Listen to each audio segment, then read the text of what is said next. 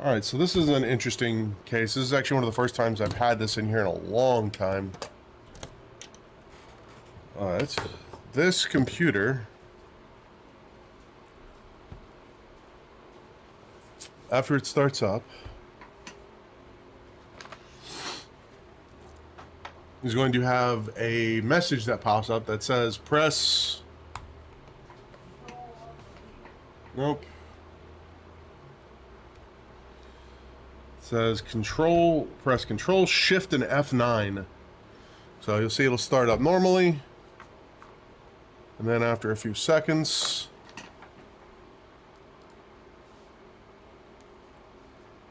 yep, the computer has been locked. Control Alt plus F9. So, piece of software doing that.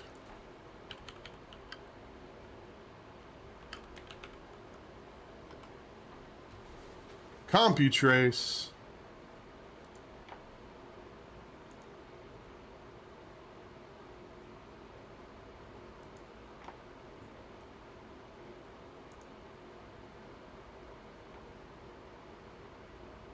Mm-hmm.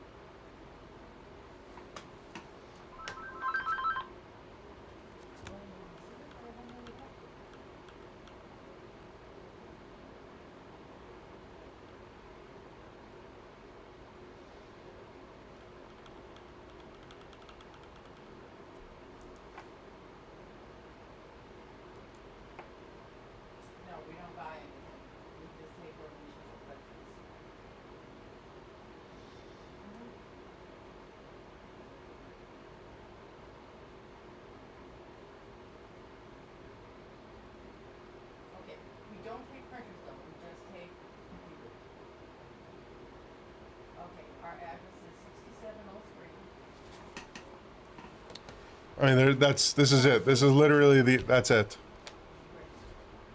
It is the... Where will you be coming? Okay, we're just north of the airport. Stopping Boulevard is Florida Boulevard. Alright, so let's restart this into safe mode, because the Control Alt Delete still works.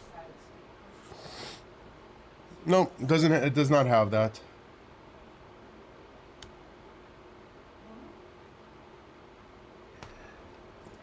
No numbers or anything. It just says the this screen has been locked. Thank you so much.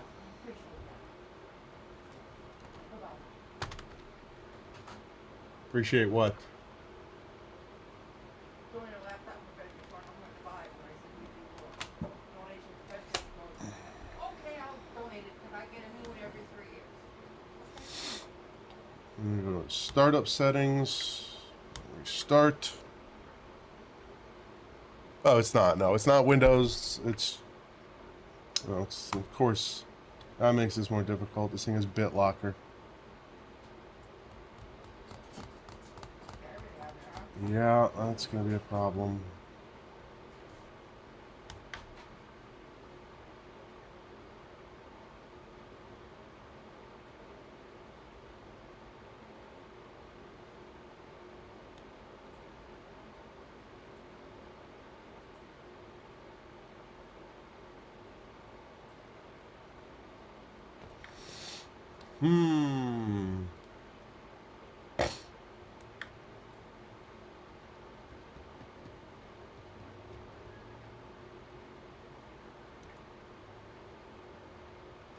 I don't think they do.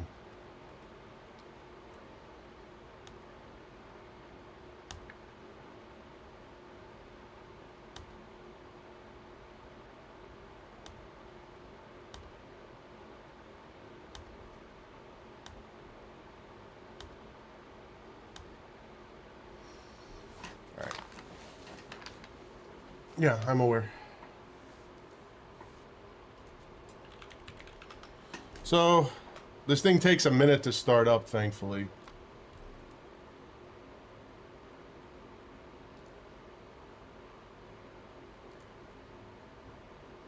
So, when it does, I was able to just...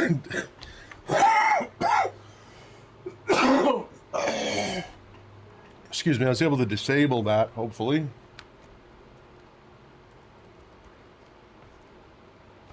Let's find out. See if it's still disabled.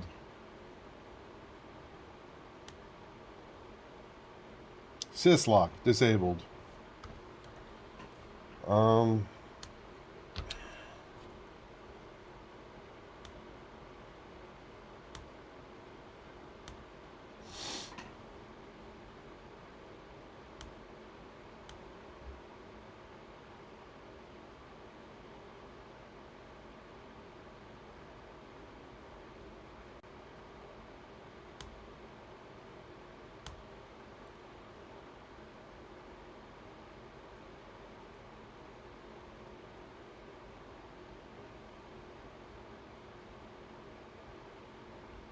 System lock.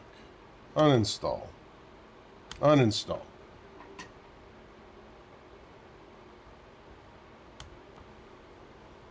It is System Lock 1.2.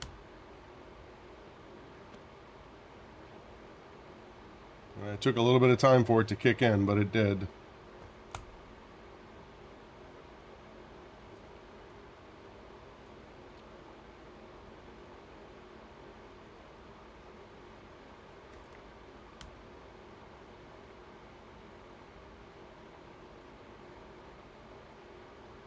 Of course.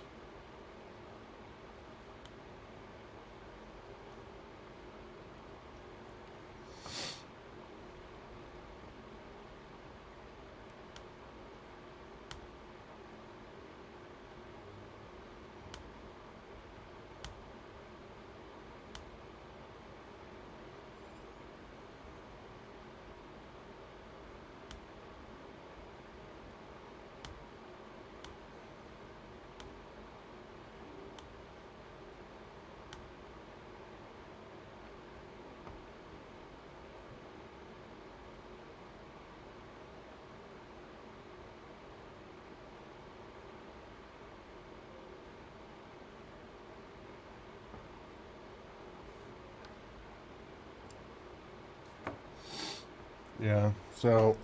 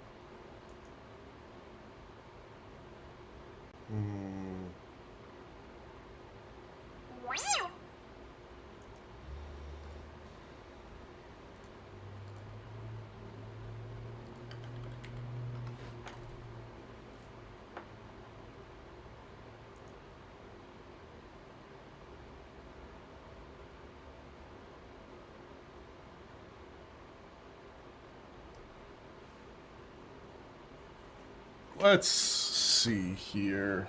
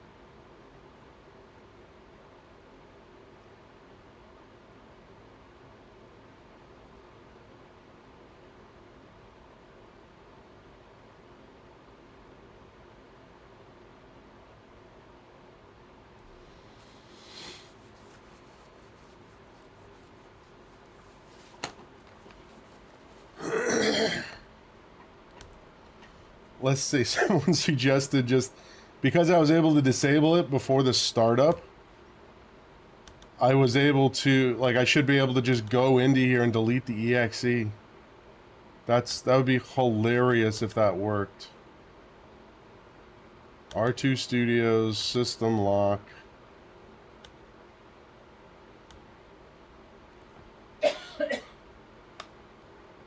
Oh, scam.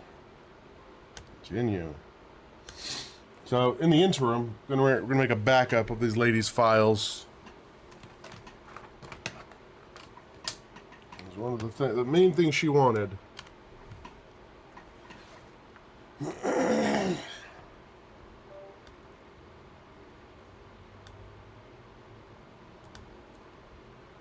It's a nice little computer. I like this.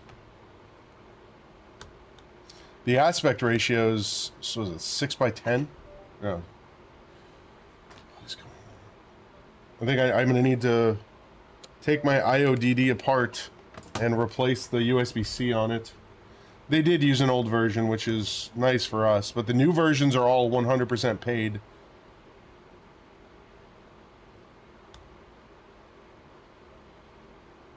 Alright, so we're going to go to...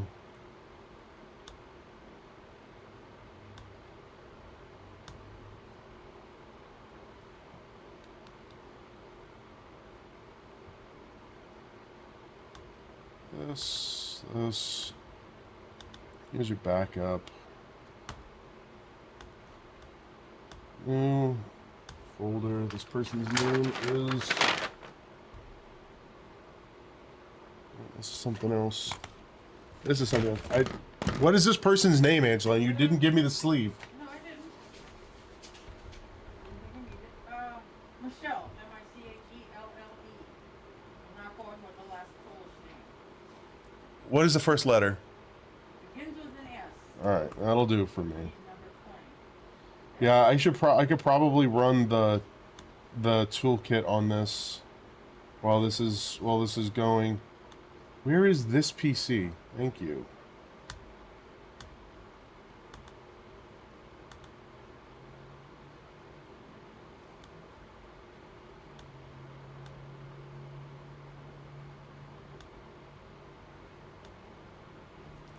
So we'll do that.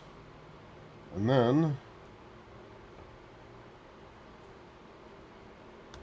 Yeah, I saw that recommendation too, but I'm not going to do that. Wasn't much here. So the backup is done.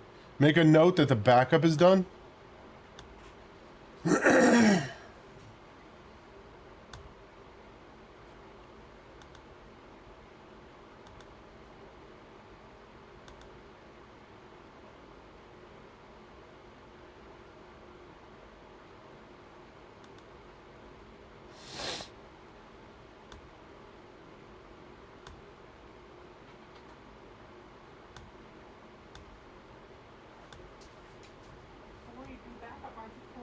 Garbage I take off with my big thing with it?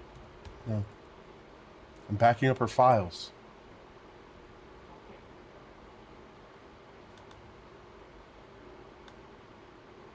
We're going to find out.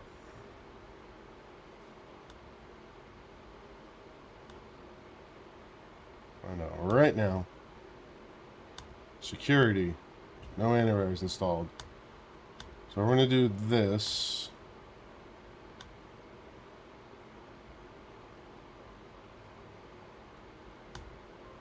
Run AdWord Cleaner first. Update. Should probably do that, yeah.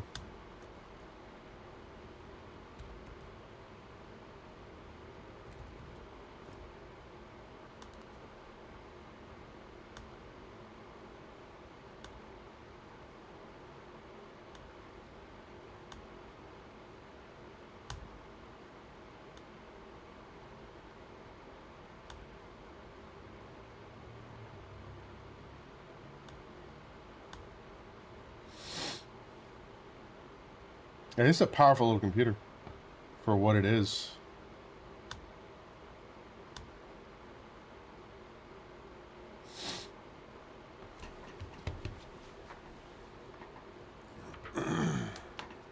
Hourbytes Hitman Pro. Yep. What's going on, Joe? Yeah, exactly. No, this one just had the, what was it, the sys locker on it. That's all.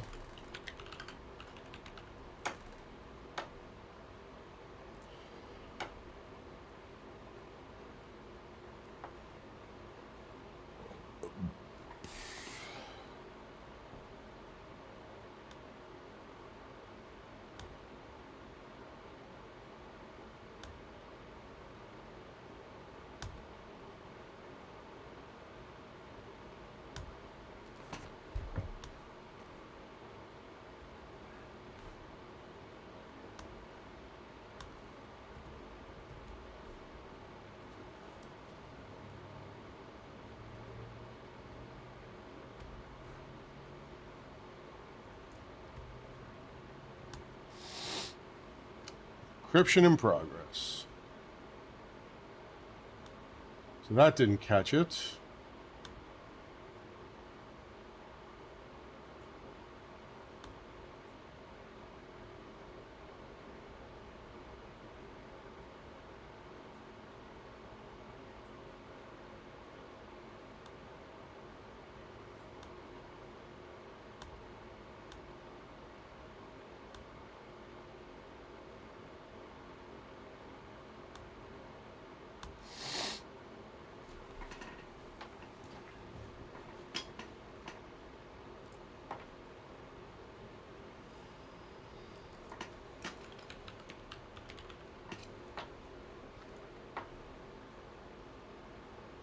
The battery's at 100%, or excuse me, it's at 98% after me doing stuff with it for a few minutes already. So On that ladies?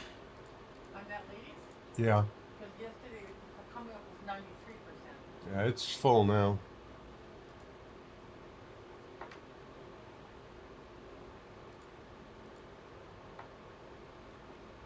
It's a Ryzen 5 4000, Emily.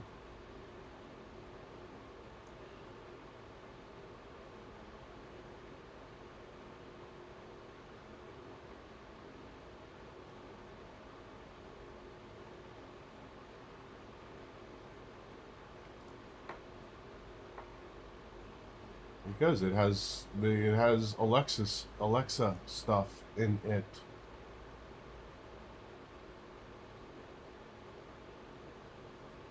That is why, Emily.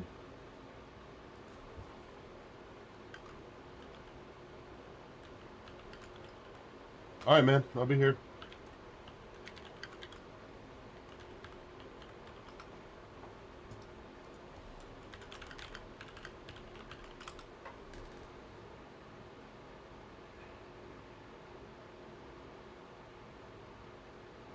You can see the, like, I don't know what it is, Emily.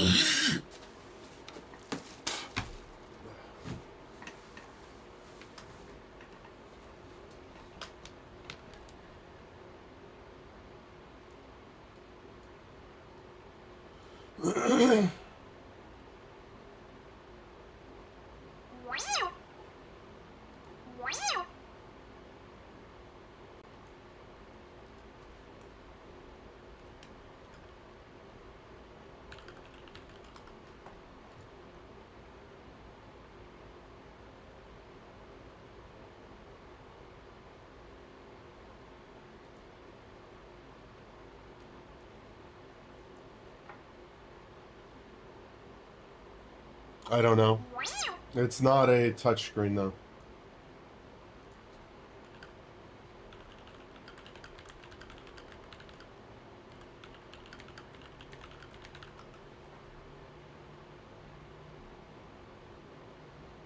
I'm not doing that right now. Just letting it finish what it's doing.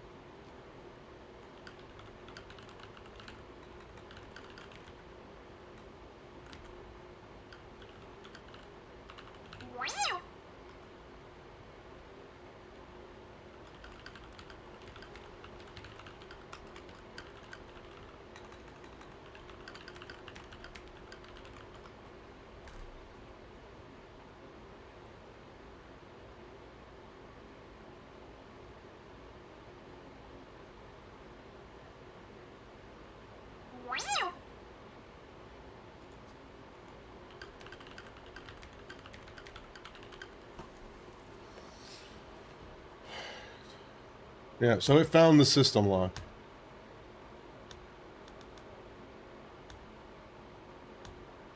See what happens.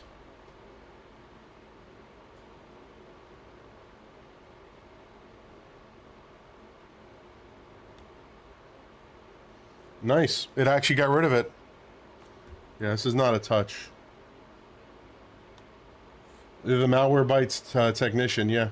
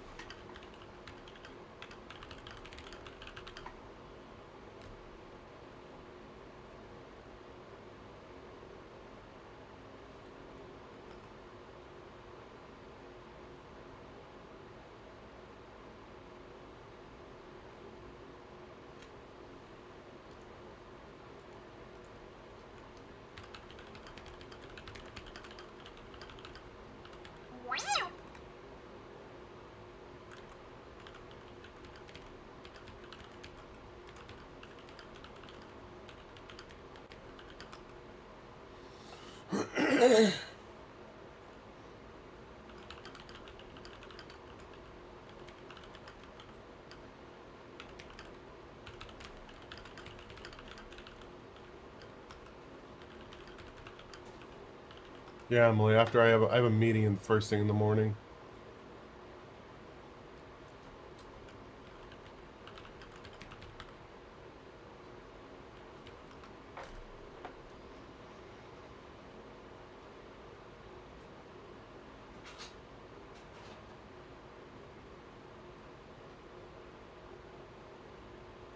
What's going on, Tech?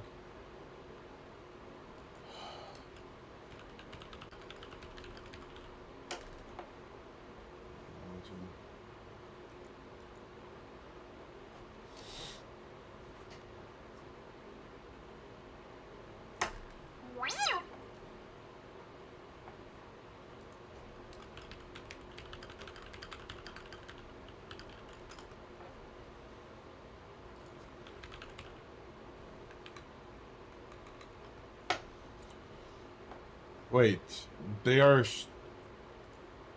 Intel is streaming in science and technology right now?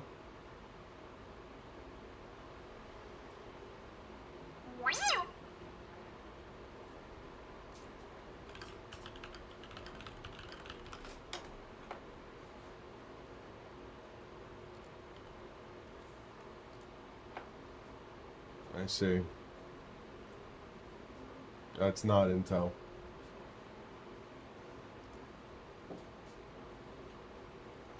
It is the...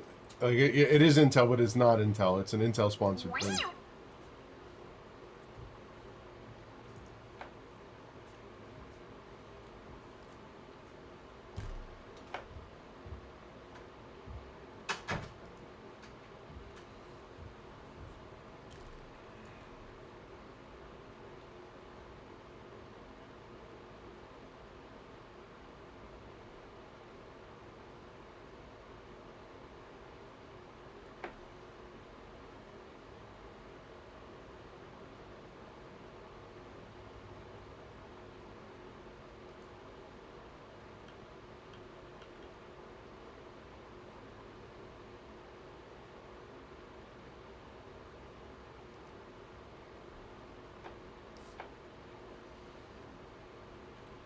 They don't have system restore points.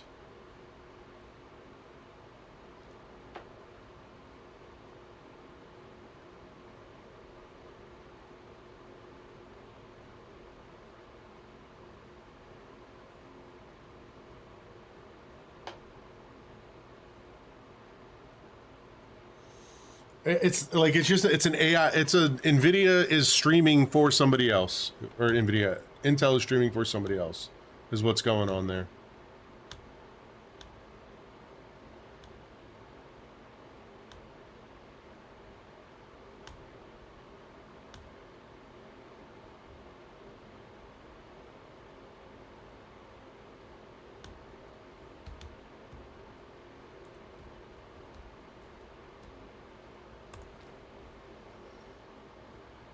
Alright, so the device is entirely decrypted now. Let's give this a restart. Back on the road? Where are you going?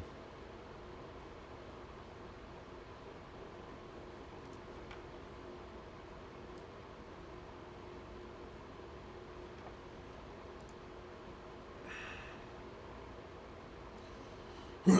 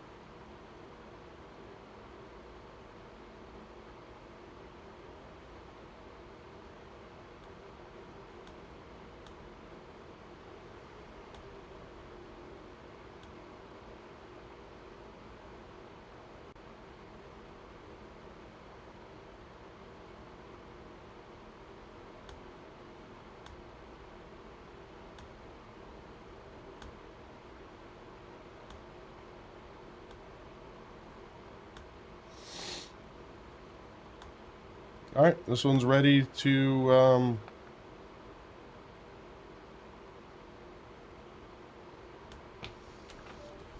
move on.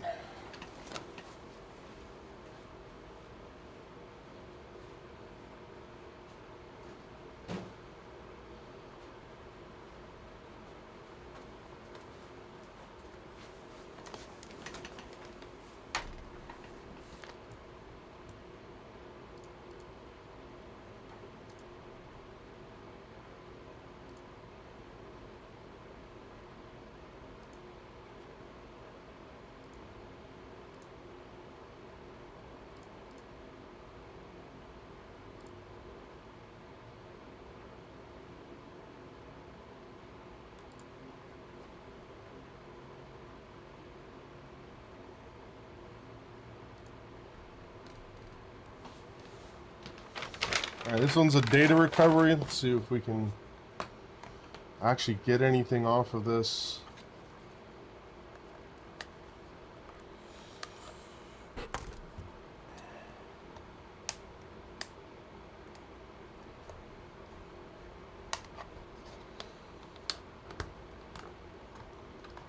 This one is not a rush or anything, but it is a something that I'm gonna have to like set. So my hope is that the problem is that board and not the actual drive. We'll find out real quick. Seagate.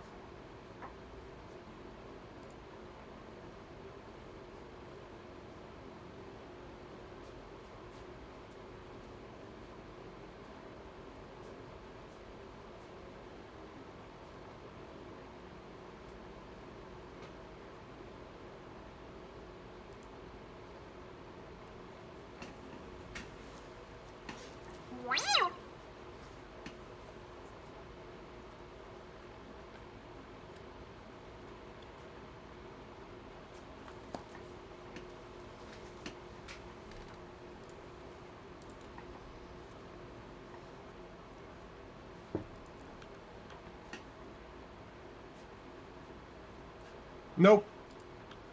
Not my type of game, Emily.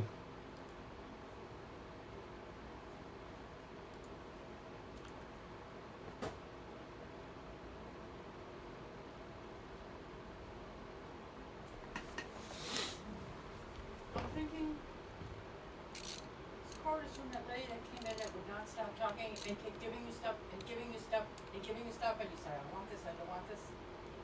I bet you gave it to you, you moved it on the side. It was behind my screen. I physically could not reach where that was sitting. And she must have said it there. Because she was bringing you all kinds of crap. Yeah, she brought me, what, a Dell? Yeah, this doesn't, yeah, well, this looks like it might be a Dell. What happened to the HP one? That's an HP. This is an HP? Just look at the tip. Yeah, I did. It's blue. Yeah. HP, huh? I don't know. Just wrap it up, put it on the top shelf. I have no idea what it actually is. I'm gonna go for a walk. The leg is bothering me today, so it's not gonna be Okay. 3 cycles like yesterday. You're supposed to be at 4 cycles. You know that, I'm right? not a 40-year-old that can just jump from 2 to 4. You were doing it fine with me. When I was walking with you, you were doing 4 no problem. You were doing 4 no problem. You're That's 2 cycles. I'm down at 3 cycles. I go around 6 times. we would go 1, 2, 3, 4. We would do that 4 times, not 1, 2, 3. We were doing 4. Now I'm doing 6. No, you just said you're doing 3. 3 cycles are 2. 6. Okay. Okay, and so on other laptop here, number 4, that came in for a deep clean. I'm all finished with it. You just gotta put down where it's on.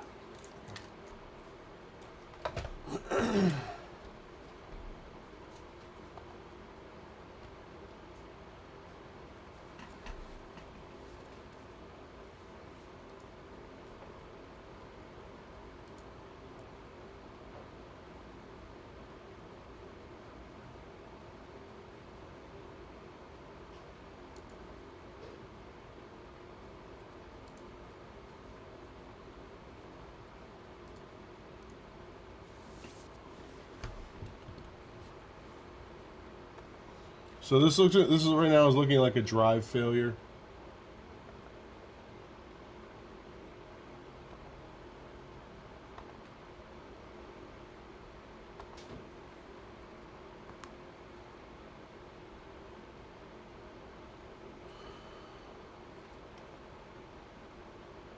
Yeah.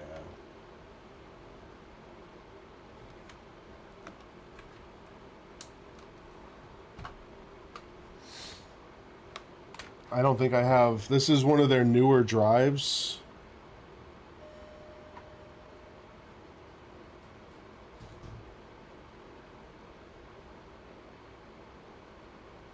I don't think I have any boards that match this shape.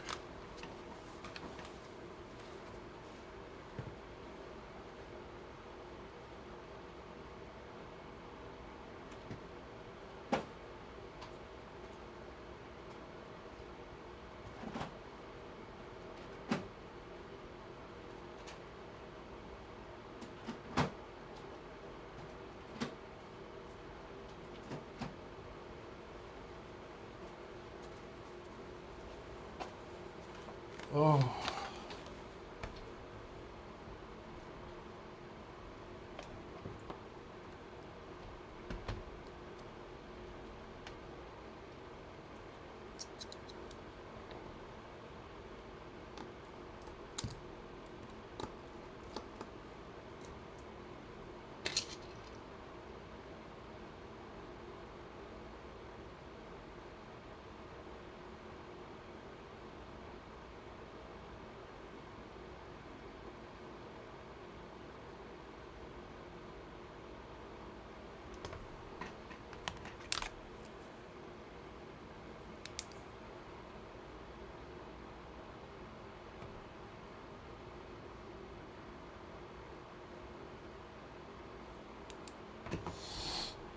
Alright, let's pull this board off. Take a look, see if we see anything like immediately underneath there.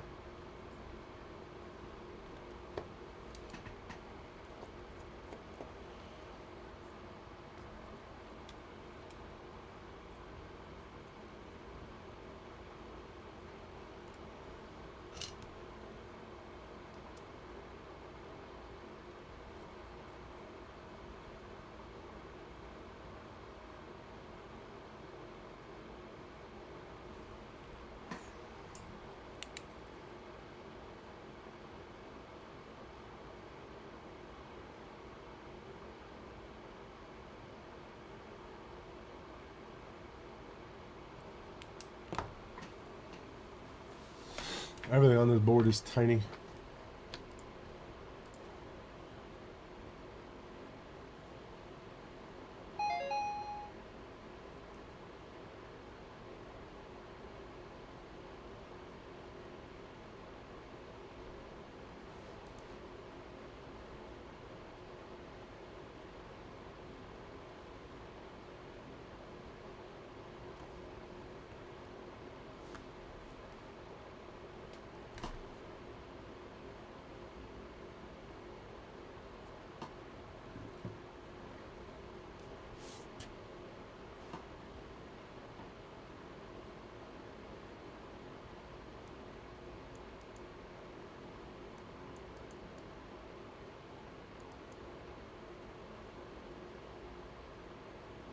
Yeah, no, it's saying it's a hardware problem, so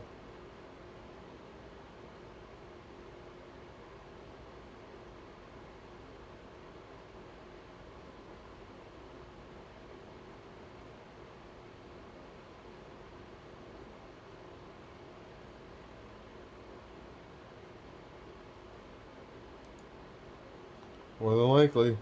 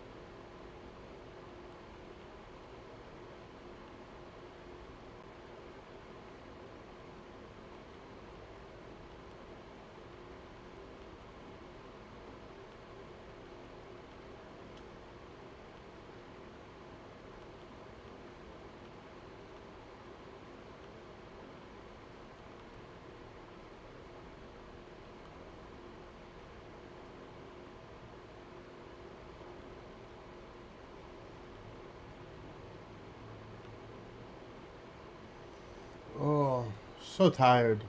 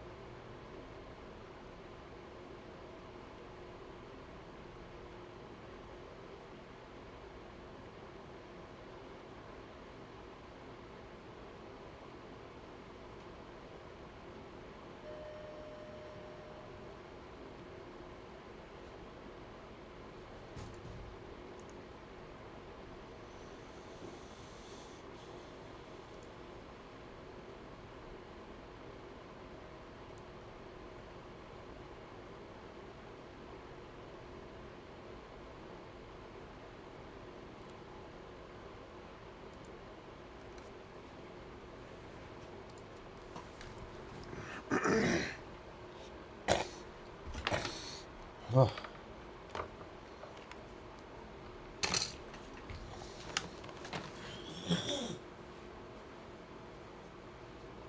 I had this computer's over here. Someone next to us left Christmas mellow parts. Okay, move that over here. I should. Yeah, we gotta do it.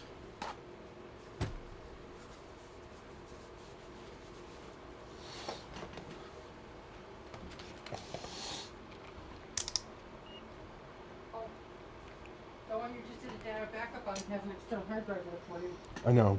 That was if I couldn't get it working. Oh,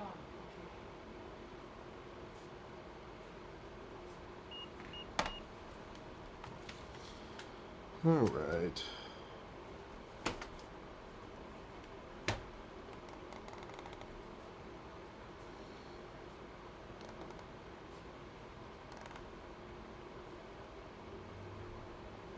One of these is going to be a ground.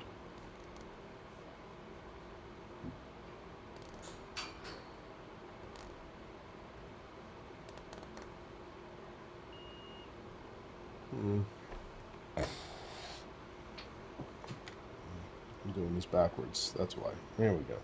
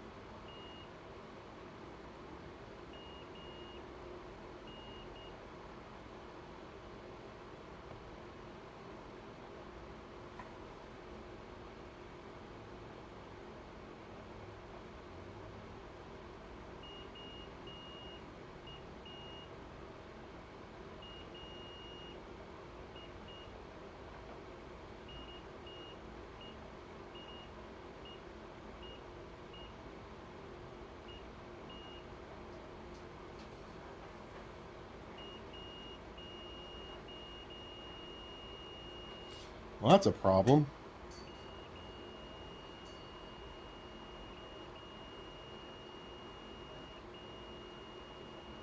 All three of these pins, which are like the power pins for the drive motor, are shorted to ground.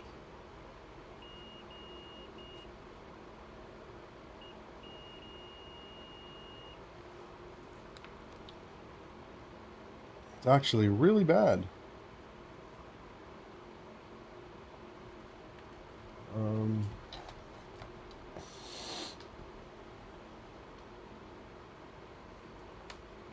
Unless those are all power. I'm just an idiot.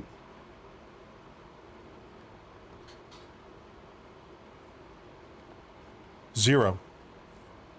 Like in diode mode here, or not? Yeah, in continuity, it's actually zero. I mean, you can't see it, but it's just like it starts off a little bit high and then drops like a stone.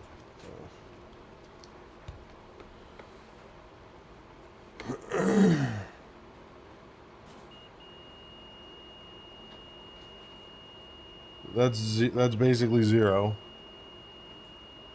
Same deal. It eventually will get to zero.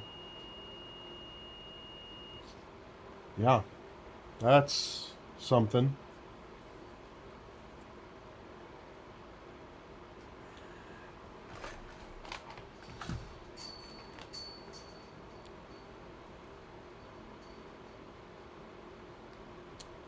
I'm trying to confirm. Yeah, no, that's not correct at all.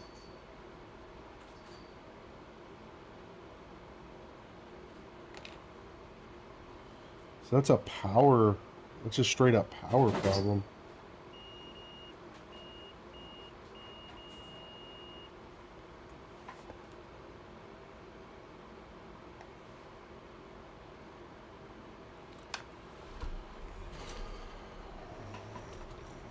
Boards this morning.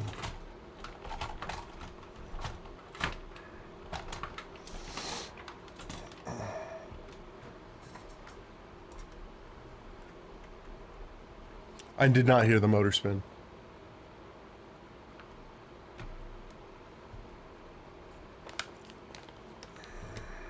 Unfortunately.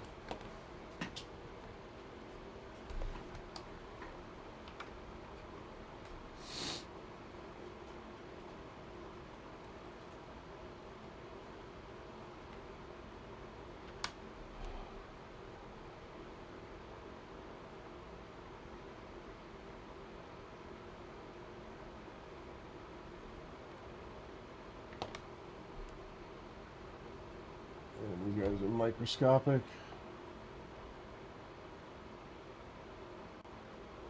Is this? That's still fine. That's still fine. That's still fine. So going from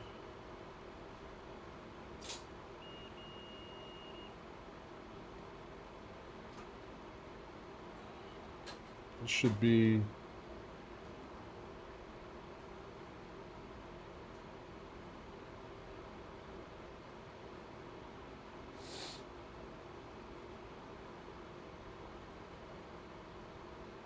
this is ground. Yeah. So something is shorted here.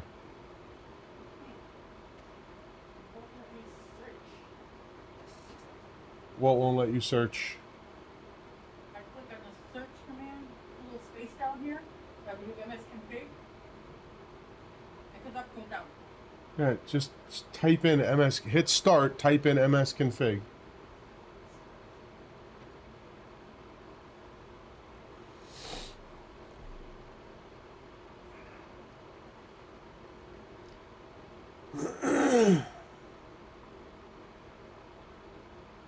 Man, I have no clue where the nearest ground plane to this thing frickin' is. 'Cause in theory, it should be this, but that's not necessarily true. Why would the whole question comes down to why would this all the way over here be connected as a ground to all of these pins.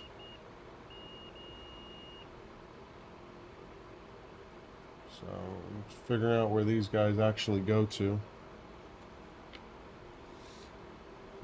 We have these three that run.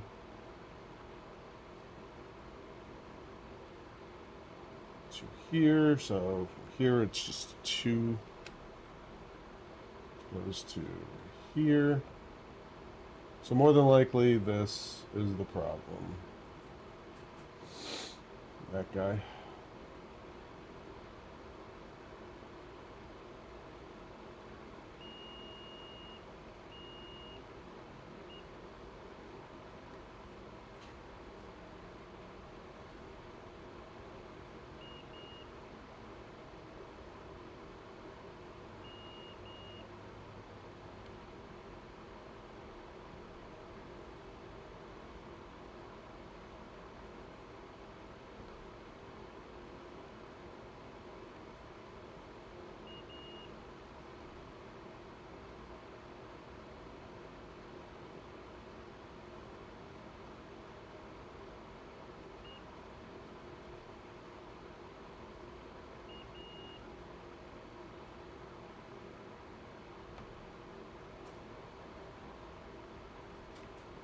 Yeah, more than likely something in this failed.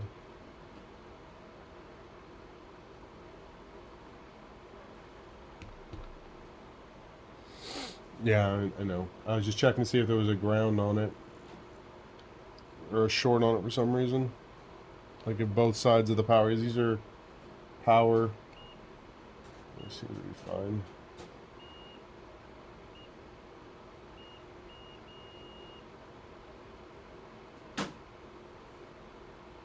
Yeah, so this whole thing is ground. And on this side is ground that's over here basically disappears.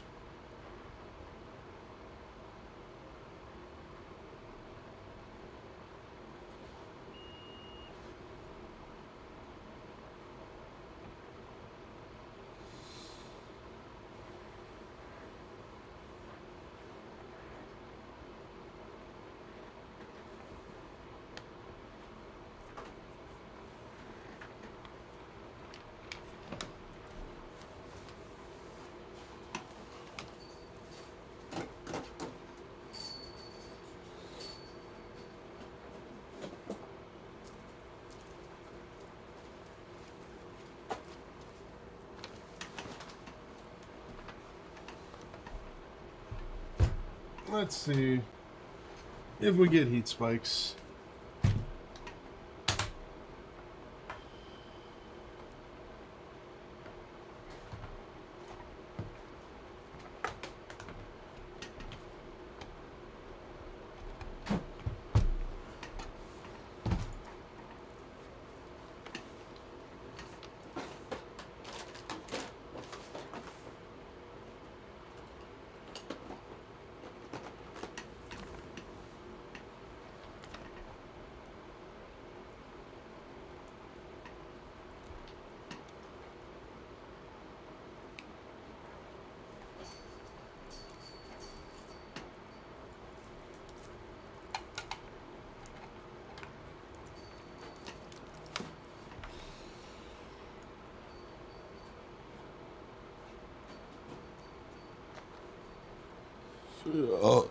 Excuse me.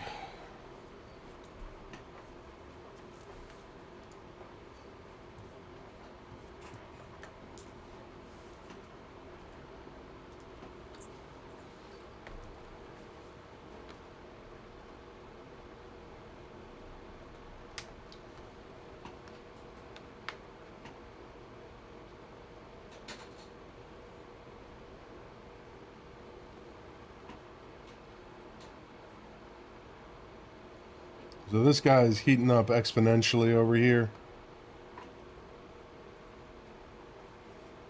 Where are we? There we go. That guy.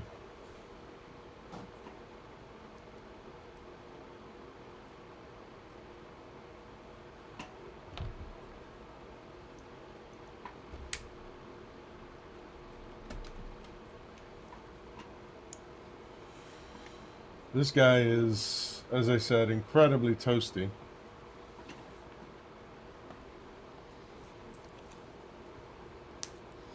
Yeah, it's about 60.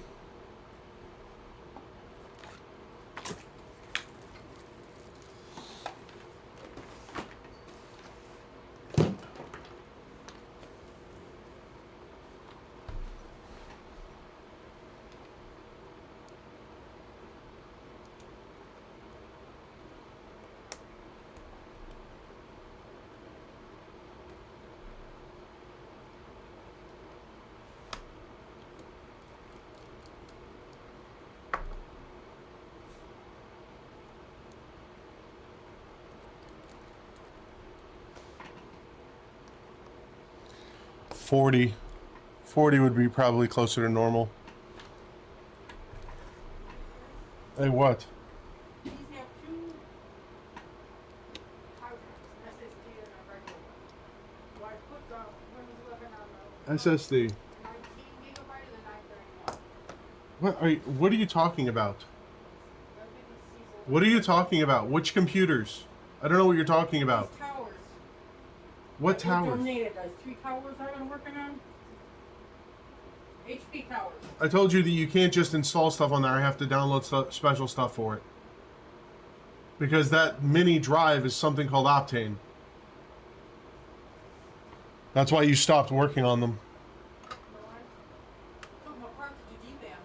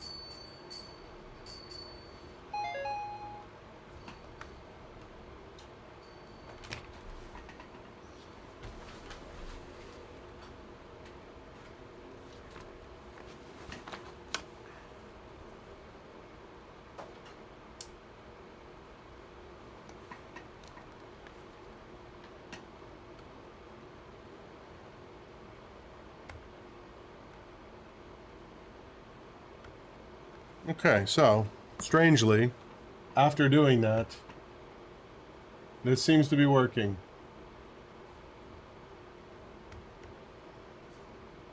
Disk 3.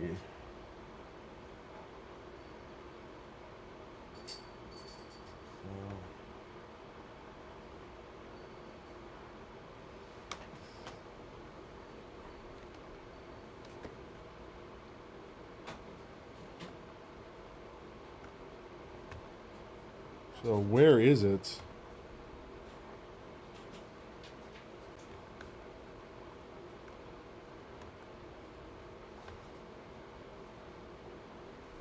We'll give it a second here.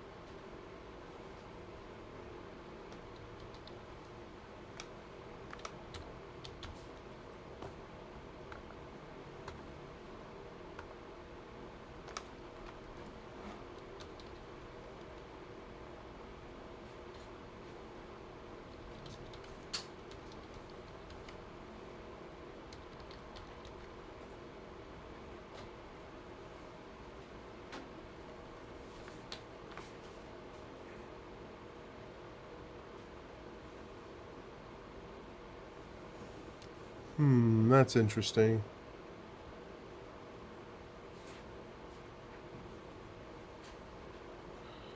Thank you, Emily.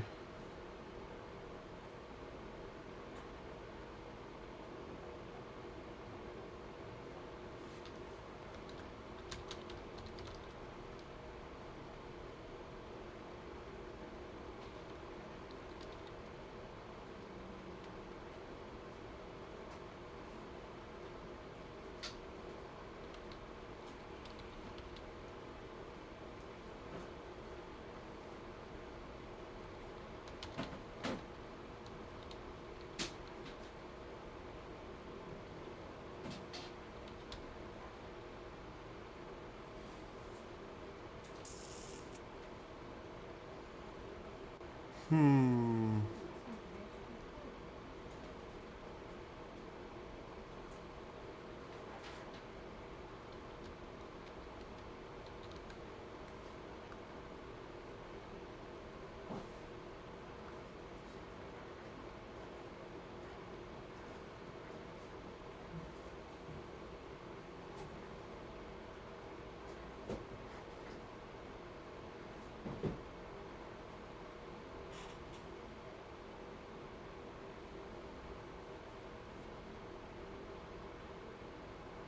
What?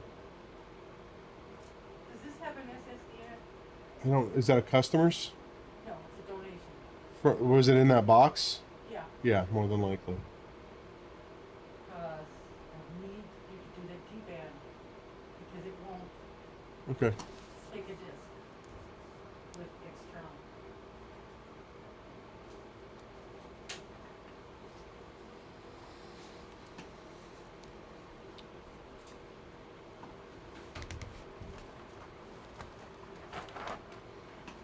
Want to try it yourself? I don't know. What is it? Is it what that lady gave us? Yeah, it's pink thing. Broken screen. Yeah. It's garbage.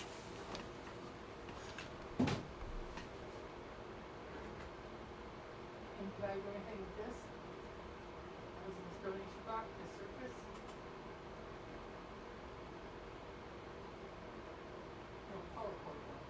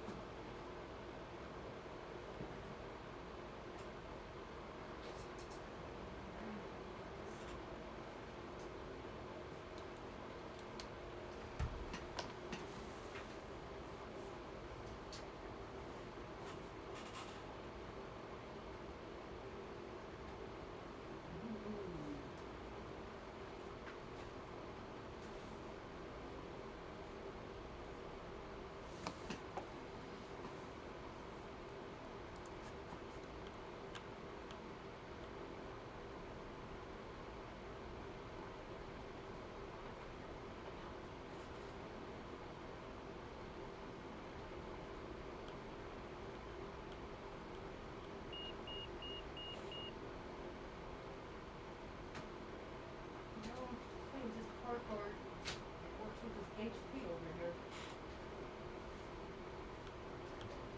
It doesn't have to.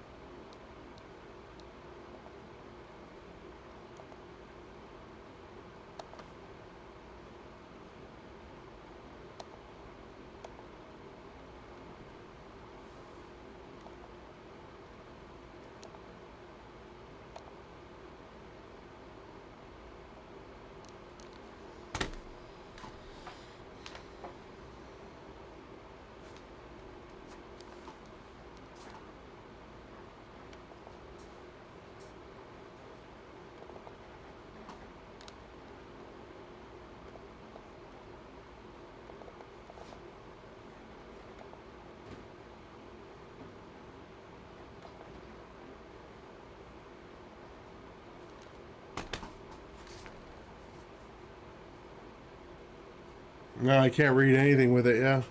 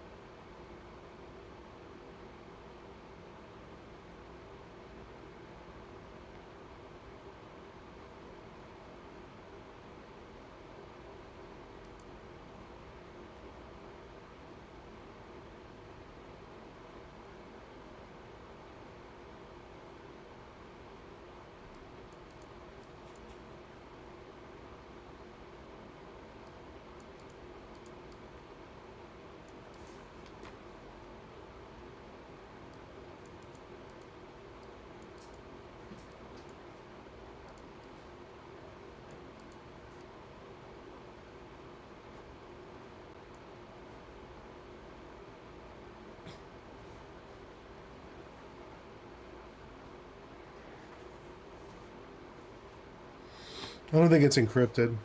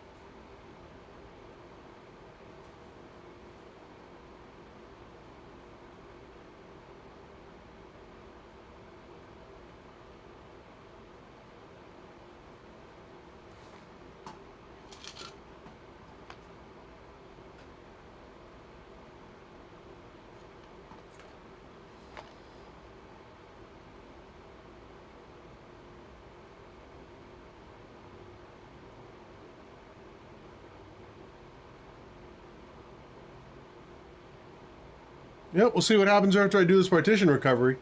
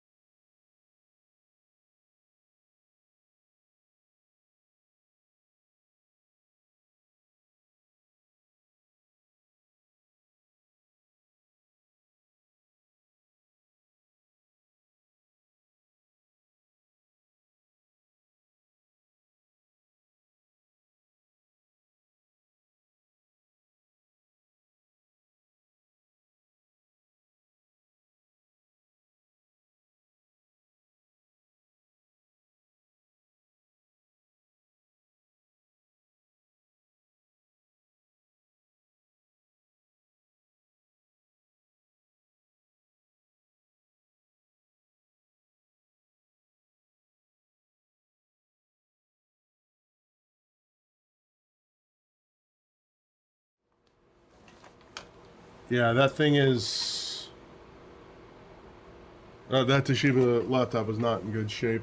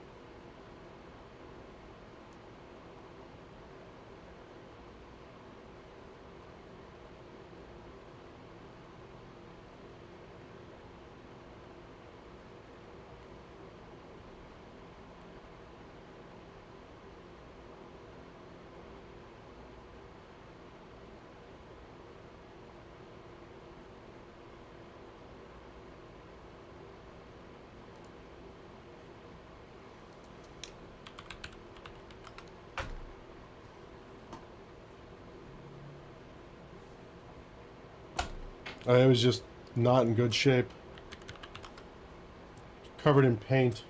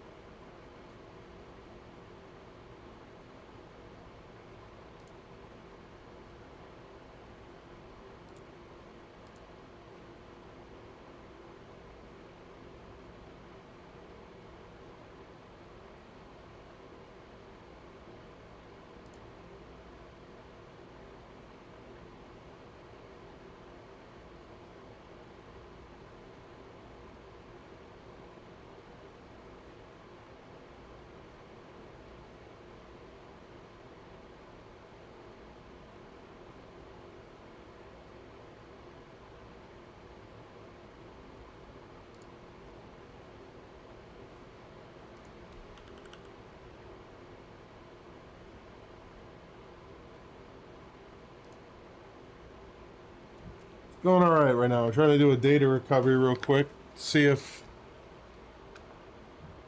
there's anything here for me to actually recover.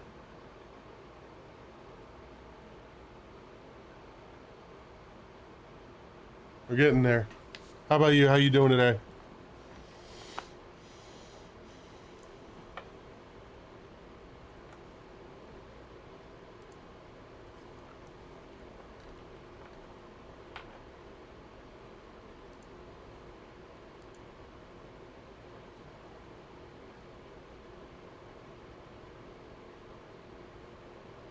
What kind of tablet did you buy?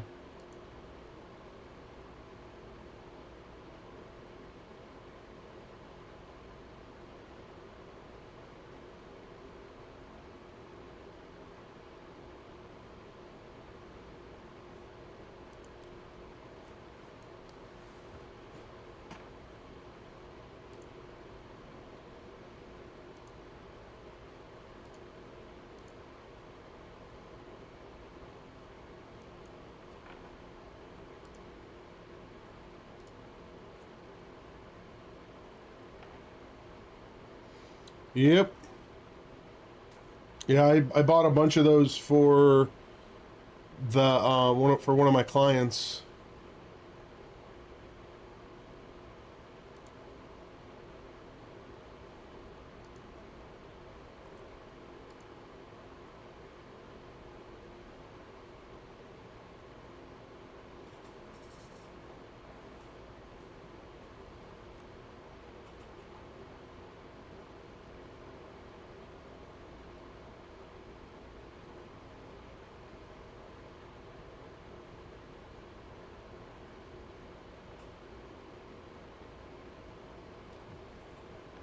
Yeah, the Lenovo 11 piece, yeah.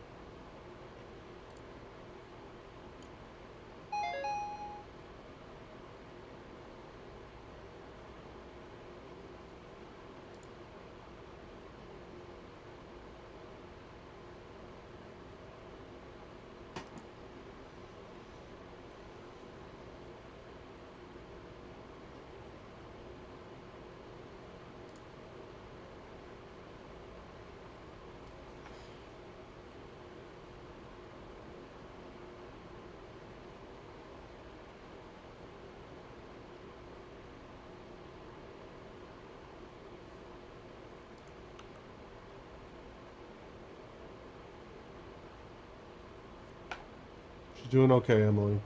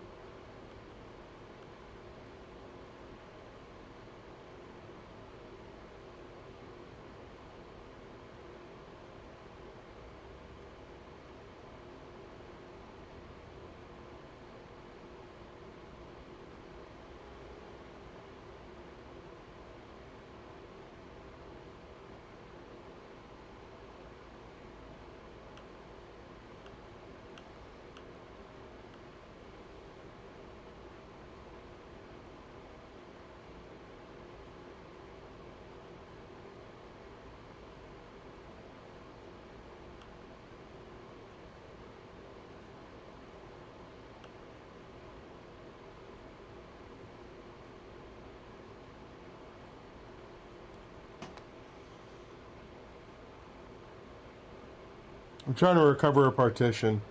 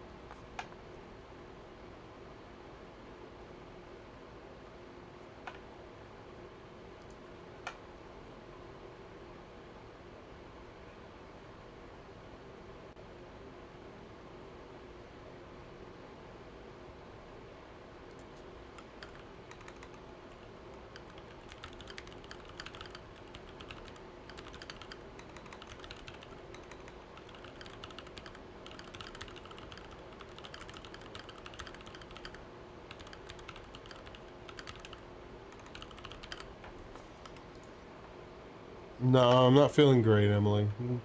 I'm still going though.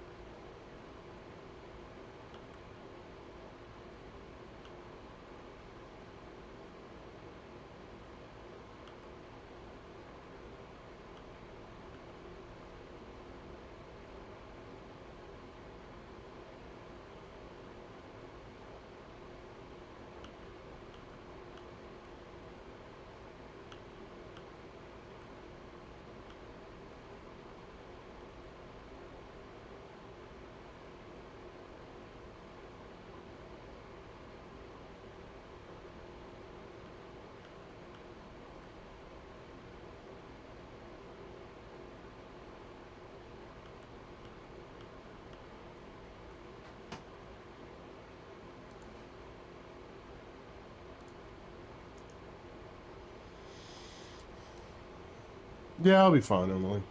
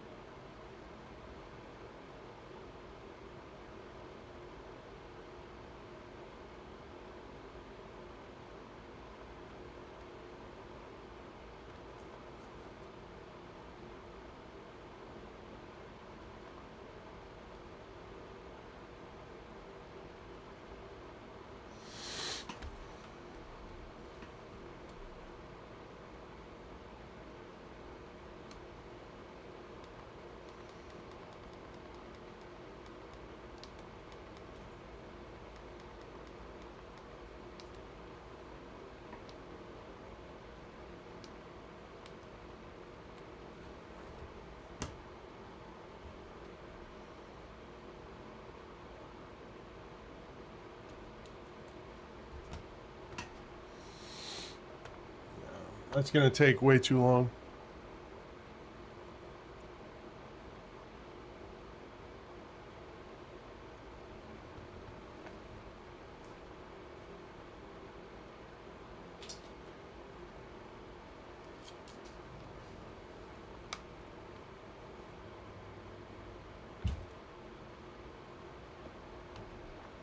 I was gonna take 48 hours, which I don't have time for.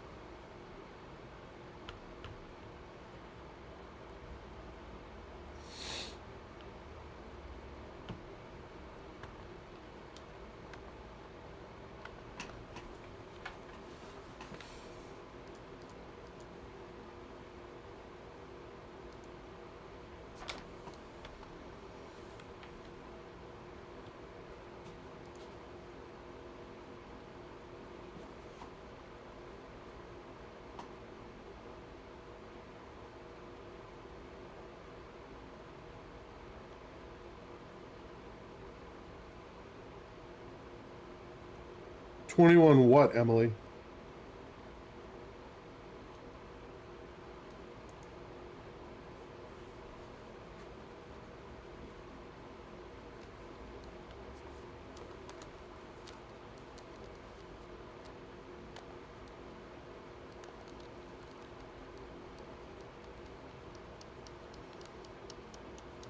I don't know what it is.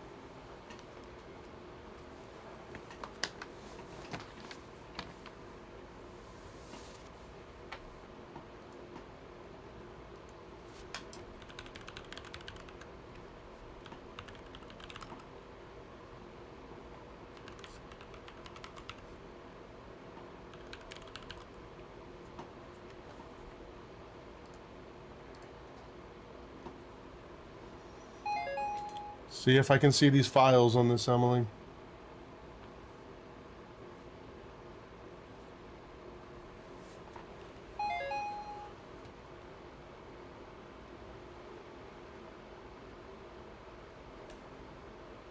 Yeah, there they are.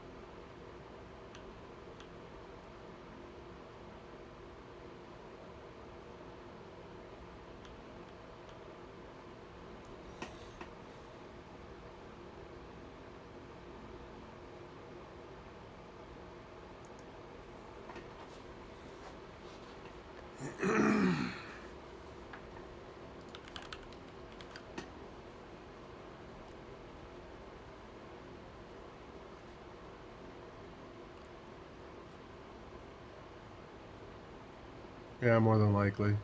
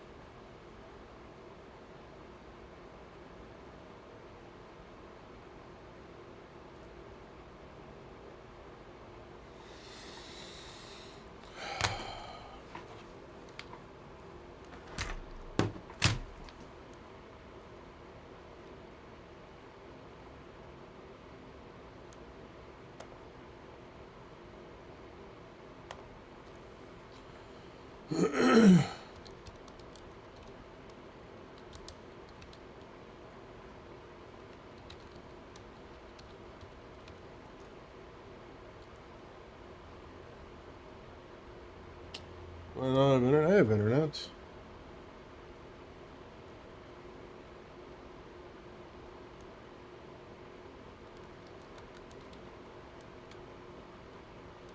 Ugh.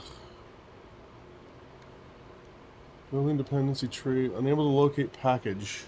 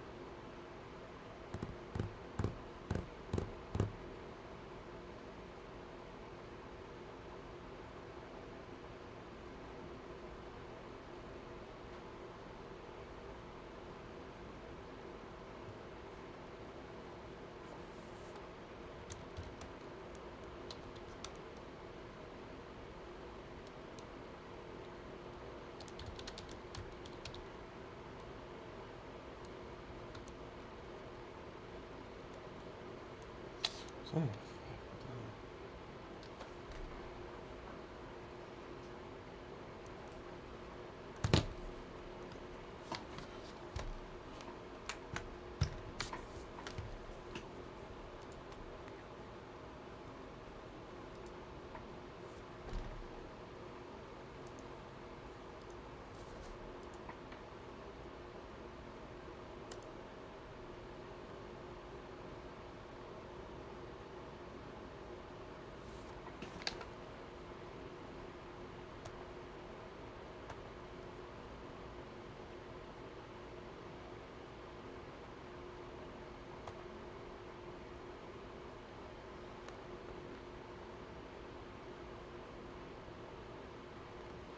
Software sources.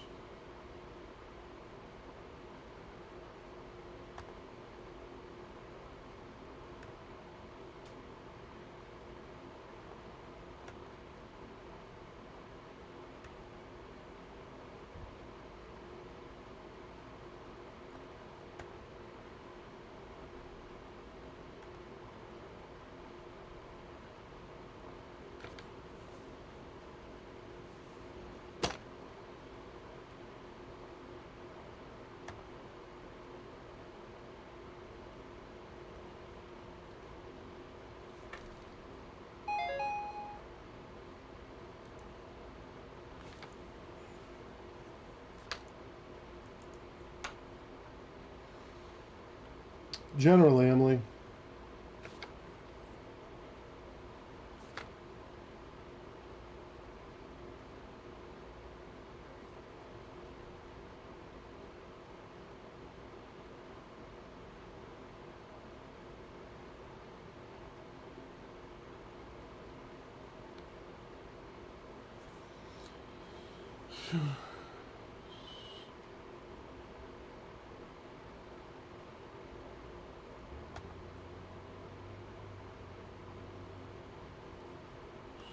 Storage.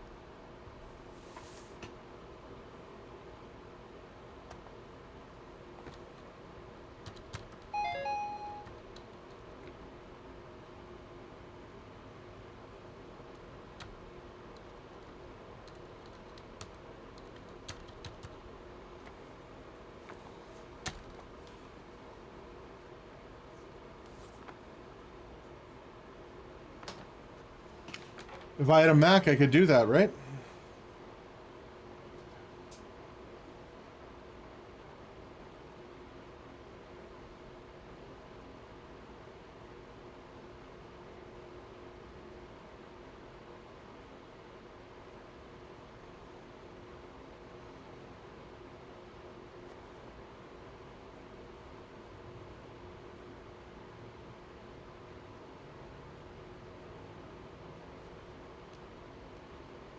I have no Macs.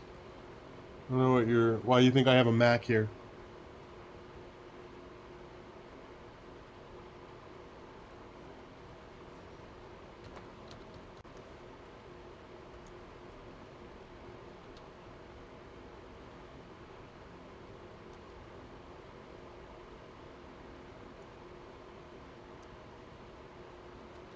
I have no Macs here. You're talking about the one that's dead that's sitting back there? Thank you.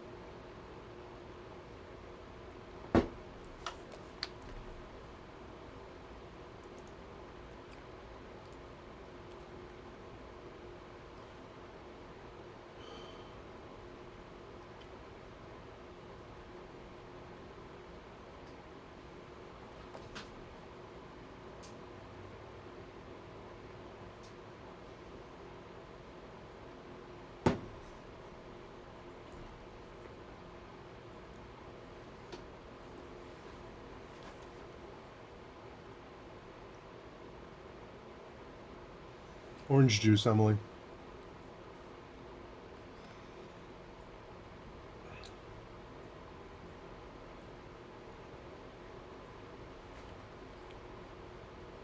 Got orange juice.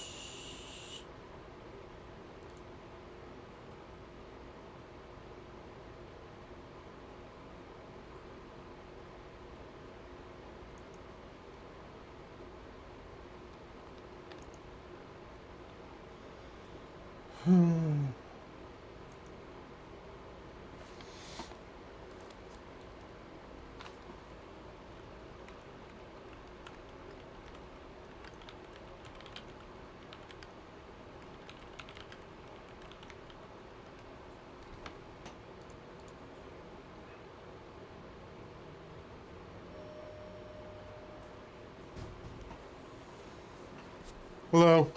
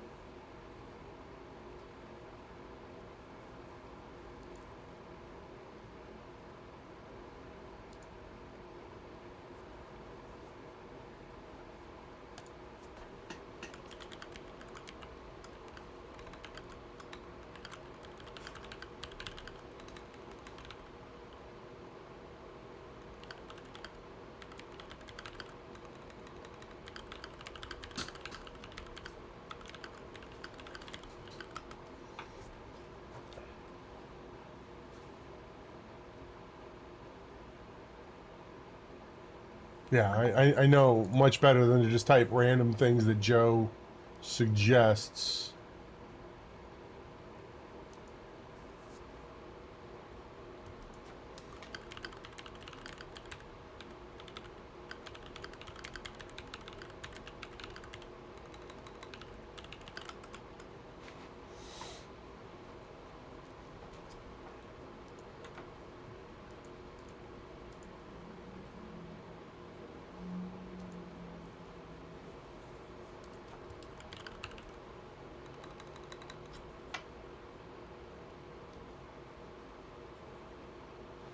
The problem is I need to recover files, not just get the hard drive working again.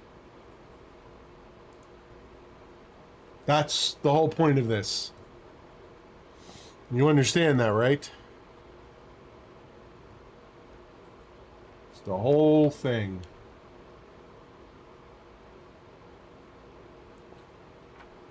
Yes, there's a bunch of files missing.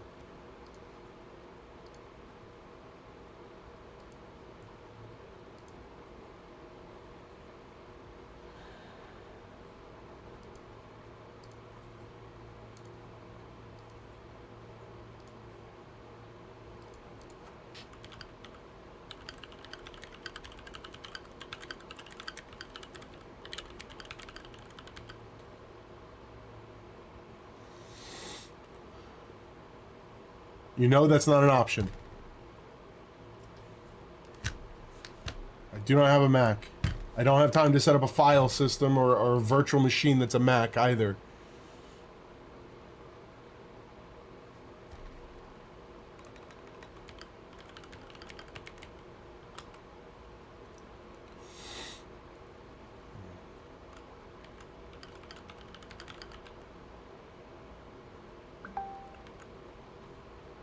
And I don't have an hour to wait. And then have them transfer it over, and then spend another 2 hours getting it set up correctly. I don't have time for that. Like, I'm going to tell this guy the files are more than likely there. But because it's on a Mac, I don't have a way of just grabbing it.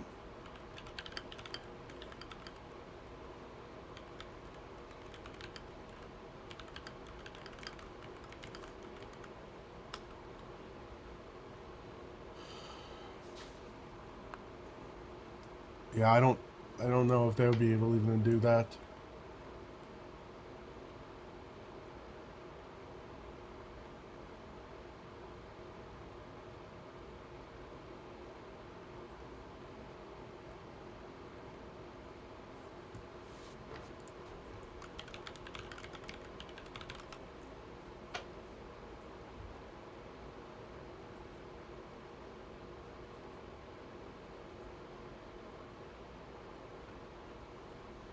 They don't know.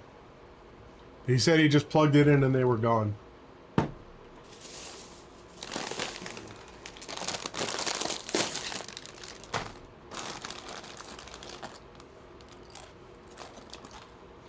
No.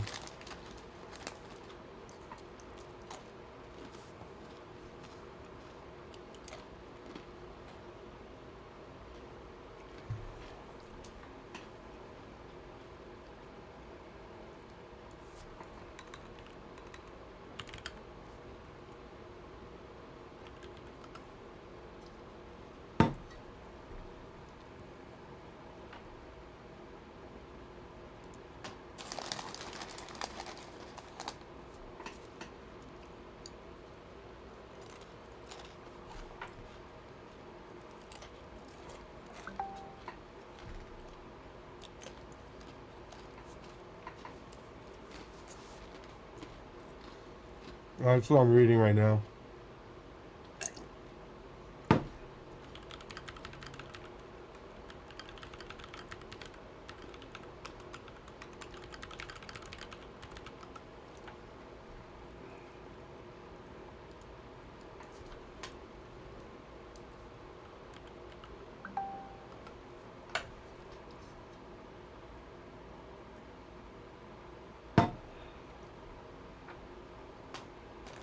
I'm gonna, like, you weren't here for this, but I don't have a Mac.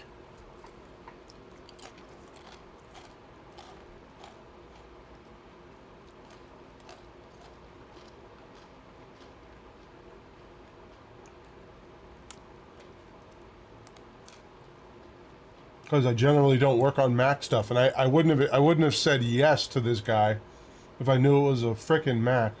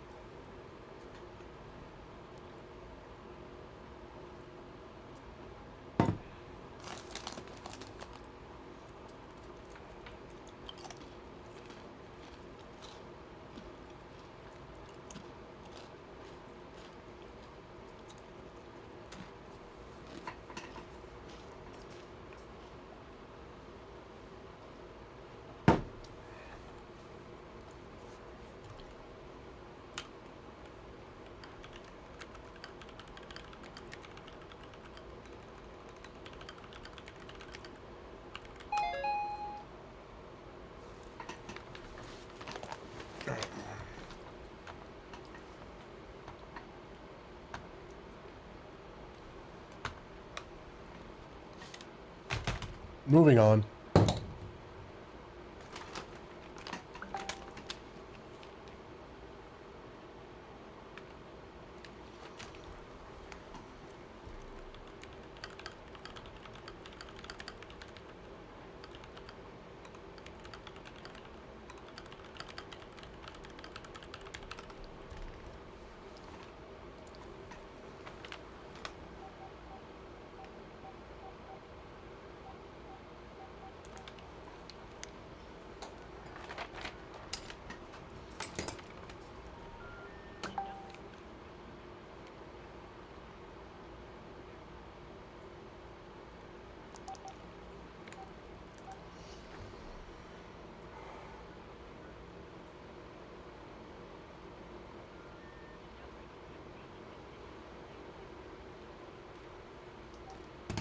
Well, hopefully this guy calls back because the number he gave me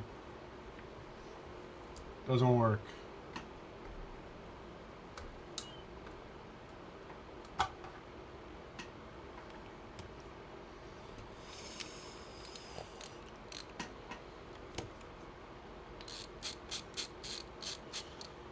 So, nothing wrong with this drive.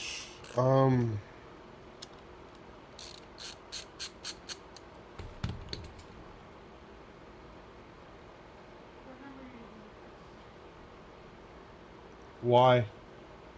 Because he called. He called yesterday. That's right.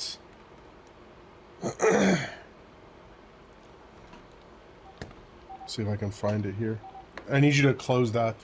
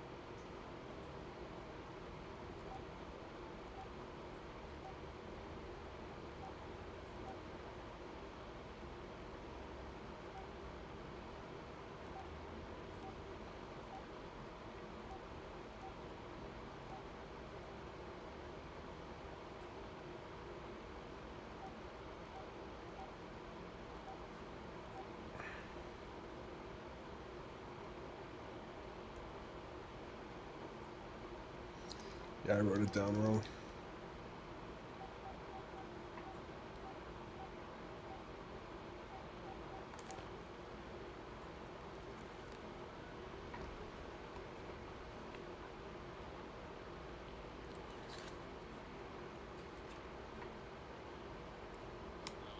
Hi, it's Maurice. Hey, it's Chris over at the computer shop. Good. I took a look at this. I can see files there, but I can't recover them because this was formatted for Mac, and everything I have here is Windows. There is a shop right down the street from me. That is called Computer Advantage. They're an actual authorized Mac store. they might have a way to just get in there and then repair this. Because what it looks like happen is it just needs a file system recovery, or excuse me, file system repair, and then the stuff that's missing should show back up. Because if I do it, then it's just you're not gonna be able to read it on a Mac anymore.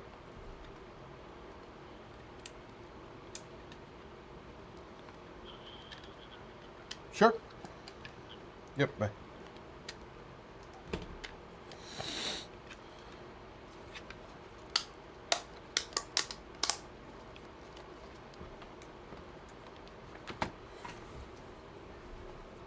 No, I have way too many other things to do today to worry about that. This might be that thing that forces me just like straight up, like I'm gonna end up buying a Mac.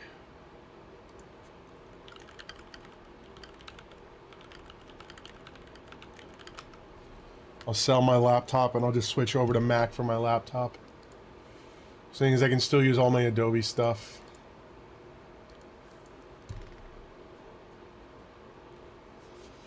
Yeah, I'm gonna like you gotta remember I have a level 3 Apple Tech as a friend and she's gonna help me get one. But I'm just gonna I don't want to carry around another computer, so I'm just gonna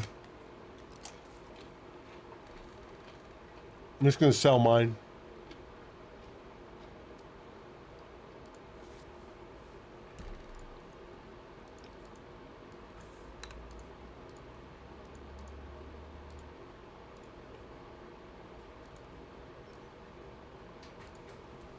Yeah, I got way too many things to do.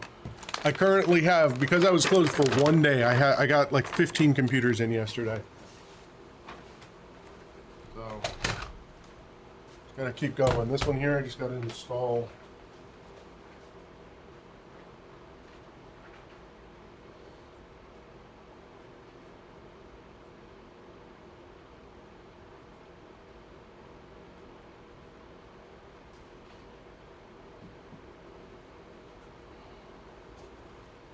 Install malware bytes. Emily, I've told you this multiple times, Emily, I don't need multiple computers.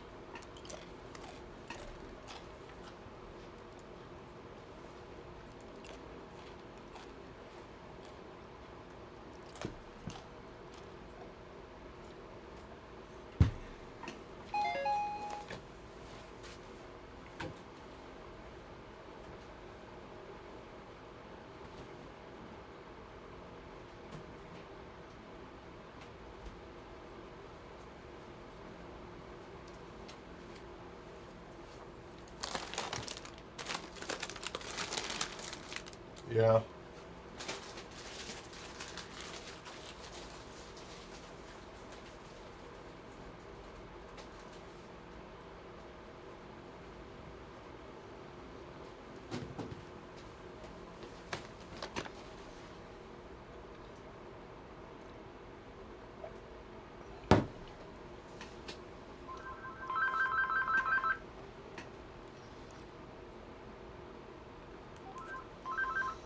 Bradenton PC Repair, this is Chris. Uh-huh.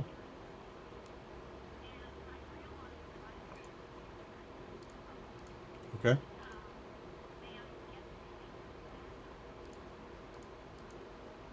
Yeah, sure. Yeah, I'm here. I said yes.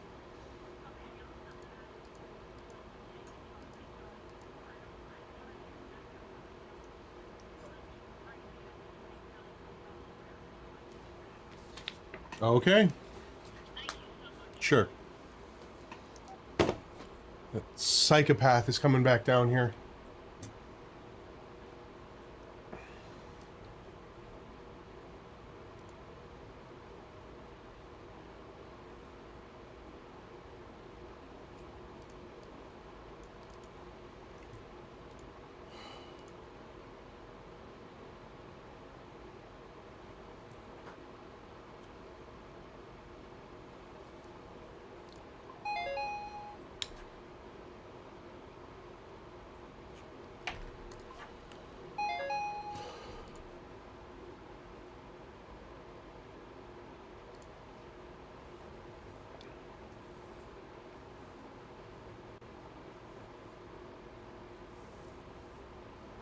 You hear chips, Emily?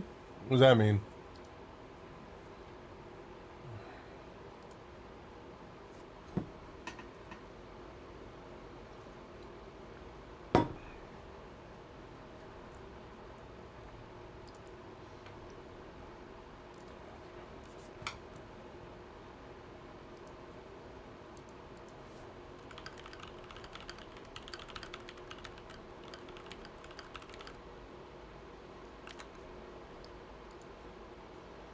I'm not eating any chips, Emily.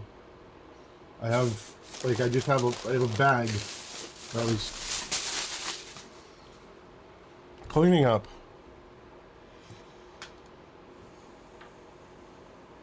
That sounds good for you, man. I just want to feel better. That's where I'm at right now. Malwarebytes.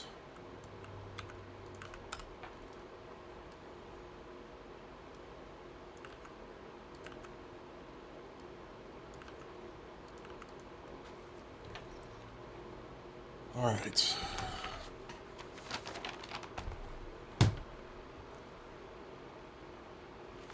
Did you remove McAfee on this?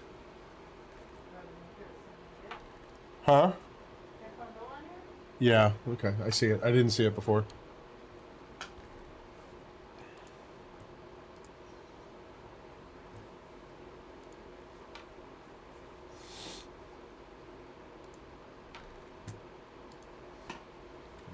Four.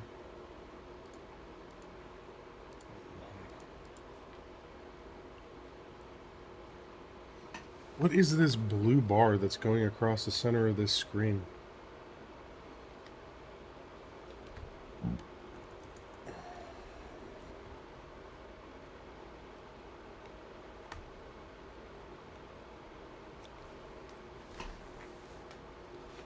Yeah, he was. We've talked about him before.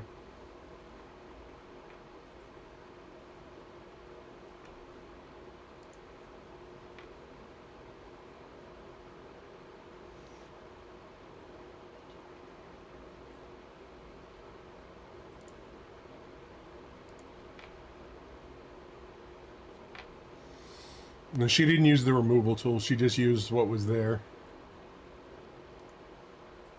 Which is fine.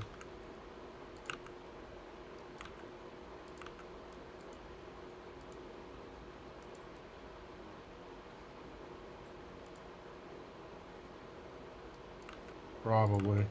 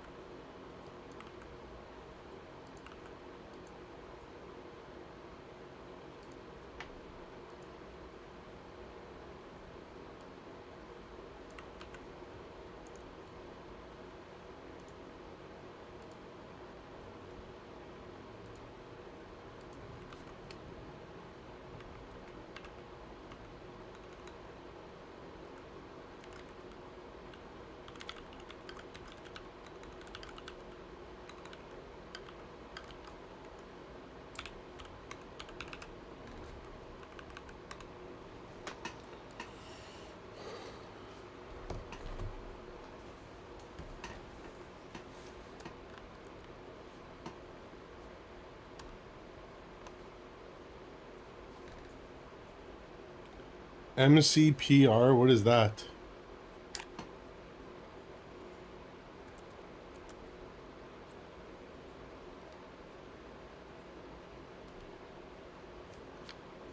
This isn't an actual thing I'm doing.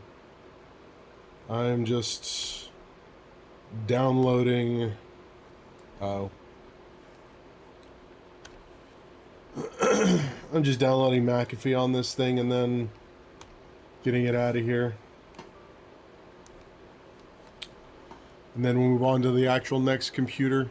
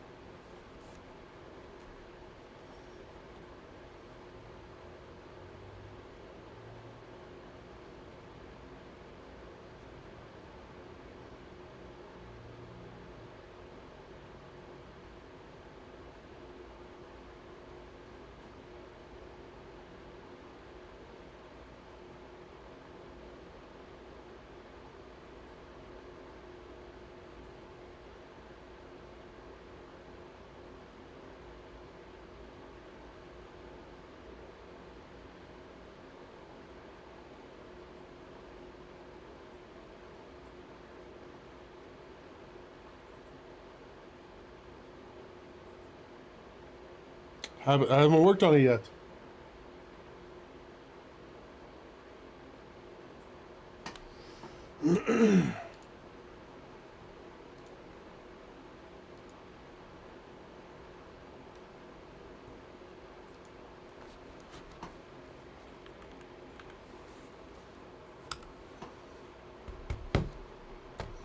Yeah, all I'm doing right now is installing malware bytes on this.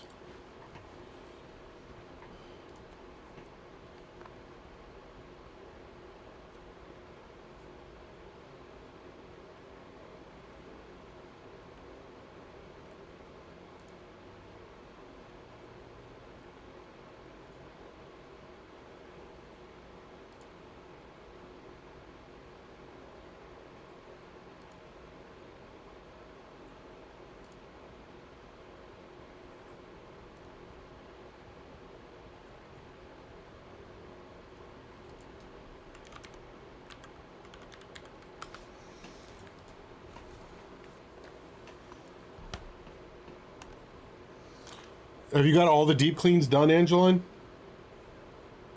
Yeah, What? I'm working on the last one. Okay. With Michelle. Just did the unlocking. I'm working on that.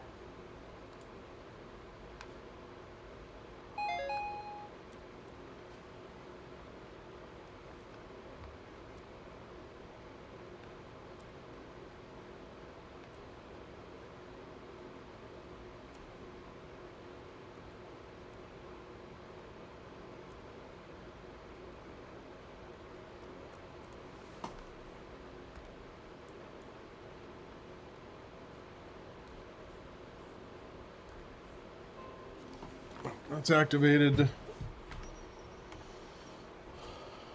Let's make sure there's nothing else in here that you can come out.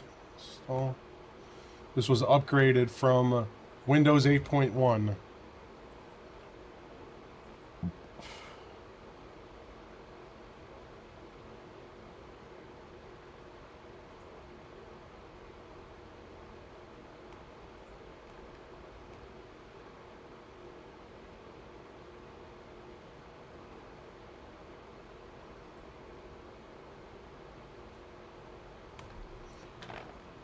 So we need to turn off.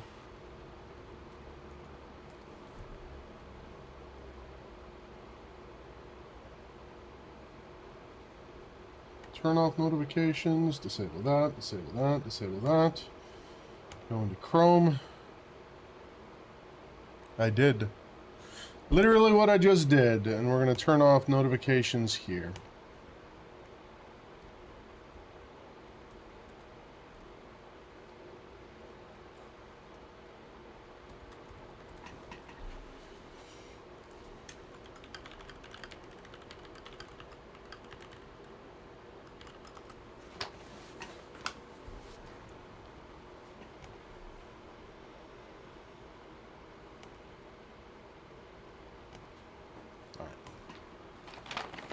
Let's get them out of here.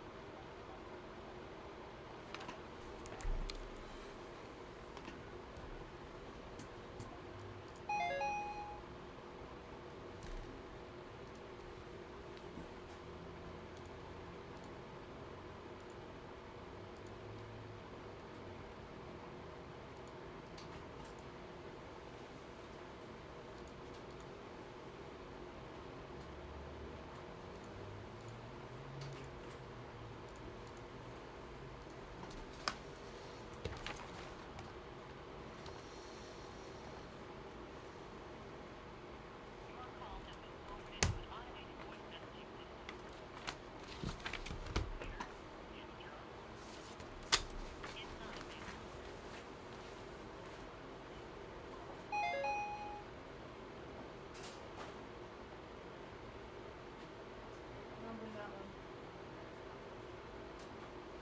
Hi Peter, this is Chris over at the computer shop. Just calling to let you know your computer's ready to go. Thank you. Have a good one. I already moved it.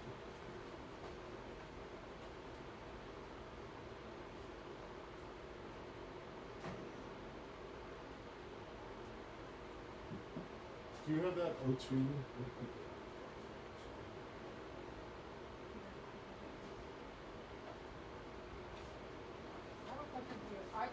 I put these numbers for my stuff in the spreadsheet. But they mean nothing to me. Yeah, they mean something to your doctor. Okay, because last Friday and today, my first number is 90. Okay. It's really bad. Normally it's 112, 135. Your first number? What are we talking? I'm talking about this? Blood pressure. Oh, blood pressure. Yeah, that's still fine. I mean, honestly, I don't know.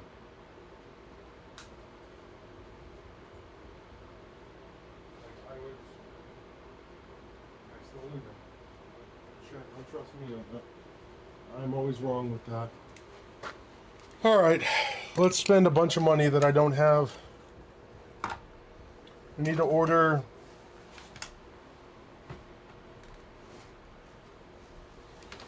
All right, let's start with this. We need to order all the replacement parts for this.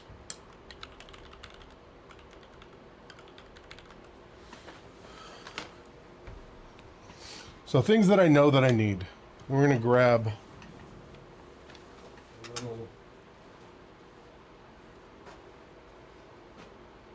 Where are my parts trays?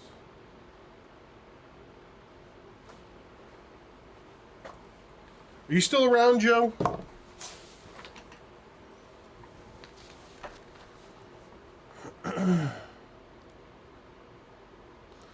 Did you ever get that box that I shipped you?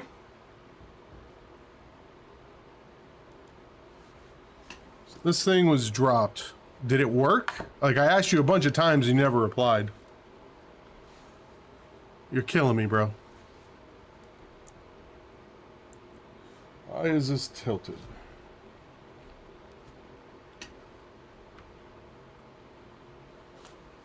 I don't understand why this thing does this.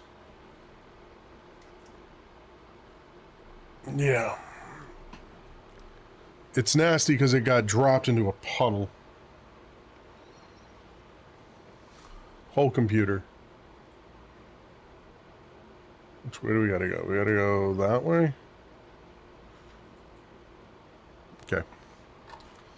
So, let's figure out all we need to replace. We need to replace this entire upper unit here.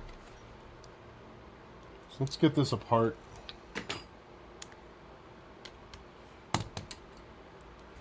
So let's talk about this. How to get this thing apart. This will be part one of this. This is an HP 13M BD0, which means 13M BD1033DX. And this computer was dropped. You can see there's a bunch of damage all over the place. We're going to take it apart. We're going to figure out what all we need to replace to get this up and running again. I already got carte blanche from the owner to just do it because he loves the computer. Basically, he said as long as it doesn't cost more for a new one, go ahead and fix it.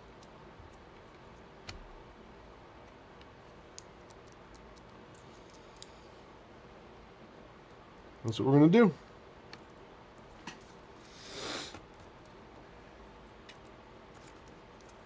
How what, Emily?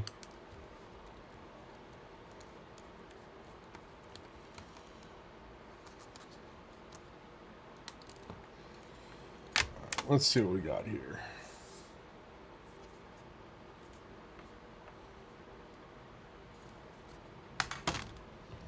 So in here, I think, despite this thing being a little bit torqued out, I think this is actually fine still. This hinge will have to be replaced. I think everything with this computer will be fine. Oh great, it just turned itself on. Let's unplug the battery. I think everything with this PC will be fine if we just get a whole new... Oh, that's moving a lot right there.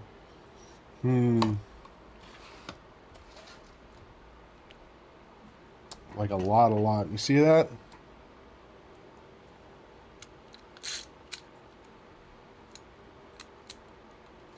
Yeah, I might need a new palm rest. So, yeah, because it looks like this plastic has come apart. So, palm rest, hinge, screen, and I think we're copacetic. All right, let's see what we can find here.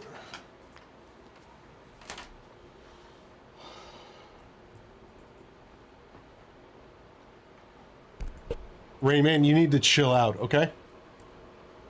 Like, calm down and let me do my thing.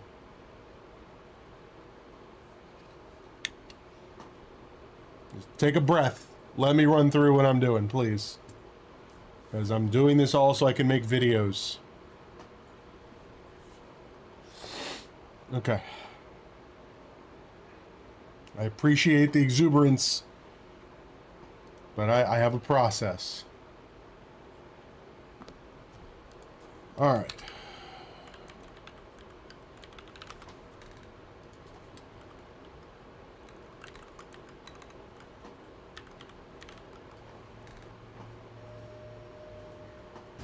Hello. Yep. Let me get a signature on that. Yeah, first name? Oh. Last time we got that, it was a little cut on there. Oh. Someone scanned it and signed it for Good. How's it going?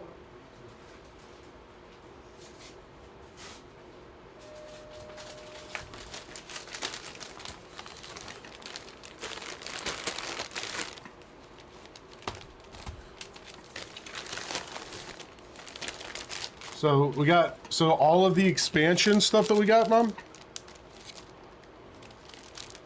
More card sleeves. Okay, what's all messing in that box? No, there was no more sleeves. We emptied the boxes entirely. Oh, okay, so I thought Trust me. at one time when I was sitting at the end of the table and would open the whole mess.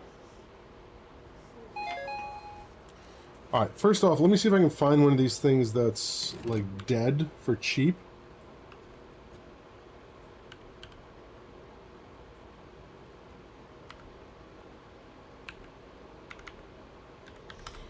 So let's start with that.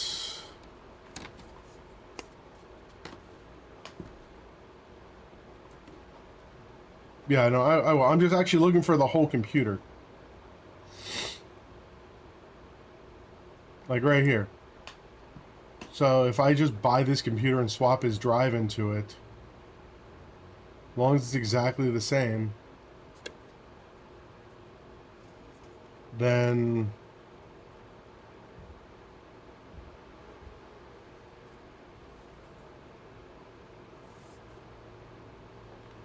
at this point, this one just becomes a parts PC. I hook an HDMI up to it and drill it into my wall. And I use it as a security camera system.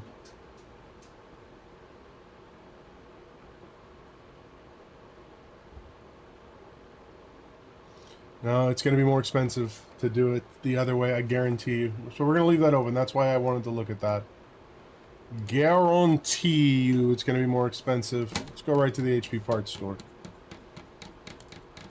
If I remember right, I looked up the screen assembly for this thing and it was like $400.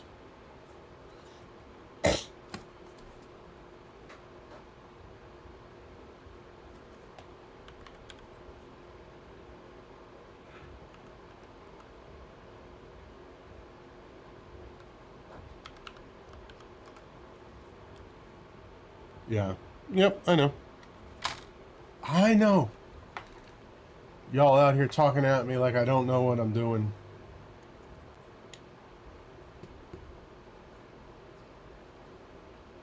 Perfect.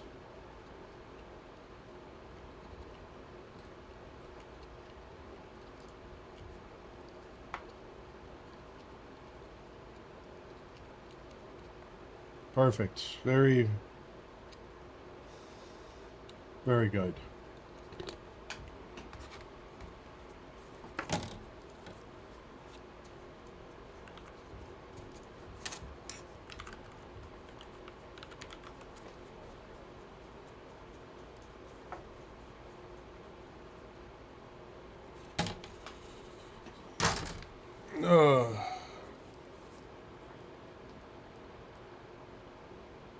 Not the same. What is Part Surfer?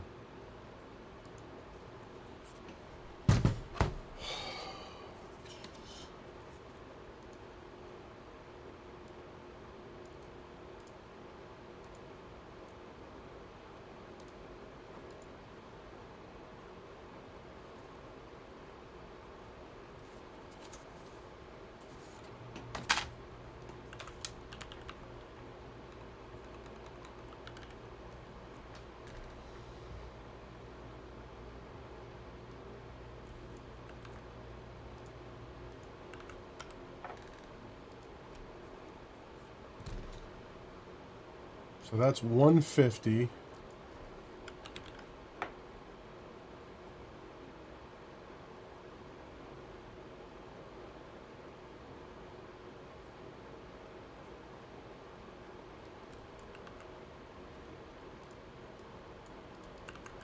So what this is.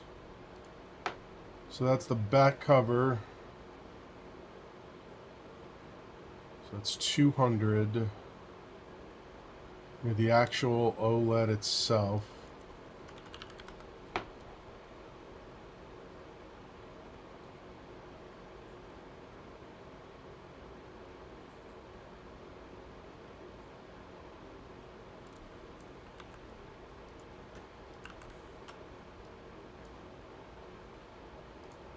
So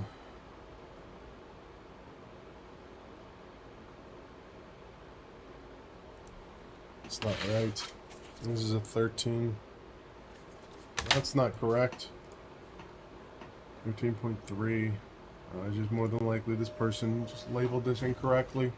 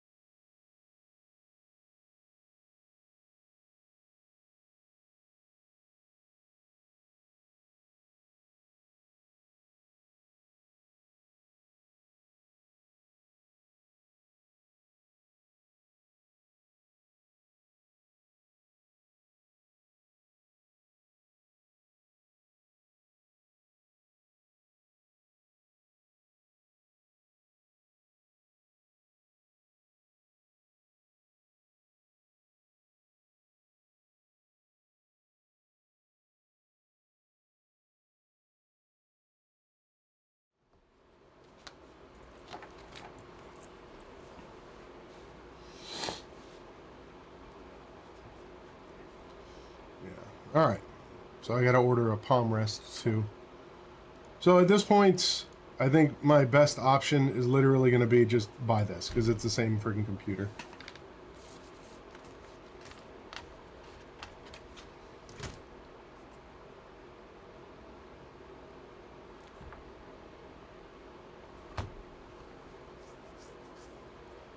And call it a day.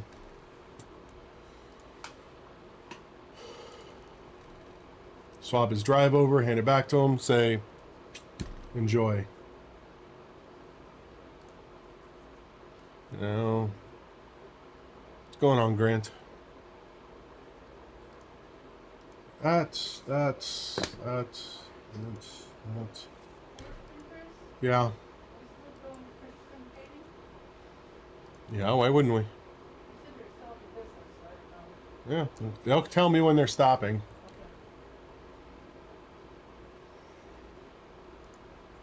So we'll order that. We got that ordered.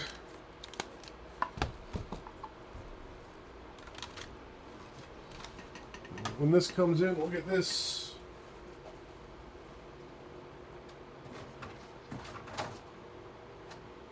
Get that back to him. All right, I gotta order this keyboard. 0J YYX.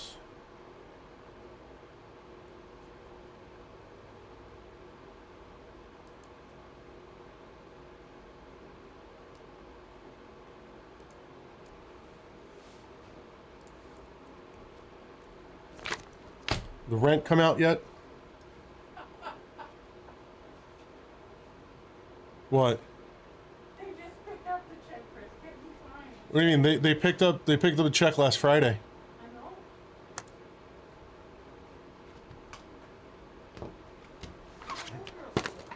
Yeah, I know.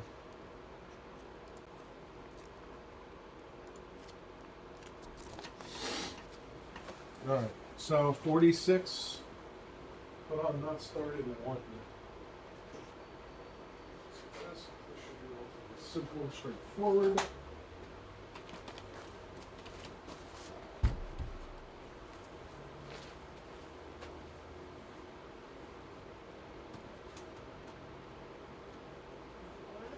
Yep, already ordered.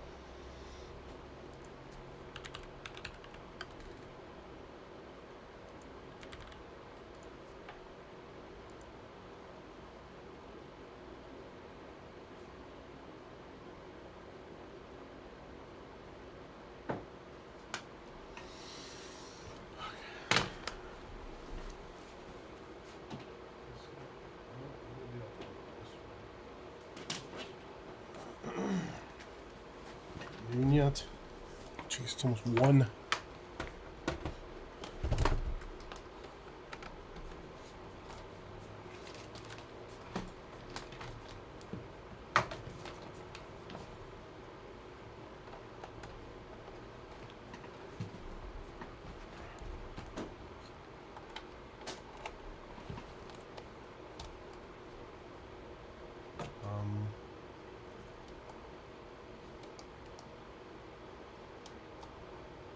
Okay, what happened here? Check this off.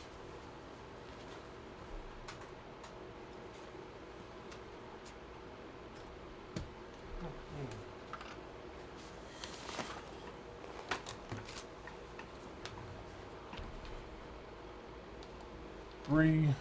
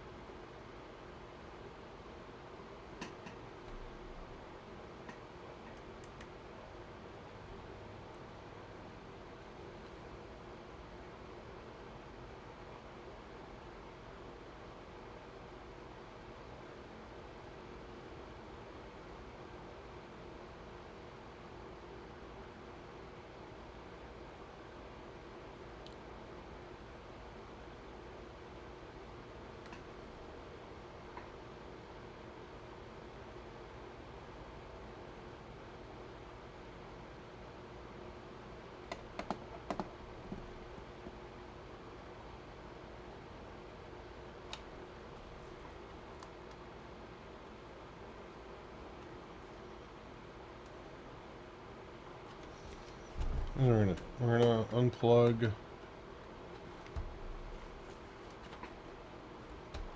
the power. Some hold.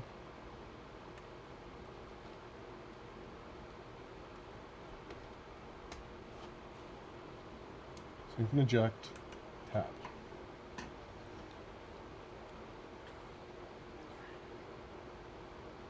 5, 6, 7, 8, 9, 10, 11, 12, 13, 14, 15, 17, 18, 19, 21, 22, 23, 24.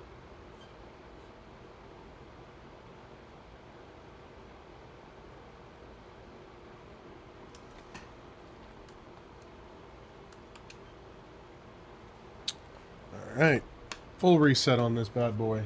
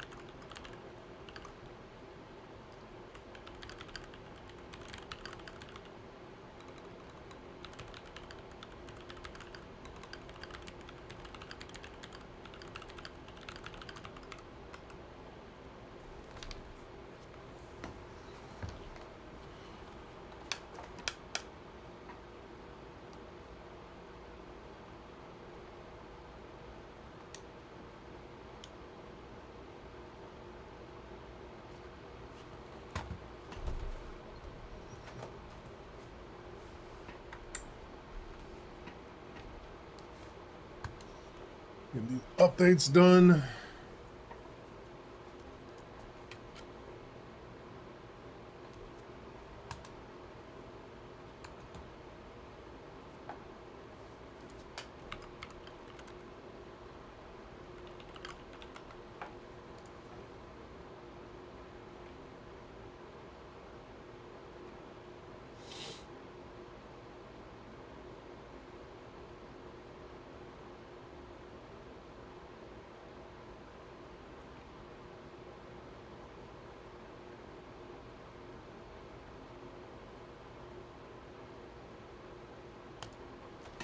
All right.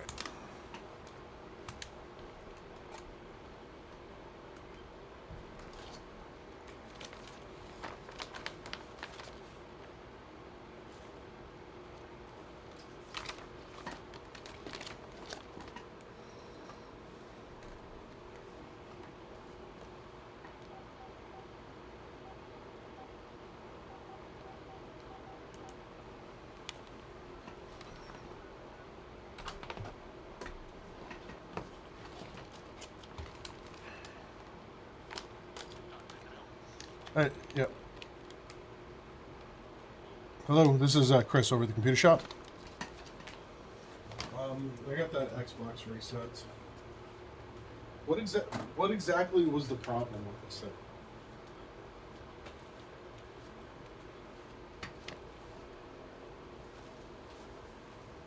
Okay.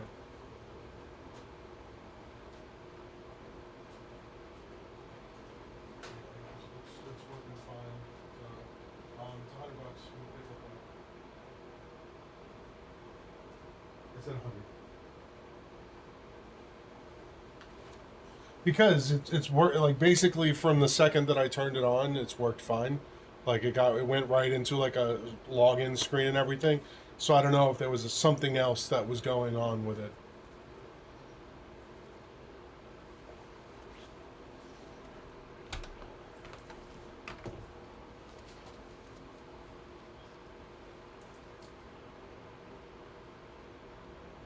No, I reset it. Yeah, I powered it on to see if there was something physically wrong with it. There was not, so then I just went right into the reset process.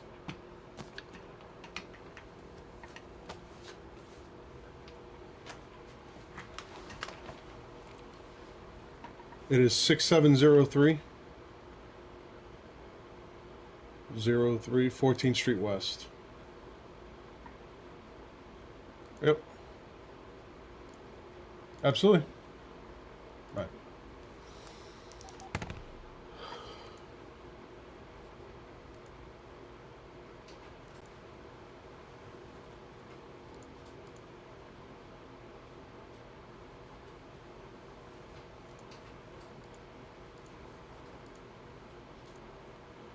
Yeah, it might be something with that.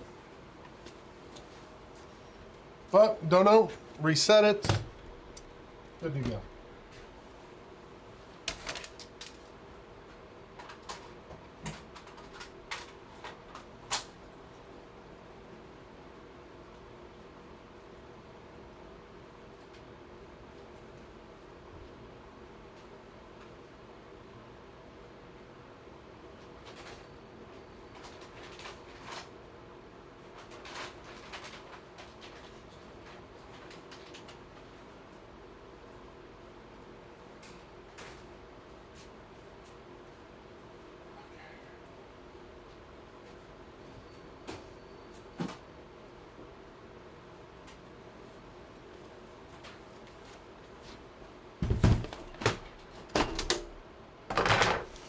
All right. Huh? What? Yeah, I moved it.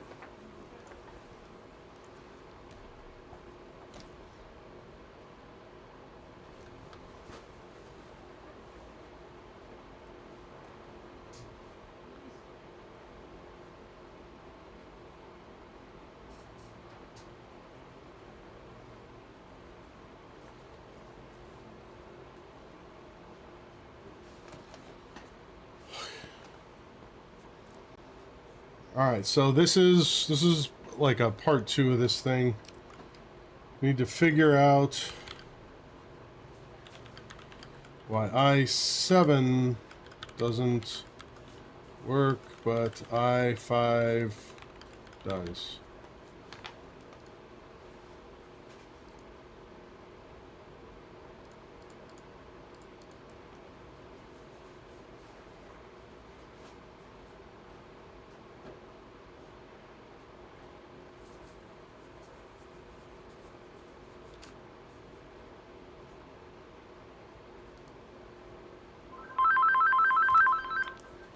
This is Chris. I can help you.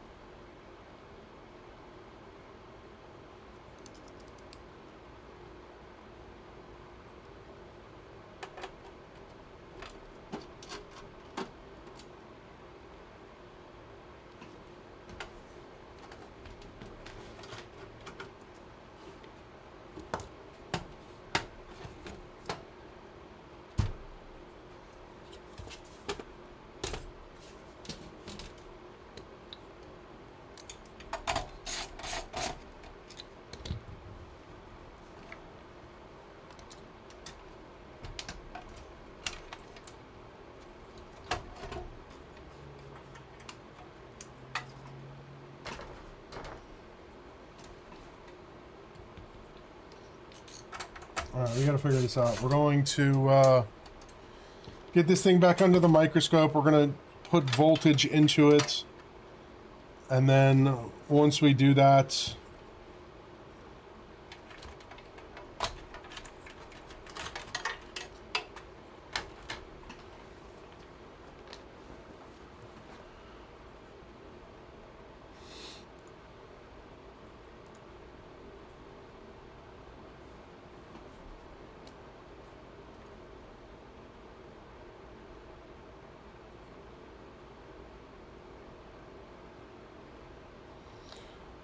it's just not working right, Emily.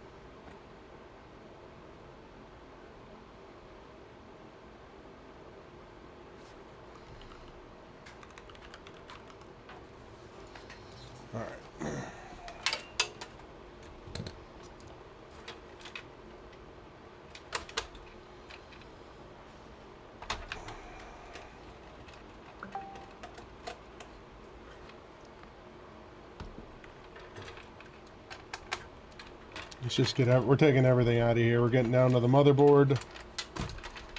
And we are figuring out why this thing is the way that it is. That's what's happening today.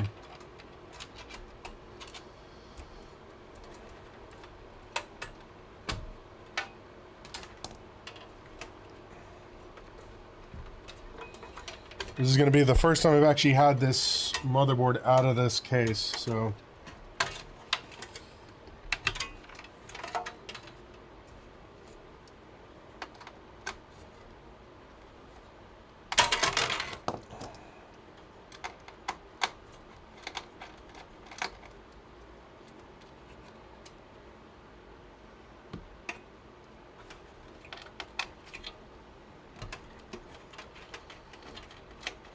So my assumption here, because we tested this with an i5 of the same generation, and it worked fine. My assumption is that the problem with this is something with the power circuit either not delivering the correct voltage or just having a short on it somewhere. So that's what we are here to figure out. Of course, this motherboard cannot be removed without taking out the auxiliary fan, because reasons.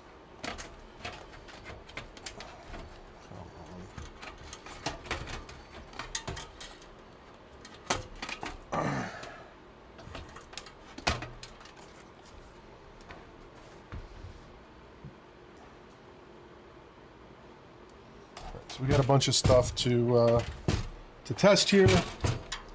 That's going to involve putting power into it.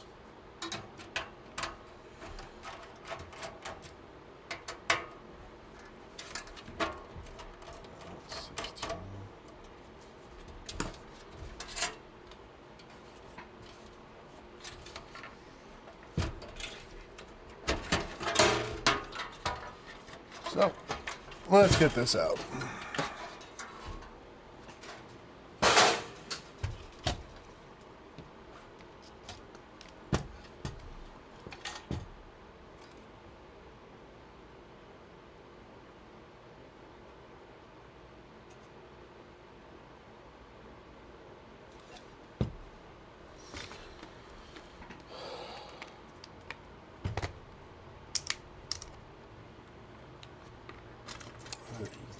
Bathroom here in a minute.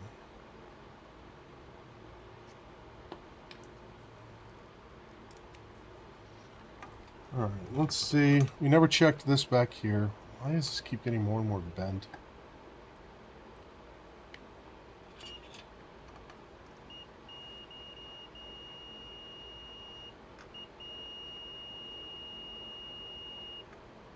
This is low impedance. It's not as short.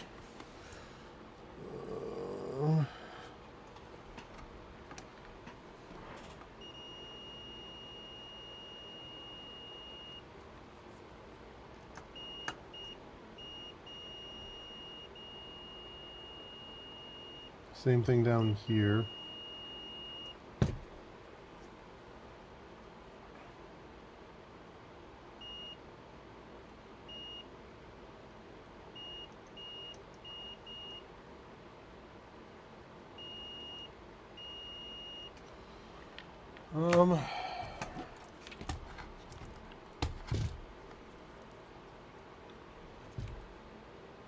Should be this one.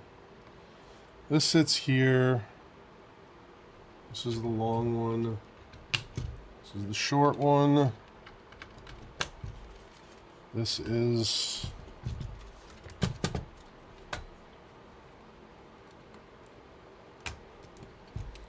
that. Let's turn this on.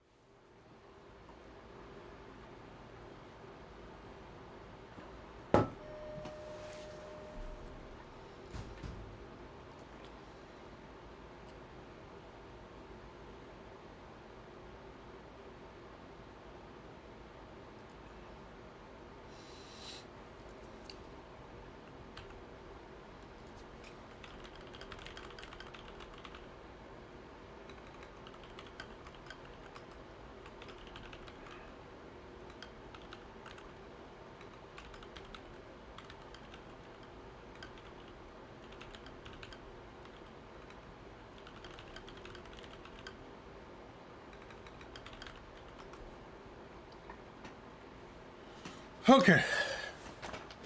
I just had something to drink, Emily.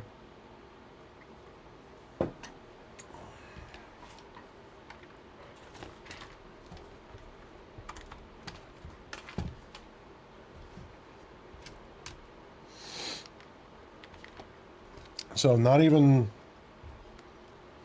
See if we got any hotspots without anything being powered on at this point. We do not. And the front panel connector is this guy. So I just need to figure out which of these two actually jump. Those ones. That's new. The entire time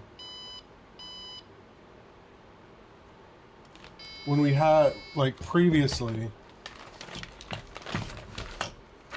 we were never able to get this thing to actively beep. So that's new.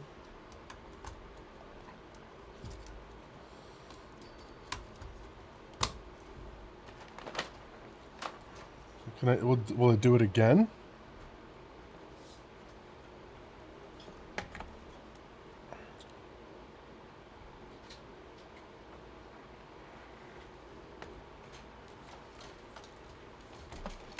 Just gotta be careful here.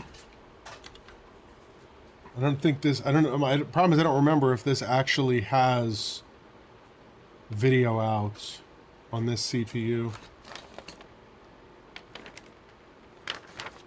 I don't think it does. Well, legitimately, that's the first time it's ever beeped for us.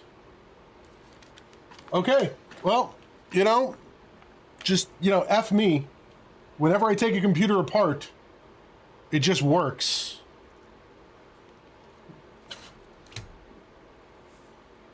I'm ready to do all this troubleshooting and whatnot, and... No, just take it out of the case. By the time you put it back together, everything will be working. Whatever. Some sick trick. Alright, let's put it back together.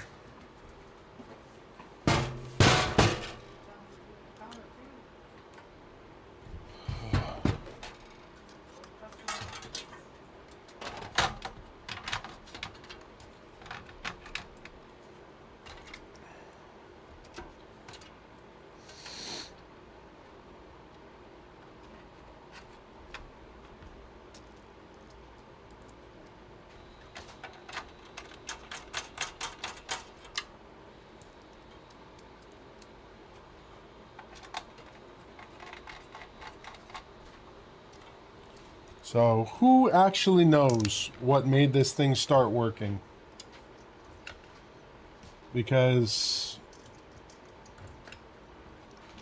our original assumption with this was that it was the CPU. So we replaced the CPU and we had the same result. I don't, like, my thing is I don't know if I cleared the CMOS after doing that, after swapping the CPU. I don't think I did. So maybe that's what it was. It just needed the CMOS cleared, but I doubt it. I'm going to slowly add things back in here, one at a time. Figure out what it was.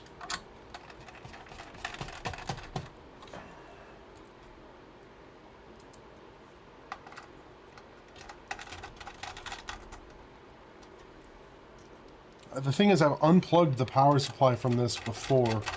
That's why I'm confused by this. Like, I've had this power supply out of this case entirely. Because I thought that's what the problem was originally, so I pulled it out and went to order it. And then I was like, wait, I have another computer that has this one here. Plugged it in and did the same thing.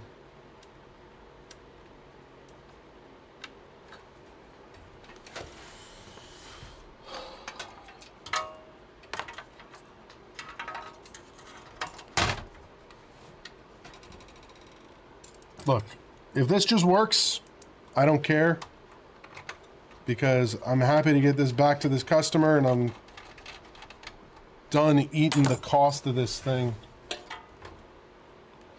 Right now I've just been sitting on the overall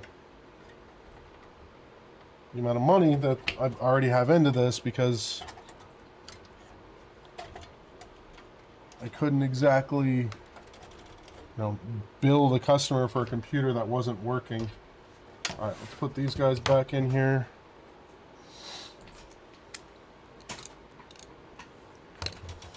Power supply.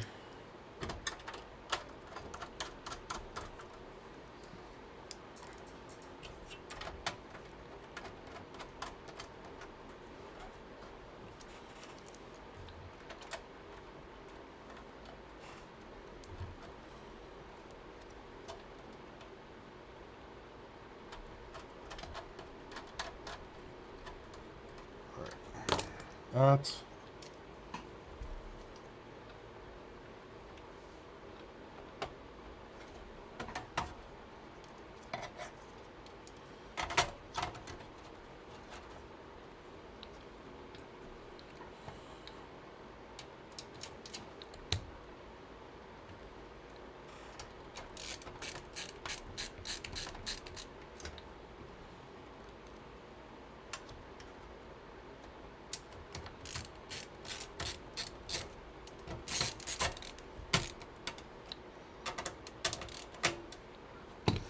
Alright, before I slap a video card back in here, let's put this video card back in here.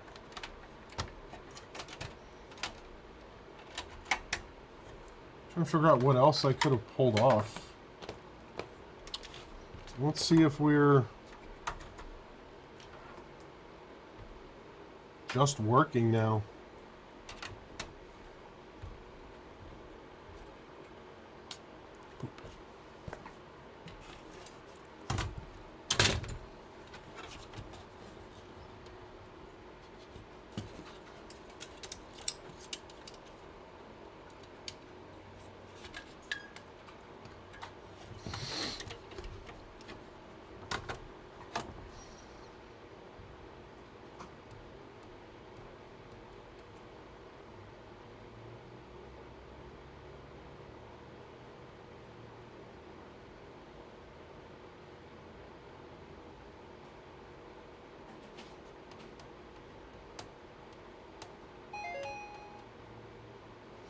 Now we get nothing.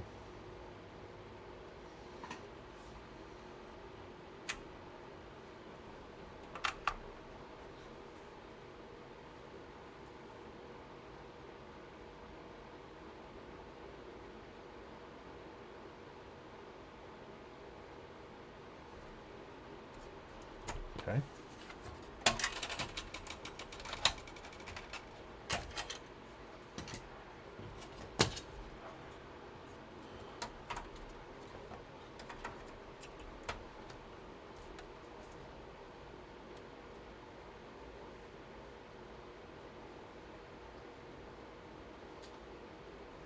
Oh, oops. Well, that's working.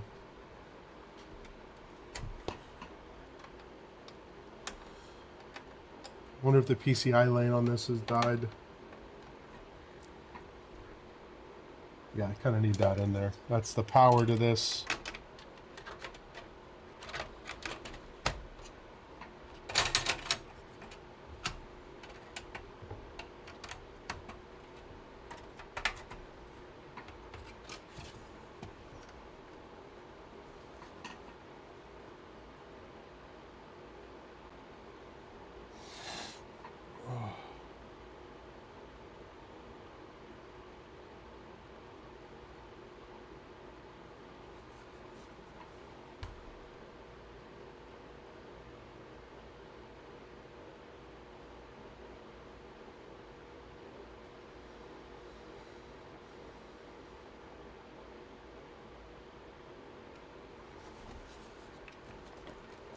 Let's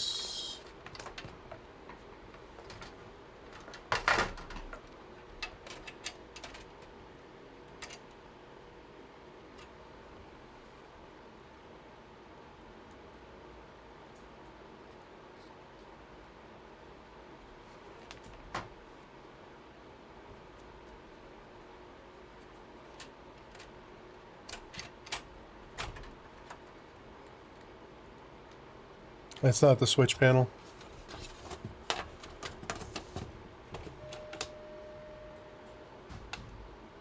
Hello. I'll be right up there.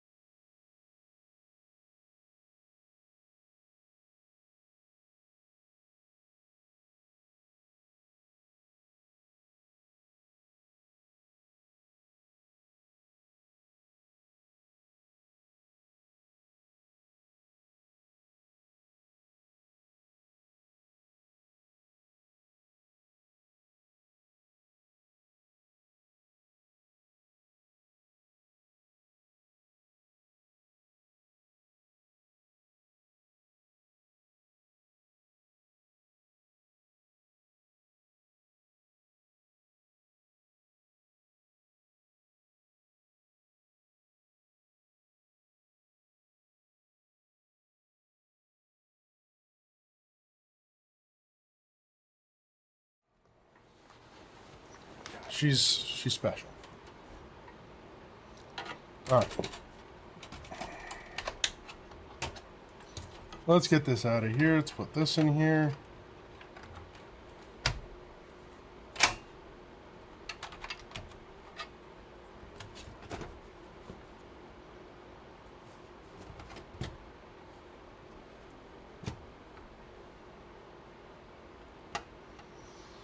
Why you no power on now?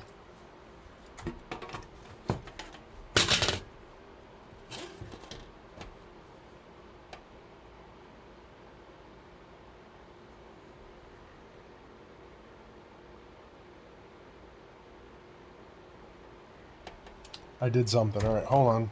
I'll be right back.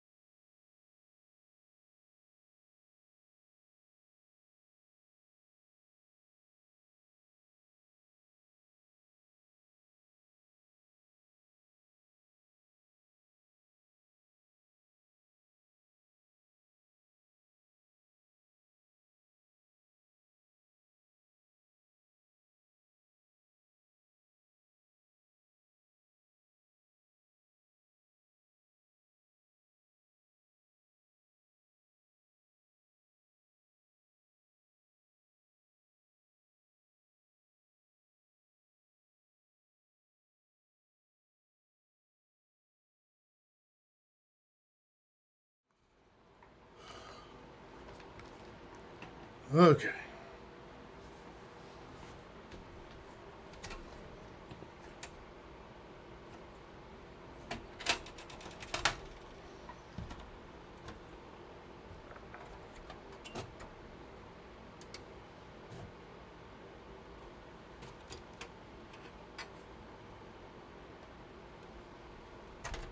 So it definitely doesn't like the power draw off of this.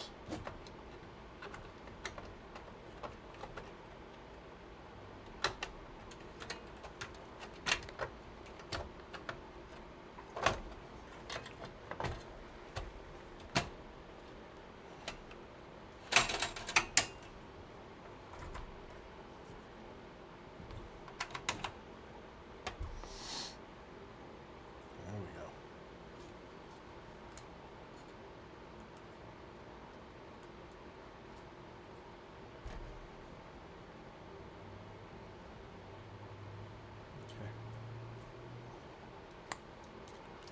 So I have it's a combination of the CPU and the GPU dying.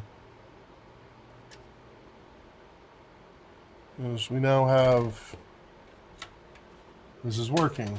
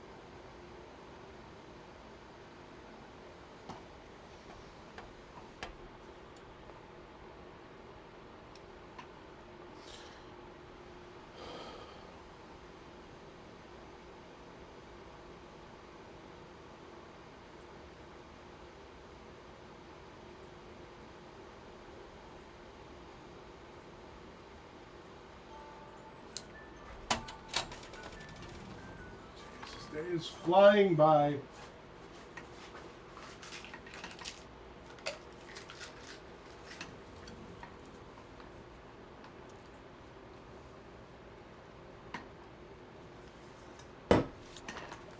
Okay.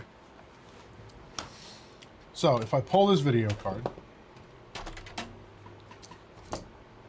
and I just plug this in here and I say, look, you're now in a situation where it's not worth sinking more money into this thing to get this up and running. So just use the onboard because it has onboard. Let's slowly start putting more stuff in here, see if it stops working.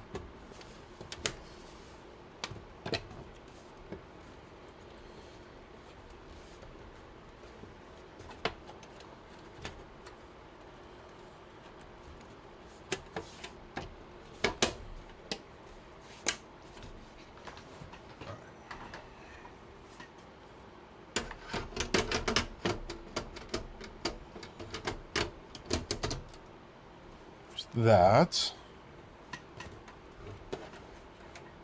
Correct. It's not a gaming PC. What's wrong with it is more than likely whatever damage happened to this processor also did damage to this video card. Which, I mean, this is a 760, I think is what I determined this was. 650. Excuse me. This is a Radeon 6450. Should have probably read a little bit better. All right, let's see if putting more power onto this thing is going to cause it to no longer boot.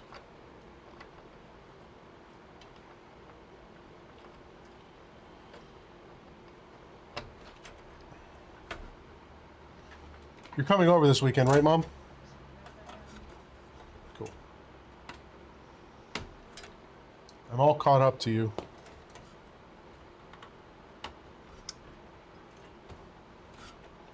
FYI. Huh? Okay.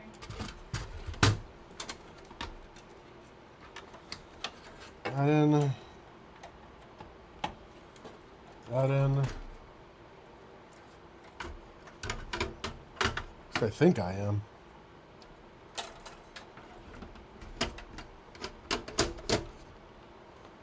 All right. We have that power. That power. CD-ROM power.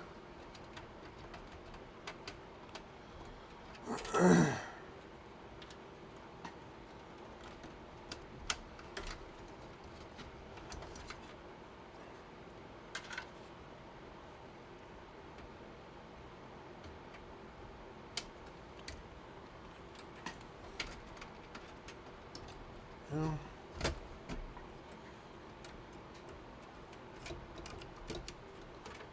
Okay.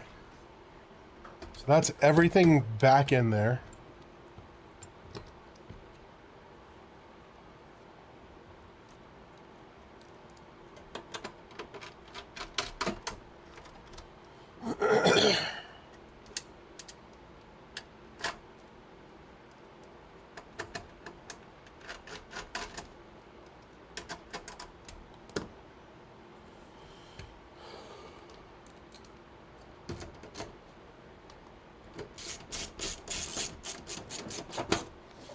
Three, 4,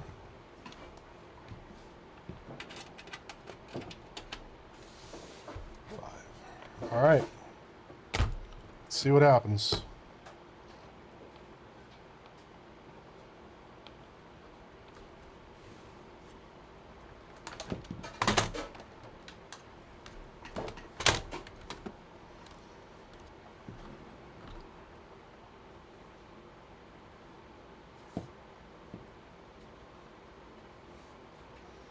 Yeah, they have Windows 11 on this thing.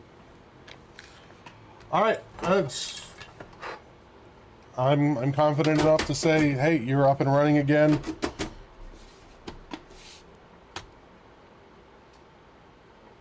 Giveaway. Yeah, it looks like we're working here.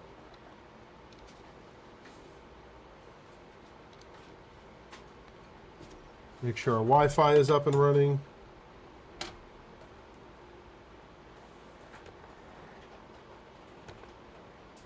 Yeah.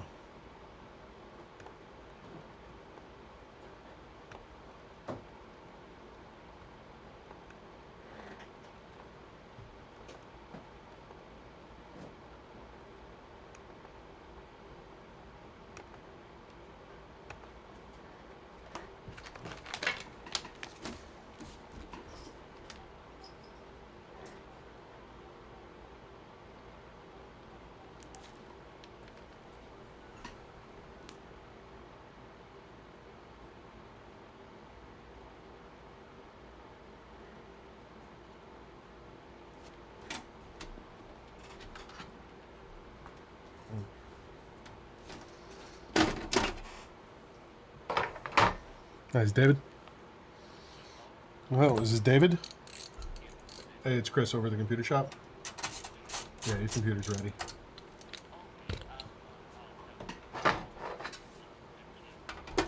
Okay. Yeah, so whatever happened to this thing, it took out the CPU and the video card that was in it. So like, you're just going to have to use the onboard stuff, and I'll show you what that means when you come in. Yeah. So yeah, so other than that, everything's working fine now. All right, have a good one. Yep. Bye.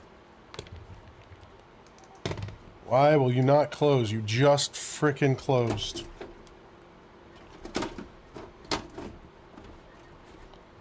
Thank you.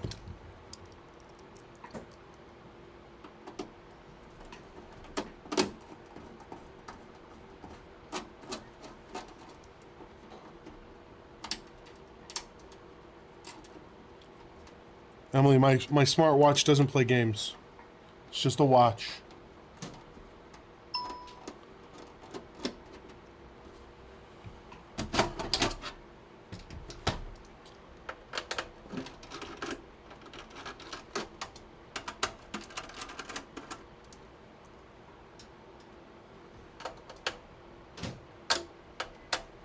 Just tells me the time.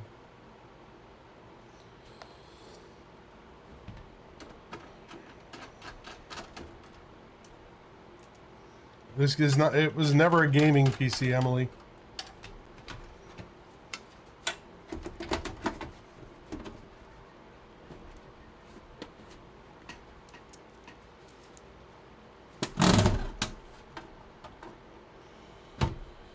What happened to this thing? Like, this screw sure ain't long enough for this.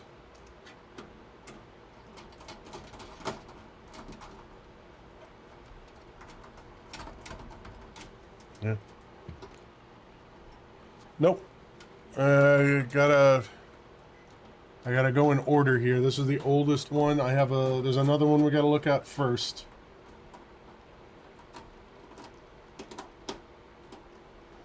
Quite a few that I have to look at first, actually. Let me get this.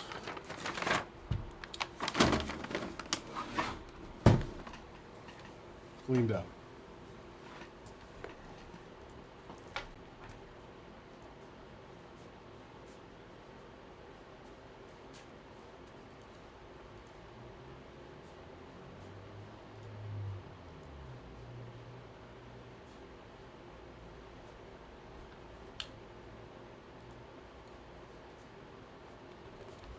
What's going on, Tech?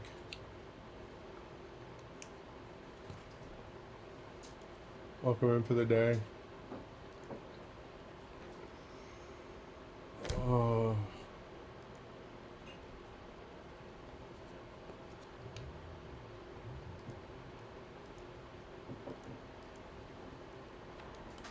$25.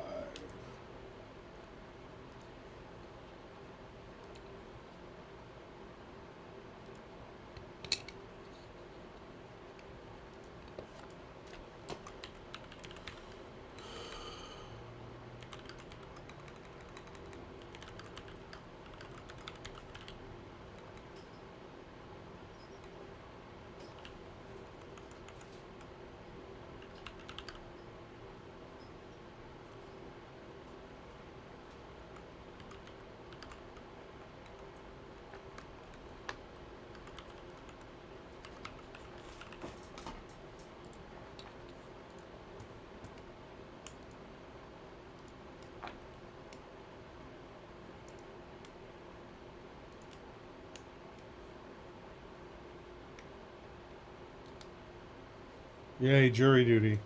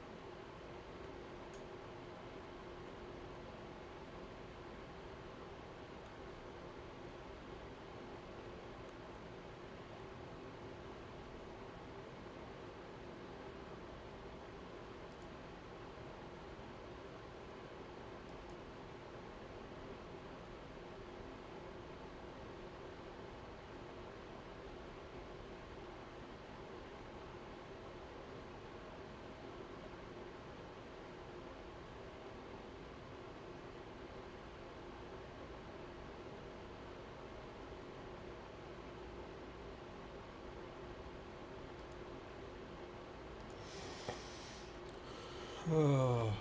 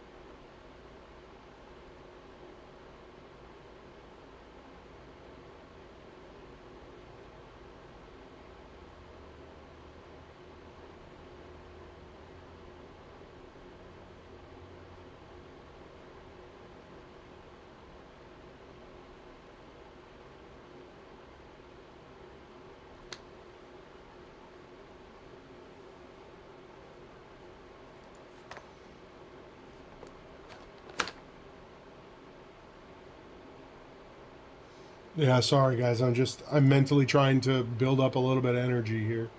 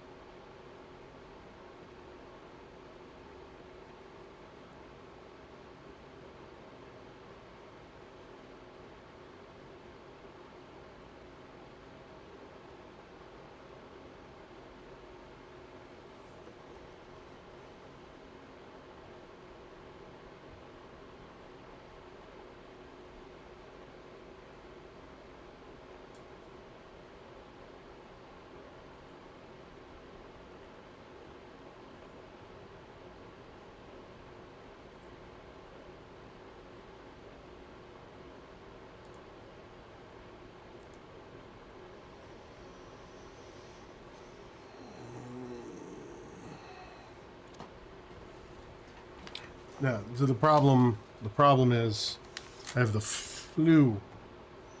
Still trying to recover from it. All right, hold on. Let's get rid of this.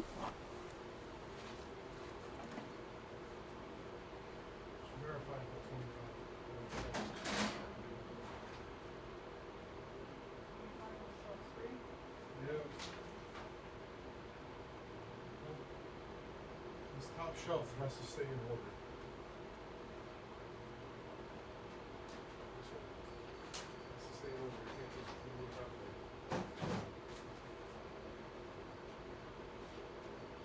That one was down here, that was down here, and this one I just So finished. what order did they come in? That is good. Doesn't answer my question. That's like you say, what's wrong? And I say, what did I have for dinner last night? It's gotta stay in order.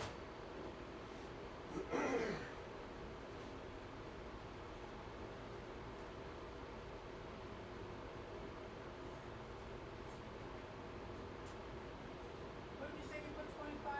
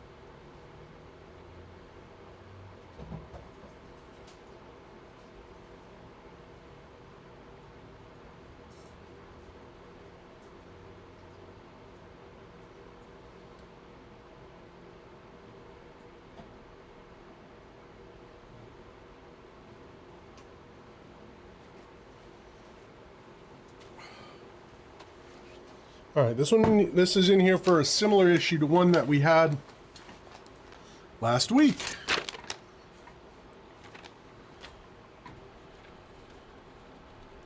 It is boot power cycling. So it'll turn on, it'll turn itself off. Turn on, turn itself off.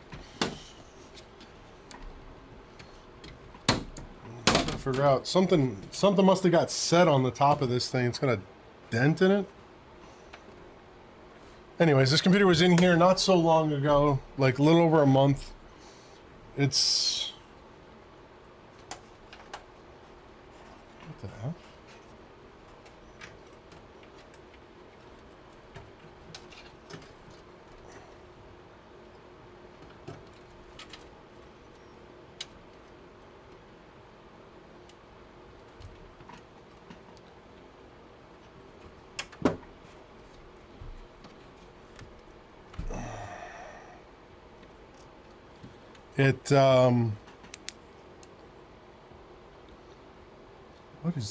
What?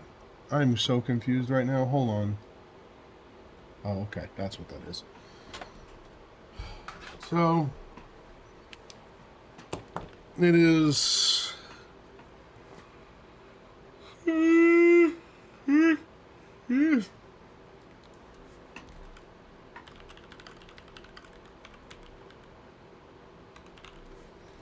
Computer power cycling.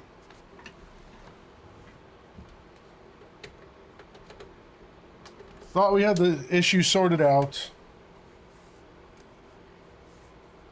but apparently not.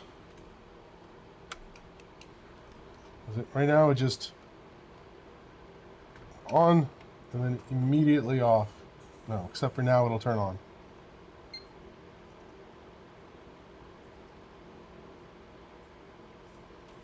Okay.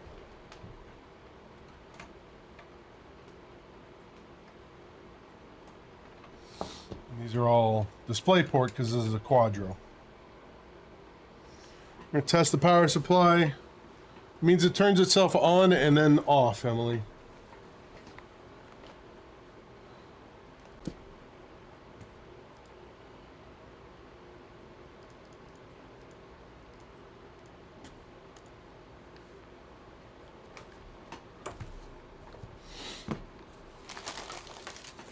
I'm gonna eat some food here real quick.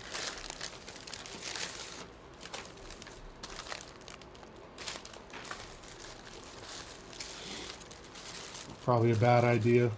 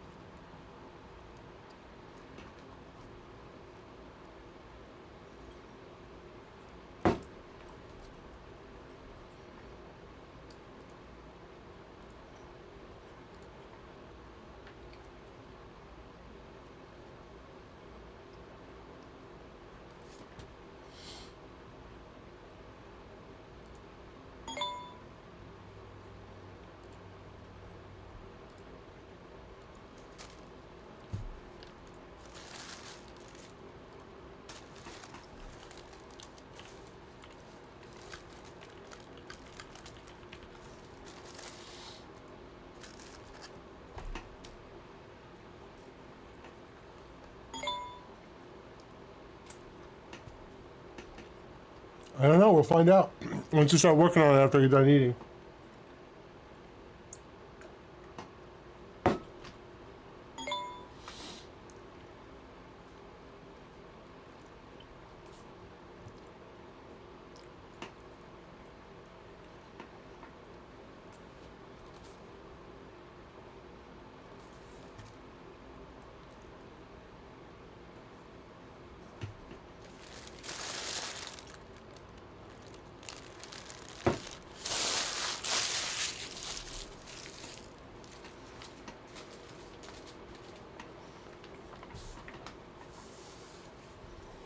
I had a chicken sandwich, Emily.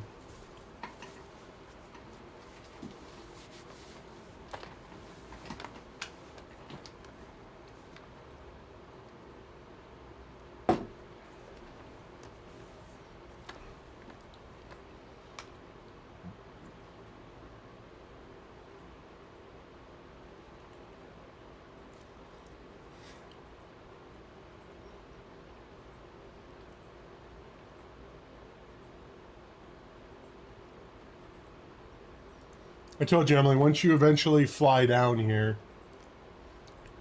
we'll do that, okay? Oh, excuse me.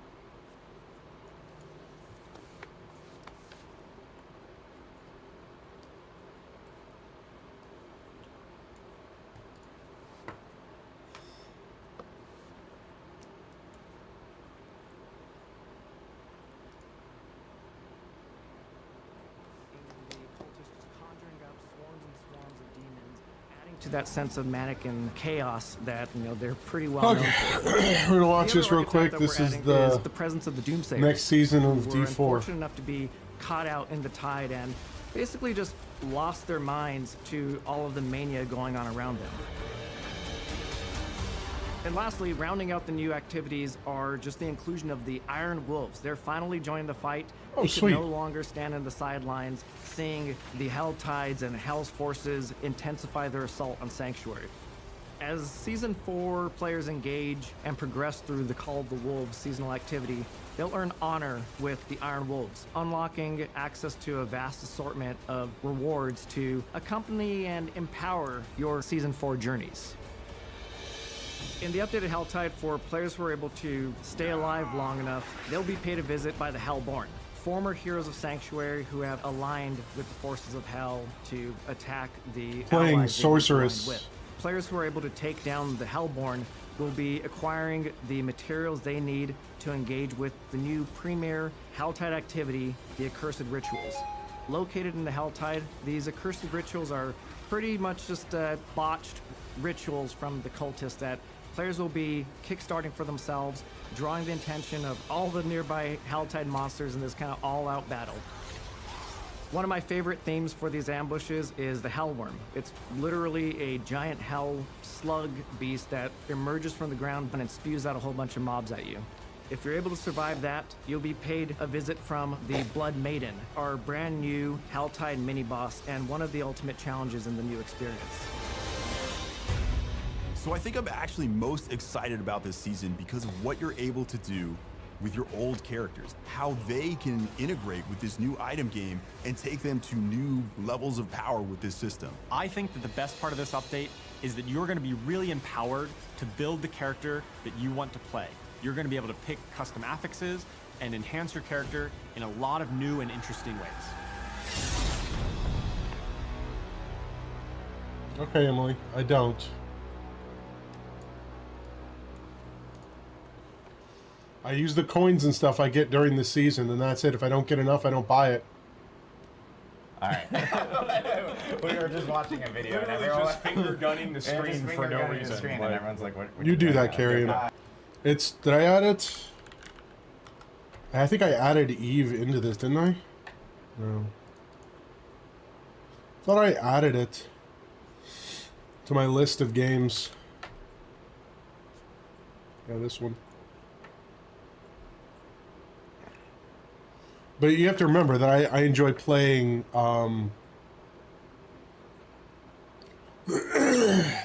the what's it called? In here.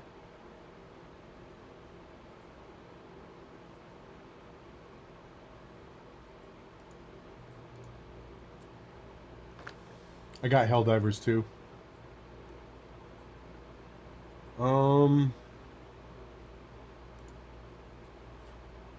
My brain is all games. Sort by playtime. Wallpaper engine. Elite Dangerous. Hey guys, how's it going? Welcome to another Diablo 4 developer update live stream. My name is Adam Fletcher. I am the community director here for Diablo. I'm joined by this wonderful panel, plus an additional head we will call out. But we only have 4 seats. So we have to swap people around as we go. We have to do the same thing we did during the PTR stream, which was like we swapped out like Joe Shelley, and put in Adam Jackson. And so we're gonna play more magic tricks today. But do you guys want to do a quick intro to yourself, to the wonderful Diablo community? Sure, I'm Joe Pipora. I'm the Associate Game Director for Diablo 4. And I'm Adam Jackson, the lead. There are a lot of live games, Emily, processor to play. for Diablo 4. And we have a new face.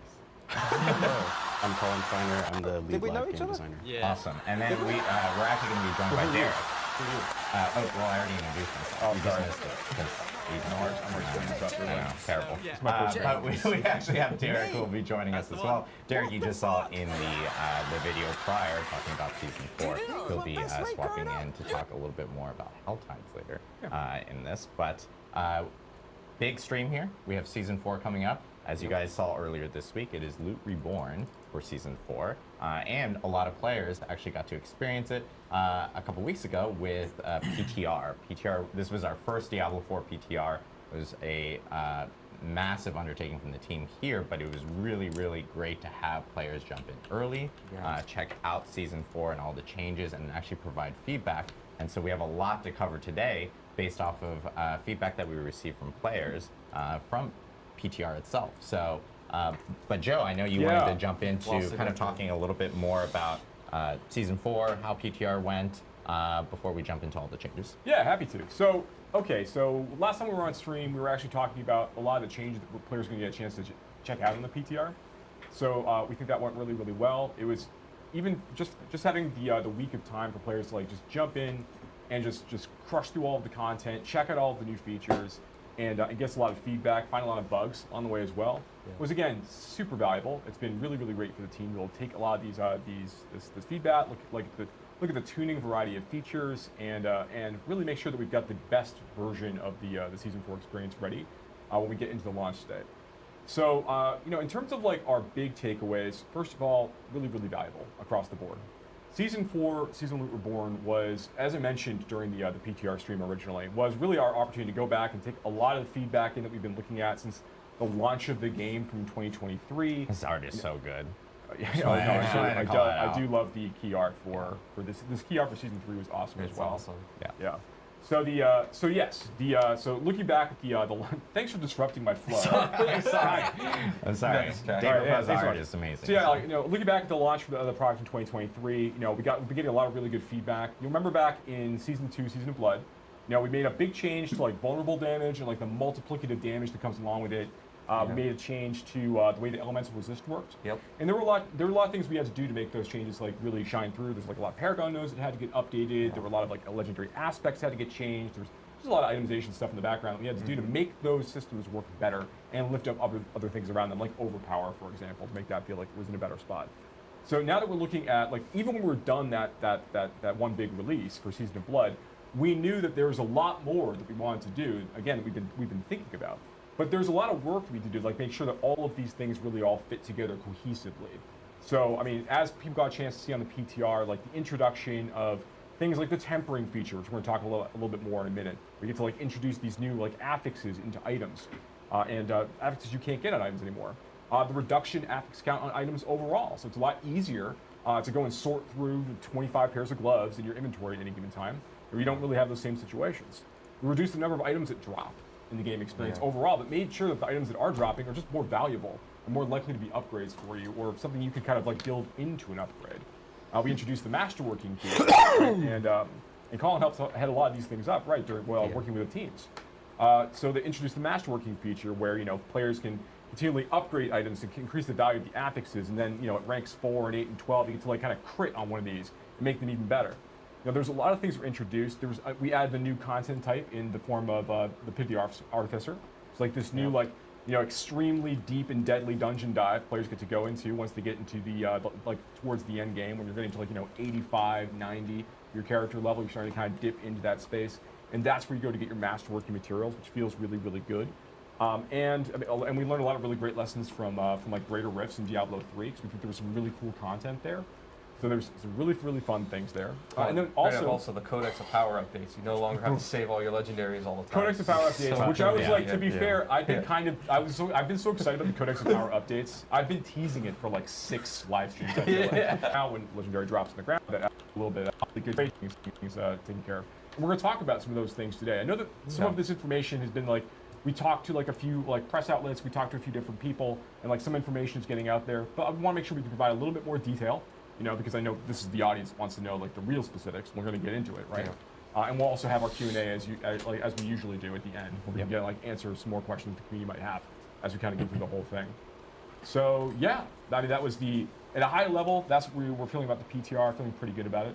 I'm happy to like maybe jump into itemization, or how do you want to go? Yeah, I think the first thing we probably want to talk about is like the itemization changes that are in Season 4 that people experience, which includes like the tempering, the masterworking stuff that changed in Season 4, and of course all the feedback that we got from both tempering, masterworking, and what we are planning on doing based off of that PTR feedback for the launch of Season 4. Yeah, we have quite a few updates. Yeah, so. Lots. Yeah, sure. So I guess just starting off then with like high level itemization. Like let's go back to like some of the goals that we had when we started like down on this, started some of the work for Season 4.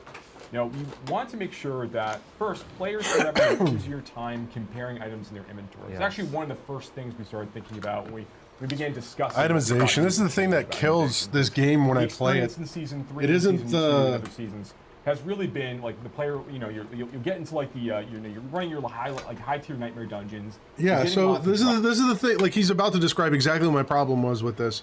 Is like literally you're in the process of burning through dungeons. You're in a rhythm, and then your inventory's full, and you got to spend 20 minutes going through it to make sure you're not throwing away anything good. You're sorting through all of this stuff. Like you'll have like items that are like this is like a 904 eye power sword, and this is a 909 eye power sword. Now I've got like 6 helmets that all are like have a wide variety of affixes on them. We really wanted to, again, just to quickly hit this, we wanted to make sure that we had a lower number of affixes overall that could roll on different item slots, but those affixes were more like generically useful and stuff you could really build around, as opposed to having lots of really conditional affixes going back to like the damage on Tuesdays joke, like that's like, the shirt that we literally wearing it now. So huge proponent. It's always funny. So it's obviously because it's a joke, right? All jokes are always funny. But the truth is, like, we want to make sure that where we want to have conditional affixes in the game, we want to find players would be able to opt into them in a very specific way. You know, so initially we want items that you're really dropping for you to have more generic utility, just more valuable for you overall. And also, as a result of this, make it easier to compare those items. Yeah. So one of the changes that we made is we actually reduced the number of affixes that can naturally roll on item slots. So like now, like, you know, a rare item can roll like 2 affixes, a legendary item can roll 3 affixes, but then later on, there's other systems you get to introduce. We'll talk about in a bit. It lets you introduce more of those. Yeah. And we did that, so it's just easier to go through things. We also made all items post level 100 925, so you're no longer comparing like the designer number that's like 904 to 925. You're just focusing on what's cool about the item, which is the affixes. Yeah, which is super important because there's a lot of situations where like if you're level 100, like Blood Harvest might be a lot of fun, but Blood Harvest is still dropping like power 900 items for you. And at that point, why would you want to keep even Blood Harvest, which players really love? Like, why would you want to keep engaging with it if you can't get really good endgame items from it? Yeah. So now when you're like at level 100 and you're playing in Helltide, or if you're going through Nightmare Dungeons at like a regular, like a slightly lower tier, and you're fighting level 100 monsters or higher, you're always getting power 925 items. They might not have all exactly the stats or exactly the rolls that you want, but you're always getting stuff you could actually potentially use.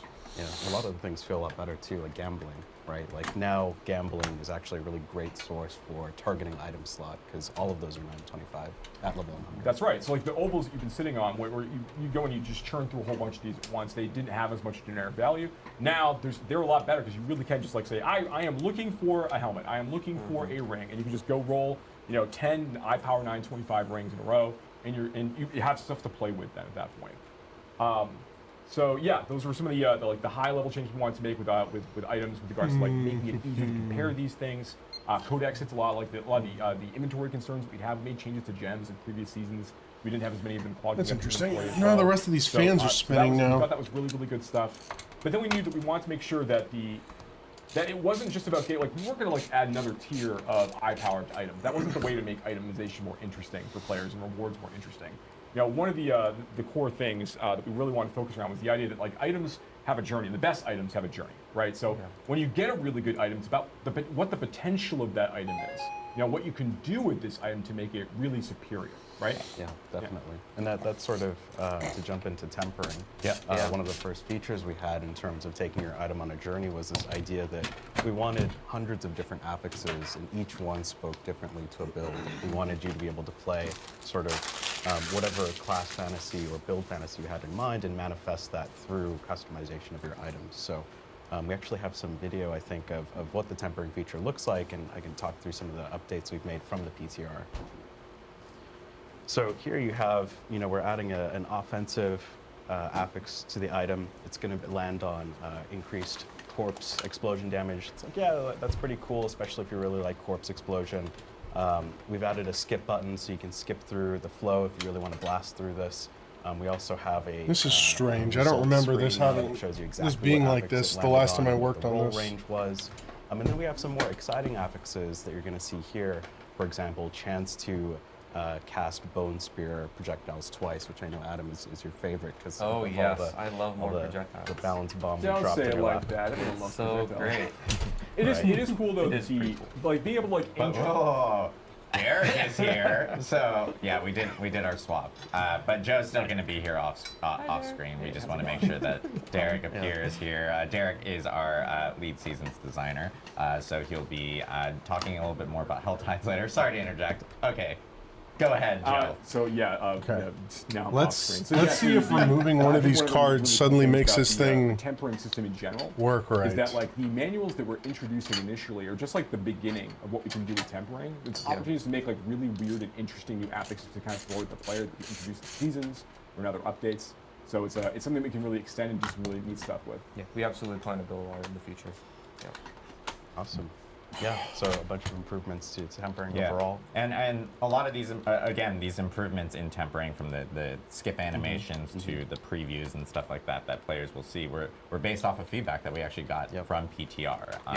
And so, again, huge shout out to the community for providing all that feedback for us so that we can actually get that in before the launch of Season 4. So, but with tempering, we also have Masterworking, which is another new feature within Season 4 and permanently within Diablo 4 itself. So talk us through a little bit about what masterworking is, and of course the changes as well that we're going to be seeing based off of PTR feedback. Sure, yeah. So, the next step in your item's journey is to really take it to new heights. You've customized it, you found some base affixes you're really into, and we wanted to give you a way to essentially take some of these affixes to new levels. So you think about helms and CDR or cooldown reduction, or for example, that chance to replicate, your bone spear. We want you to be able to really juice those stats. So I think we have a video here of what that looks like.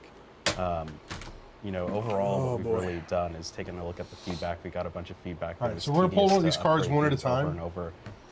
and so see if one of these cards is from what's ranks causing 1 this through issue. 3. We've kept the critical, upgrade. We have the animation still there, but you can skip it. Again, sort of in the spirit of blasting across everything that we do, so you can do that very quickly. Another piece of feedback that we got was that, part of the masterworking process allows you to reset this. And why do you want to reset this? It's because you want to hit that specific affix you're looking for. You want to juice a specific affix, and sometimes you might miss, right? Which means you want to reset that item. Yeah. So part of the resetting sort of requires you to get lower tier materials. You're going to get these from the pit. We'll talk about that a little bit later. But overall, we saw a bunch of feedback that it was really tedious to create like 1,000 caches and open up them in town like 100 times. Right? It's super annoying. The town is lava. We want to address that. So we've added multiple scales of material conversion to those caches. This is a short-term solution. We have something in the future planned that's just not ready yet. So while it's not the perfect solution, it does get you there a little bit quicker. There's multiple conversion rates of materials, so you can turn one legendary material into a much higher count of materials based on the tiers that we have in that crafting system. So again, not the perfect solution. We have something coming in a future update. Cool. Awesome. So yeah, a lot of changes coming for masterworking based off of feedback. Masterworking, of course, being a brand new, kind of that end tail of that item journey that you'll have even after tempering and stuff like that. So yeah. I'll say another thing that was brought up this feedback was about veiled crystals, right? Didn't we reduce the amount that you need for crafting? We did, and I can totally talk about some of the stuff we've done just overall on itemization. Veiled crystals is one of those things. So I'll talk about, first I want to touch on rare and magic items. That was something we made a change from Season 3 and Season 4. Legendary items are just generally straight up better than rare items now. And part of our goal there is really to ensure that players aren't sifting through sand, looking through thousands of items. We want to just call it out, like legendary items are legendary. At the same time, we acknowledge that there is some coolness to knowing that certain magic and rare items could have value to you, right? We don't have anything for Season 4 yet, but the design team is definitely talking about ways that we can bring this rarity back in a way that doesn't diminish our overall goal of trying to reduce that sort of sifting through sand feeling, right? So in the meantime, they can be salvaged. They still have a use in the end game. But we heard a ton of feedback, to your point, Adam, on the veiled crystals. It's just such a bottleneck, and it's like, God damn it, I have to pick a bunch of yellow items up to do any of the cool crafting features. What the hell, Blizzard? That's an actual player quote too. I'm very sure it was. So what we've done is we've made it so that legendaries break down into equal amounts of veiled crystals, so you can just not pick up yellow items. It's just a bonus now. We've also made sacred and ancestral items break down into 2 and 3 amounts of salvage. So sacred items will break down into double, ancestral will break down into triple. So we're effectively tripling the output of a lot of the salvage here. And I know, that was probably the most vocal feedback that we got from players. About, maybe a little bit. Yeah, I need more veiled crystals. So I know that there's changes coming for that in Season 4 based off that PTR feedback. Another, probably maybe the second, maybe also the first topmost, our largest feedback piece that we got is around greater affixes and the visibility related to those. So there are next changes card. going into that for Season 4. So Colin, do you want to talk a little bit about that? Yeah, we wanted, the dopamine. That was a big goal also of part of itemization, is just like seeing an item hit the ground and just being like, oh, I like that jackpot moment, right? So that's really important. So we actually have some video here to show of what that actually looks like on the ground. So you can see, here's the weirdly long named item with the greater affix. Right. Unyielding commander's sacrificial sickle. I know, right? Yeah. So we have a 1 greater affix star. So the It goes up to easiest 3 or way for 4, me which to is unique, describe which always feels incredible. what this computer is doing would be it's memory cycling. It's hitting the memory and then saying, no, something's not right, turn off. This is relatively new. It just said it has a channel inside. It's a Windows 10. Yeah, Windows, like you gotta remember, Windows 11 has been out for 3 years now. Oh, that's one of the issues. I was gonna start work on, yes, that's this one here. It's got Intel Celeron dual core processor. That is not what this is. No, maybe it is.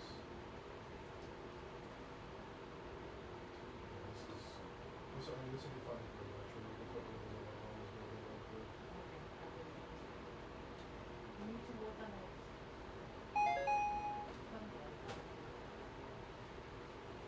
Yeah. The problem is it should have worked. That's the thing. This should have just worked. I need a computer to try it. So go ahead and plug that in. See what it actually does. He said it should have worked. There's no reason why it shouldn't have.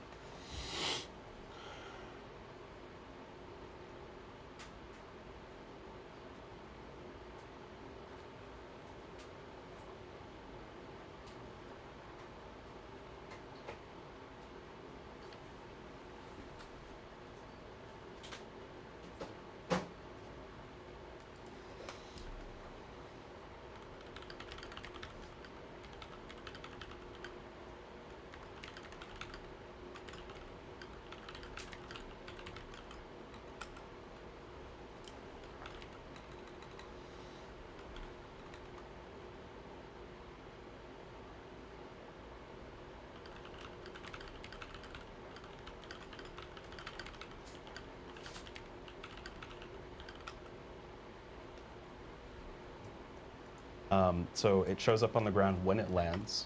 And then if we can go to the next video, we actually have an indicator now when it is in the inventory. Yeah, so you can see What it. is Zoom. Saturated Enhanced. Right. I Can asked we for this go as a further? joke, and it looks so good. I'm so happy. Yeah, I'm disappointed. I can't see like the pixels. It's not zoomed in. So that's been enormously helpful, and really, when you kill like Duriel or one of these tormented bosses, and they drop a ton of loot on the ground, to see some of these have stars on them, and it just is a feel great moment. Yeah. Kind of goes with the whole like not sifting through the sands. You clearly see that icon. You know that it has value to You want to you. know what's valuable. Exactly, Something that especially really and wanted to again, do. even on the icon itself, like in your inventory, you'll immediately know those are my greater affix items. And long gone are the days of the Roman numeral. We Right. You didn't like the designer We solution? will. It's funny. Right. I think internally we knew like, oh, that's probably going to get changed.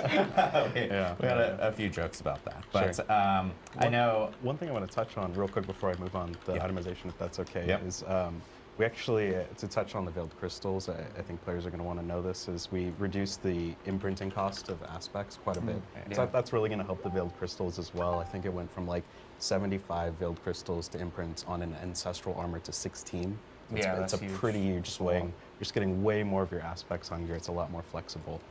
So that Yeah, we should really want people to feel like, and this is kind of the Codex of Power updates in general, which I'm really pumped about, is we want you to feel like you're able to re-imprint those aspects. yeah. And that That didn't change anything.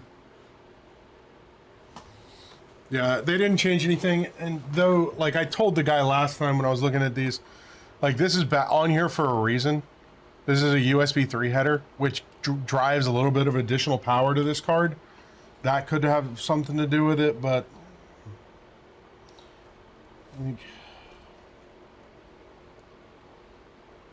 we're starting to get out of possible power issues. I'm thinking this is really, I'm starting to think this is going to be like leading towards a motherboard issue.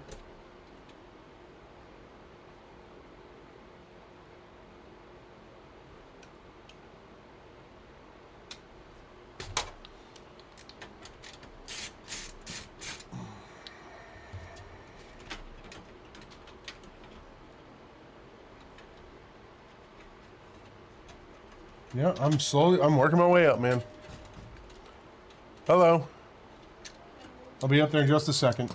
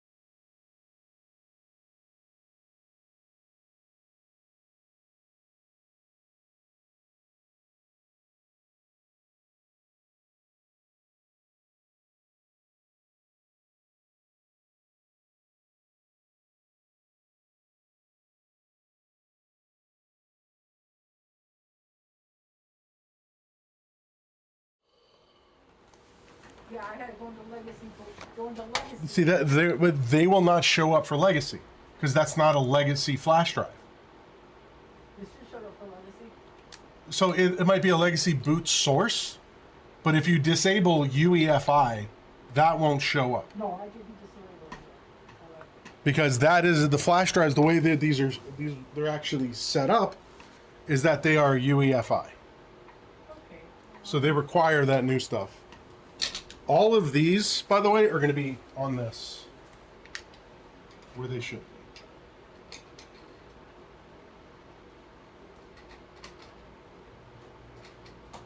And you know what? Let's go ahead and on that laptop. Don't even just. They're getting Windows 11 whether they like it or not. That aggravated me beyond all. Like, I literally told the lady the exact same thing on the phone. And then her husband's like, yeah, just fix it. Why wouldn't we fix it? Like, come on. Okay.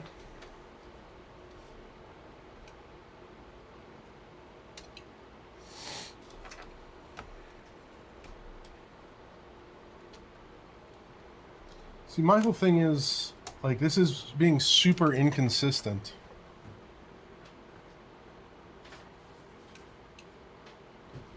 Click on, click off. But it's like right now the thing is it shouldn't be trying to turn itself on at all.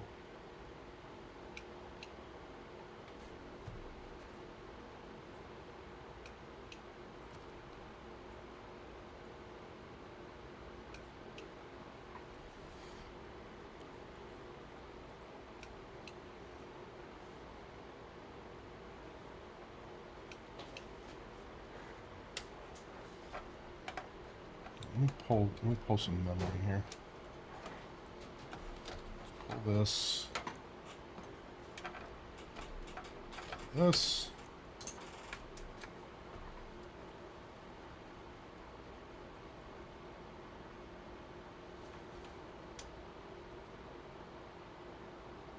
Well, that's different.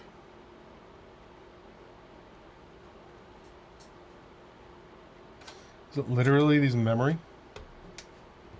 Wi-Fi back in.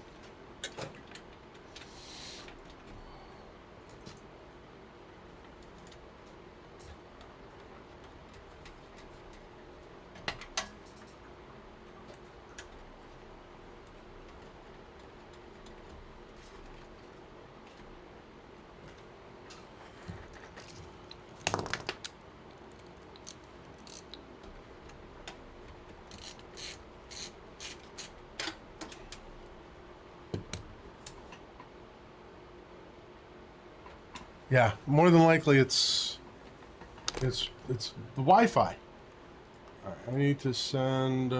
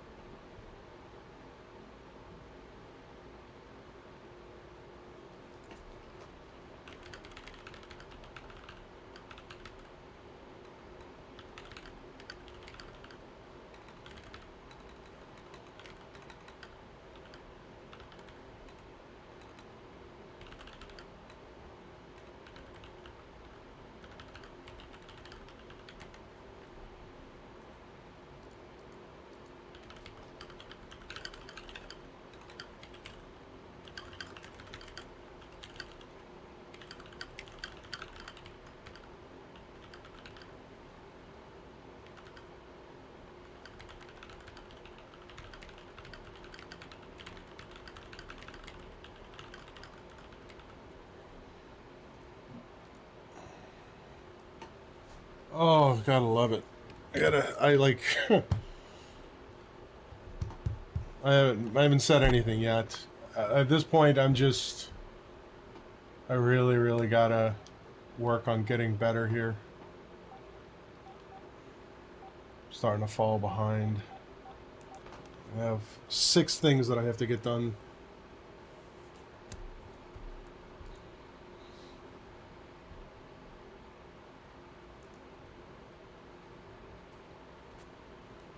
Hey, Tanya. It's Chris. Hey, the shipping computer is the one by the center doors, not the one right next to the exit, which is receiving, right? Okay. I just needed to make sure I knew which one I was thinking about here. Yeah, no, I'm just like I don't know what happened, but like I got the flu from something, and I don't know what. And I cannot isolate where it came from, because after I was out by you guys, then I went out to dinner with some friends. No one that I've talked to has been sick. Like, literally no one. And, like, I was doing my engagement photos over the weekend, and I started just feeling worse and worse and worse. And it was just like, what is going on? Thankfully, not COVID, tested a bunch of times, but it's just like, I feel like I got hit by a bus.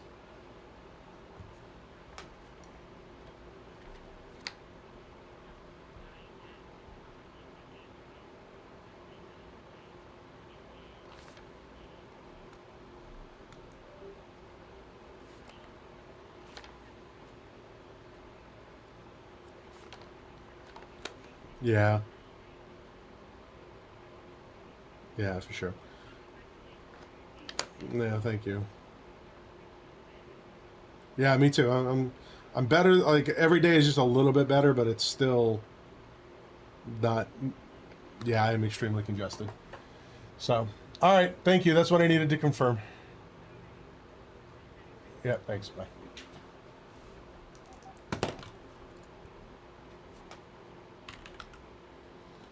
Yeah, I don't know. I literally cannot trace. Like, I trace my steps. And, like, I had... Unless I got it from a customer here. Which, I don't know who it would have been. That's possible, because we picked up COVID from a customer. Right. We did. But there haven't been any sick customers in here. Could be the start of it. I mean, Yeah, see, you have to, like... The way infections work is, like, you're not contagious until you start showing symptoms. Because that's how the virus spreads. That is, like, by making you cough, sneeze, that is how it moves from person to person. But that computer could have been in a home where 2 people live, one is sick, the one I was in sick brought it in to get fixed. Possibly, yeah.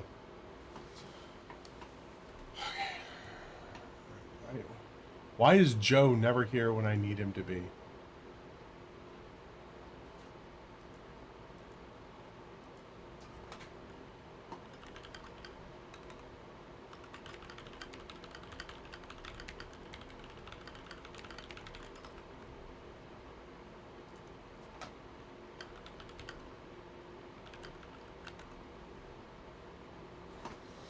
I know, Emily, but, like, you can't answer a question for me.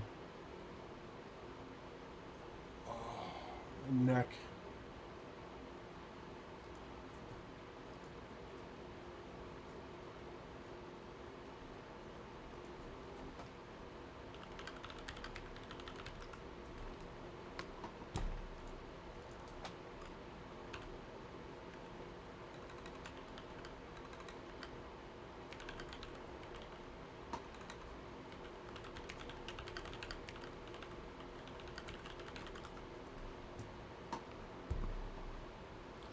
Need a desktop.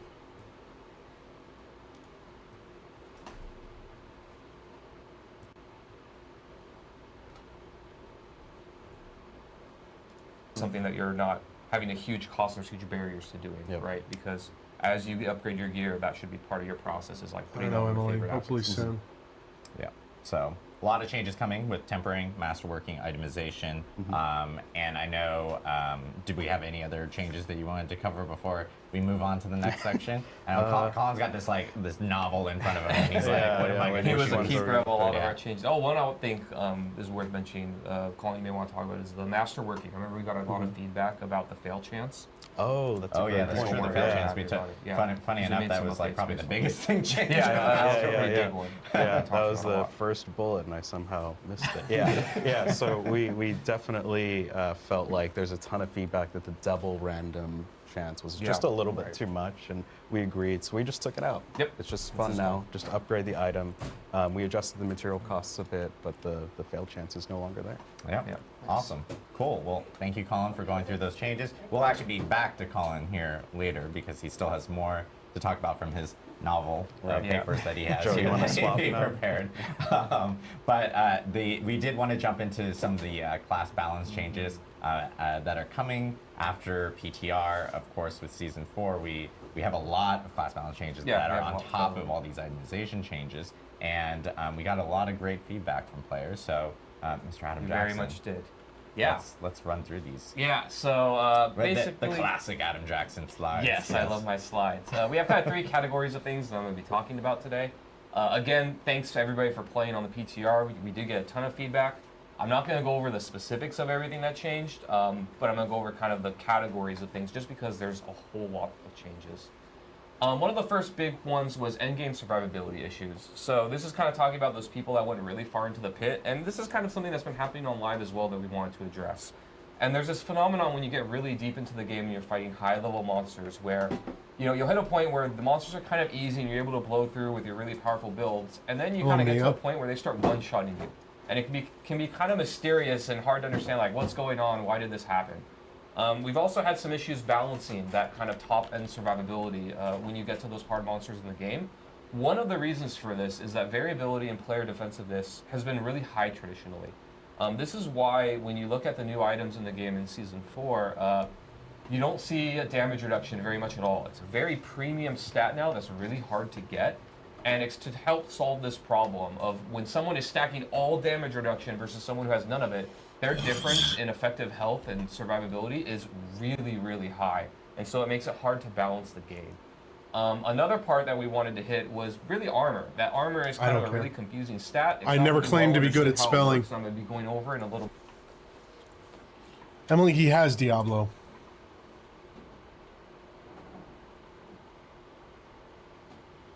He's going to play next season with us.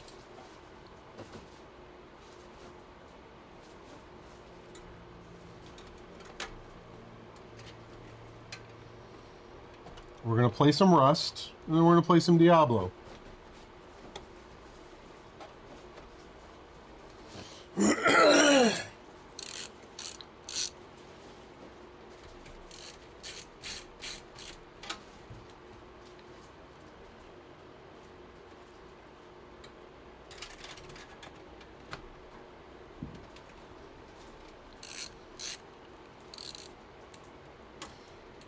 Emily, you buy him the platinum.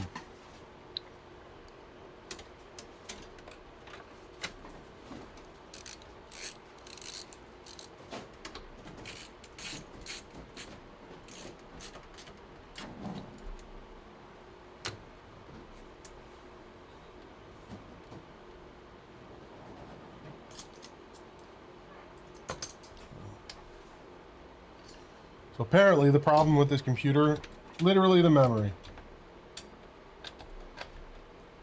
Quadro back in there. Missing a screw here.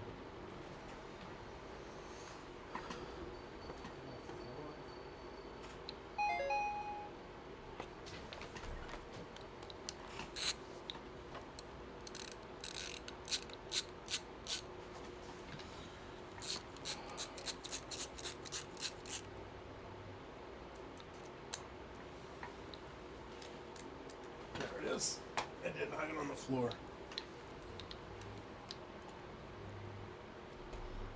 It is crucial.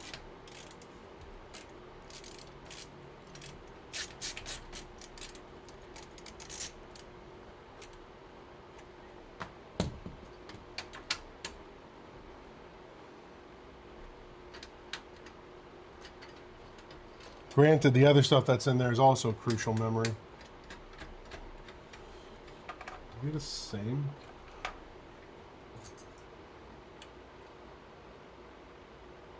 No. 26. 26.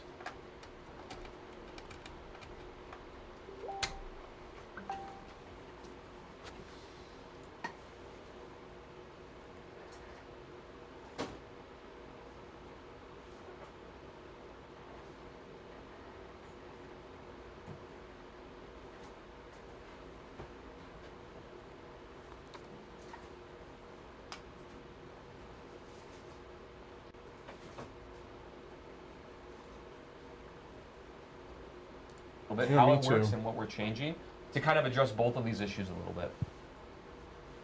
Next is that some stats can get really high. You know, we added all these crazy awesome stats, and you can juice them with masterworking and crit them and all these things.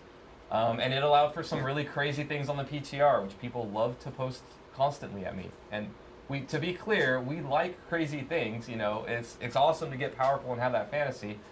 We do have to take into account things like combat clarity and computer performance to make sure that the game can still run very well for everybody. So we made some changes there to address that.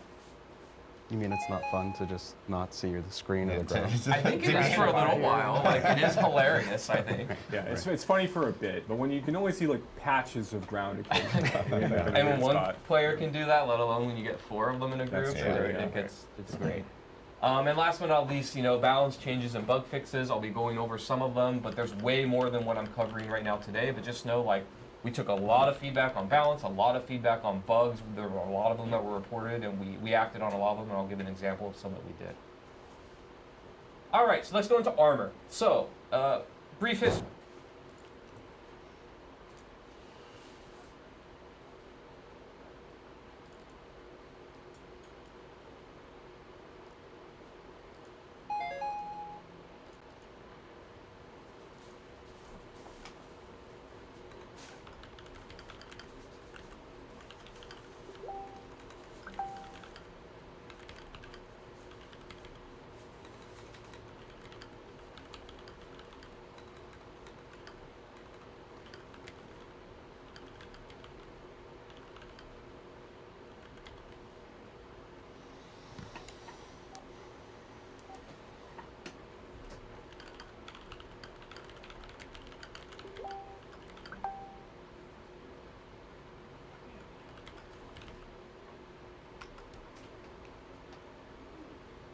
Hey, Tina.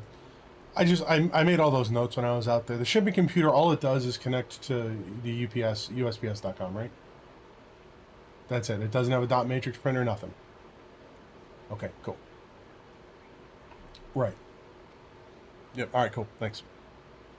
Right, bye.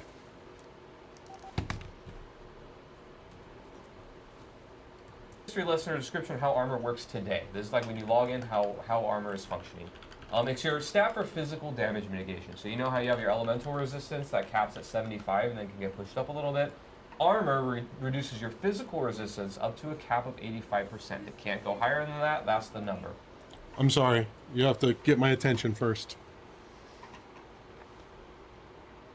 I don't know what's inside here. It's parts. This is parts. Yeah, it's a Toshiba, Mom. Yeah. How long ago did Toshiba stop making computers, Mom? I don't remember. 15 years. Toshiba hasn't made computers in 15 years. Did you start the business? I started my business in 2006, but Okay. yeah, it's been like 10 to 15 years. Ready to take the power part?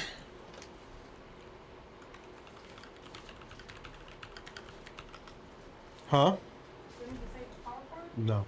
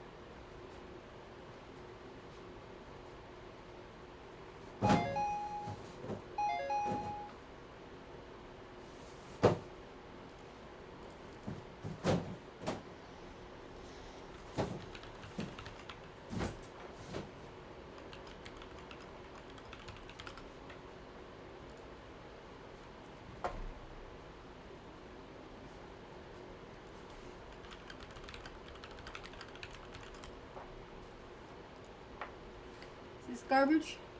Or should we keep it for somebody? Garbage. In this garbage can.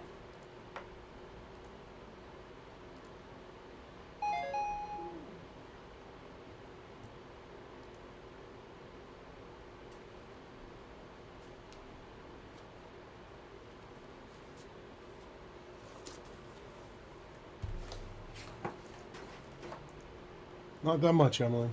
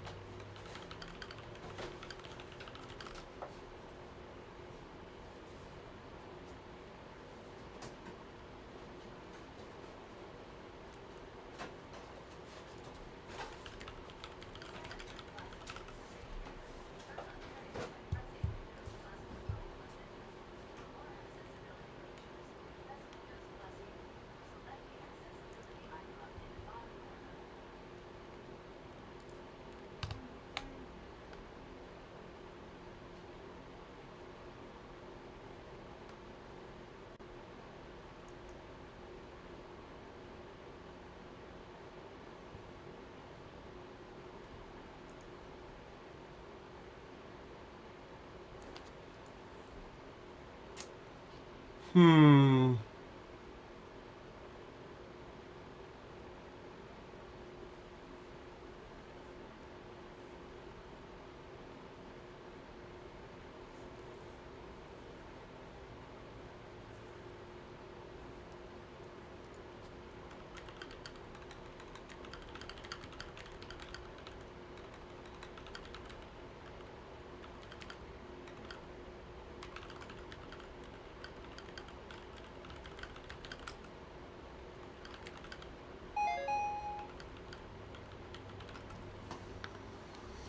Can you look, Angeline, to see if we have any 3200 DDR4? Desktop? Yeah. 'Cause apparently this guy's issue entirely CPU or memory.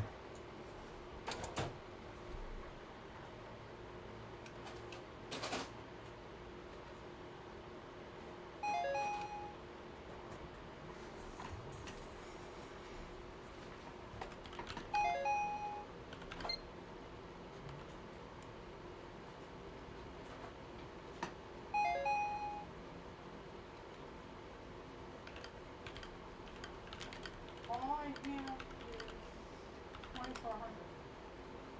PC for 2400.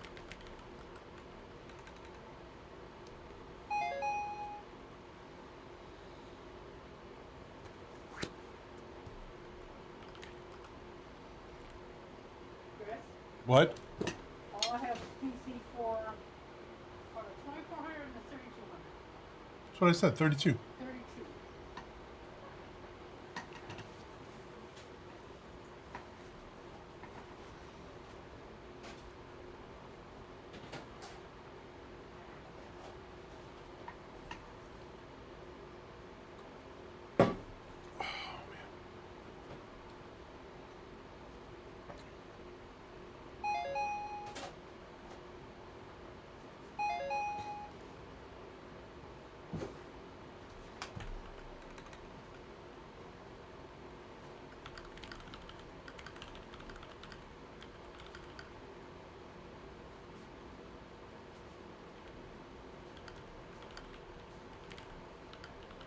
Thank you.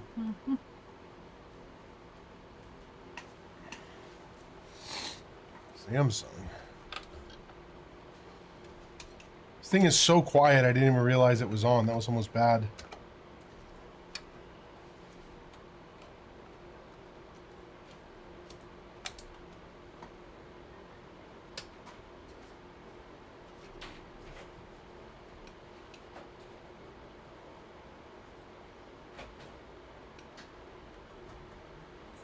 So at least now it's coming on consistently.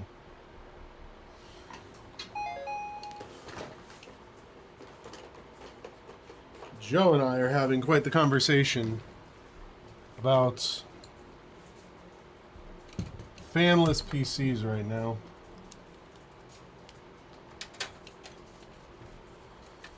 So I'm starting to think this is like, is it starting to do it again?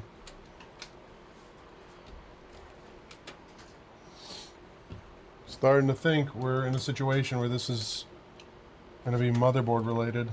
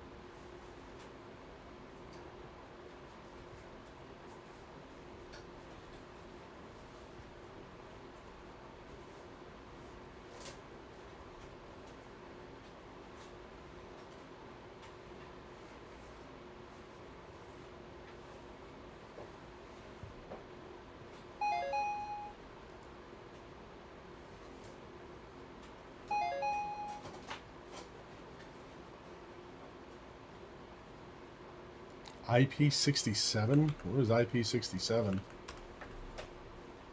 Waterproof? Let me see.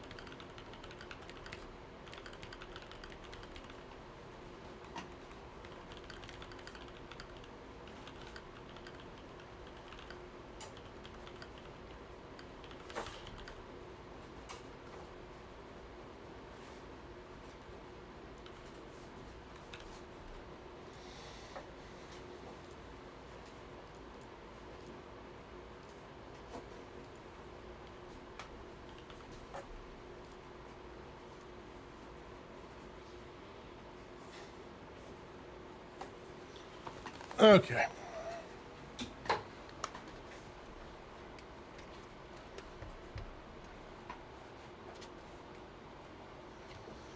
Yeah, so it's still doing it. It's either CPU or motherboard at this point. Let's see if we got a CPU. Oh, that's right. I remember this thing. Ugh.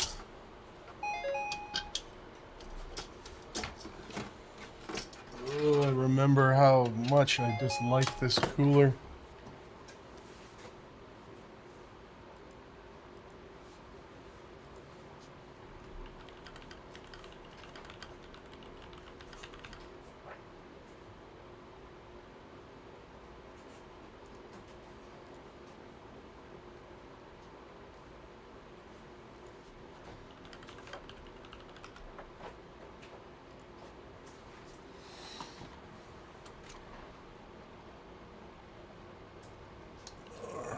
.305.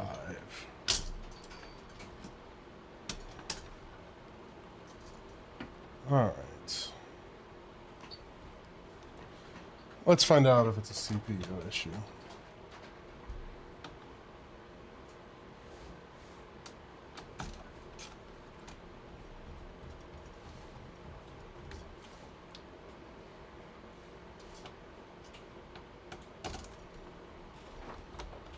Which I believe very well could be. Terrible design of this cooler. I think it's time for this guy to, like, or literally just to replace this thing. We're talking about, it's a Prime Z390. So, like, put that into, like, context. It's got some age to it.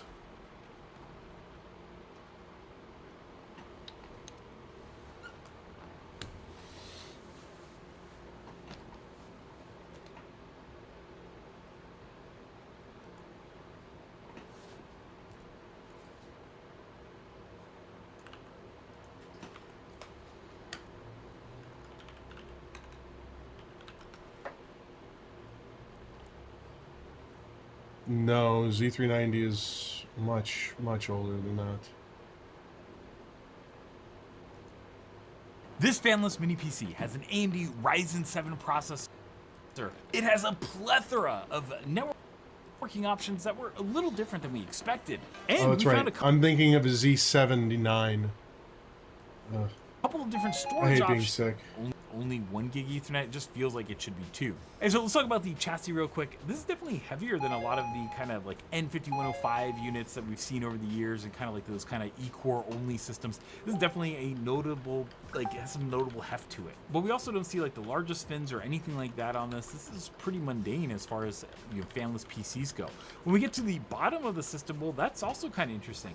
A lot of the mini PCs that we get today, like if you get like an N305, N200 system or something like that, you're probably going to see a bottom that has some mesh on it and has some ventilation for the bottom. This doesn't have it. This is kind of like an older design that we used to see on some of the router and firewall boxes.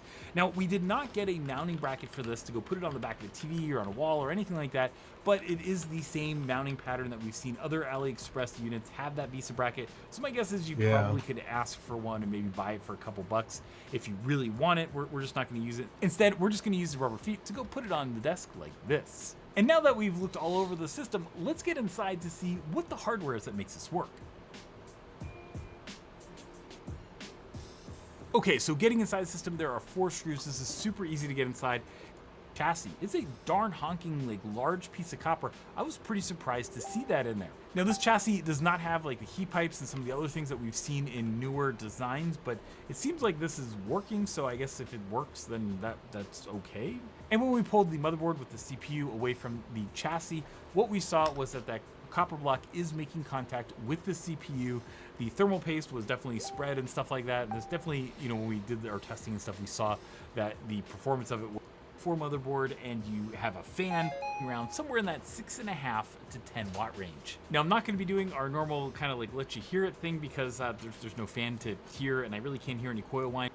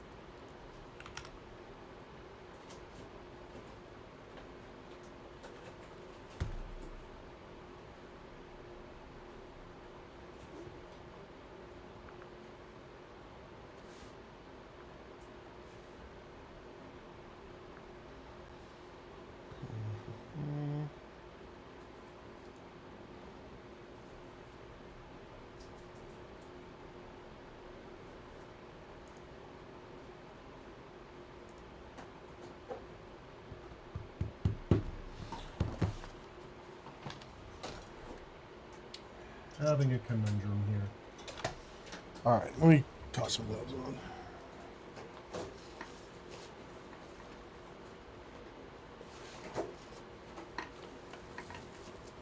Oh. Do I spend $1,000 and get a Mac and replace my laptop? Yeah. I mean, it's like, talking to Greta about it now. It's just like I need to have a Mac, like not for me to use as much. Like I'm gonna replace my laptop with it. Huh? Yeah, it's gonna be for customers. And I'm gonna use it. It'll be my meeting laptop. So.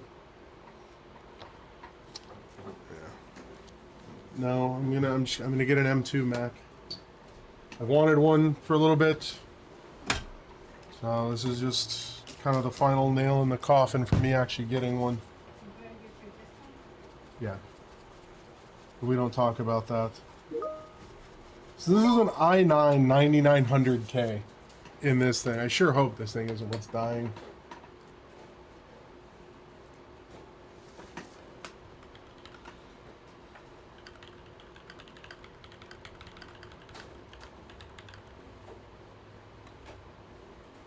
That's why I said an M2.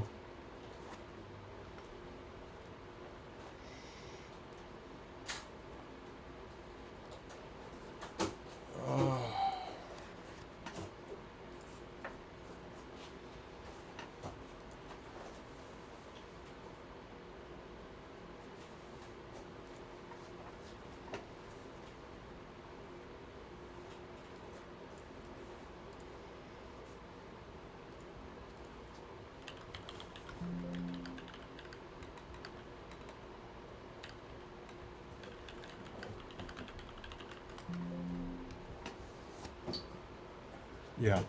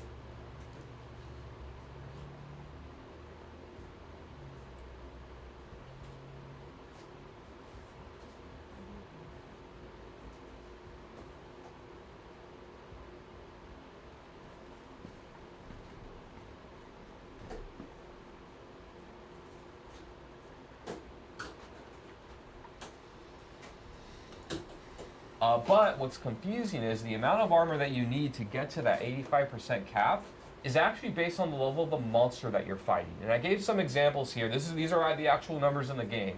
So if you have a level 50 monster, if we go forward a little bit, is that armor is now going to cap at that level 100 monster number.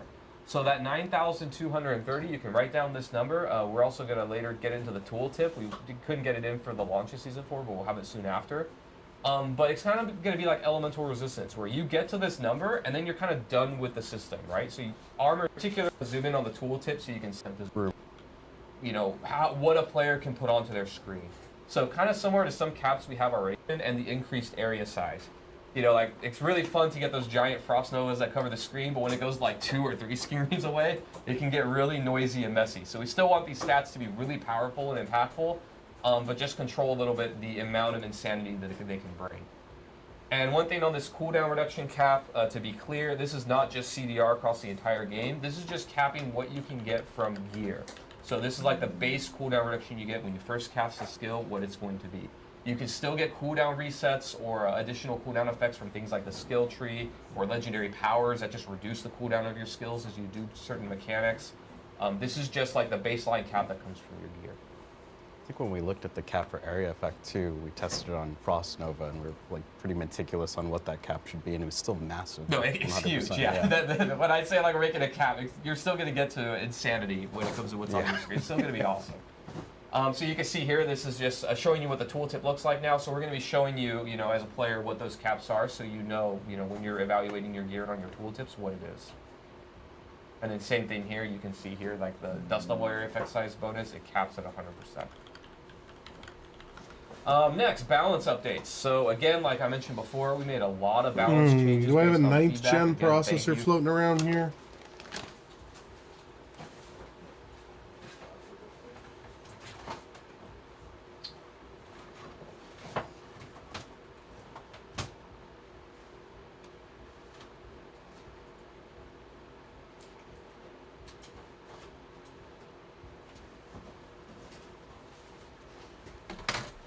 Let's see if this 10th gen one works in here. I don't think it will.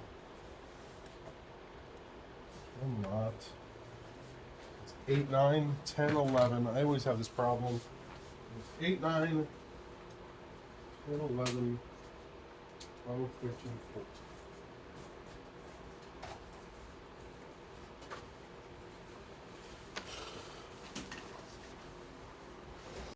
14. It's not the power supply.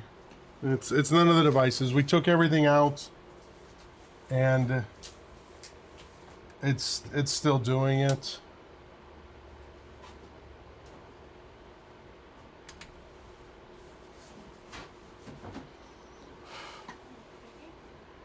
Huh?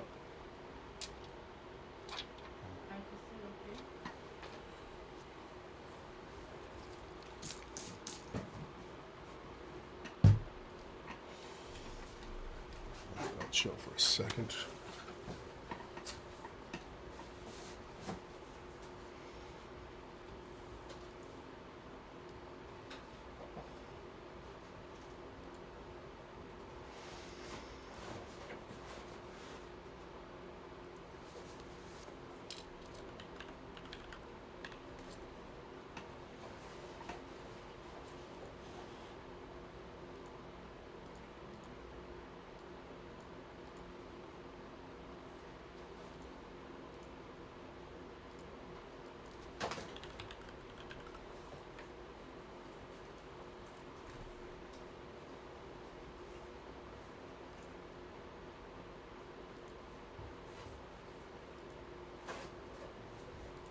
For playing and giving us all that feedback. I'm going to go over some of the things.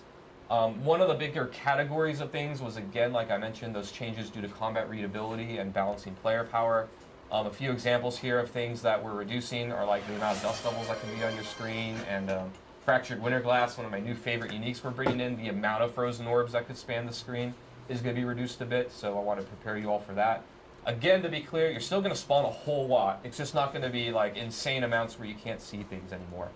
They're still going to be very powerful. I'm even going to show a video a little bit later of kind of the difference of PTR to what's going to ship in the game. Some other things, though, that we're doing, Fortify. We wanted to increase the amount of damage reduction that you get. This is just Fortify across the board, the base mechanic. That DR is going from 10 to 15%. And this was because before, when it was at 10%, we had to take into account that players could get damage reduction from a million different sources throughout the game. Now that it's more rare and more premium, we can actually make this mechanic in the game a little bit more impactful and feel like you're a tankier player for opting into this, these kinds of builds. We also made a lot of tempering affix updates. I'm not going to go into detail of them, but just know like what you saw in PTR and what's going to ship. You're going to see a lot of improvements, a lot of balance changes, even some shuffling around of the affix.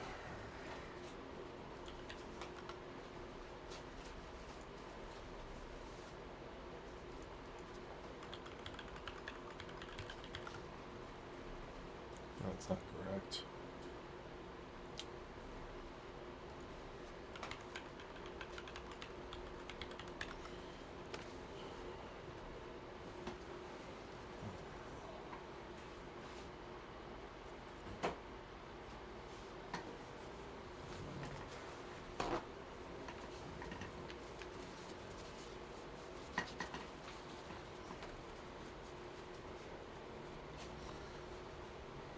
So I think this one, oh, my brain right now. I hate being in this sickness fog. It's the worst.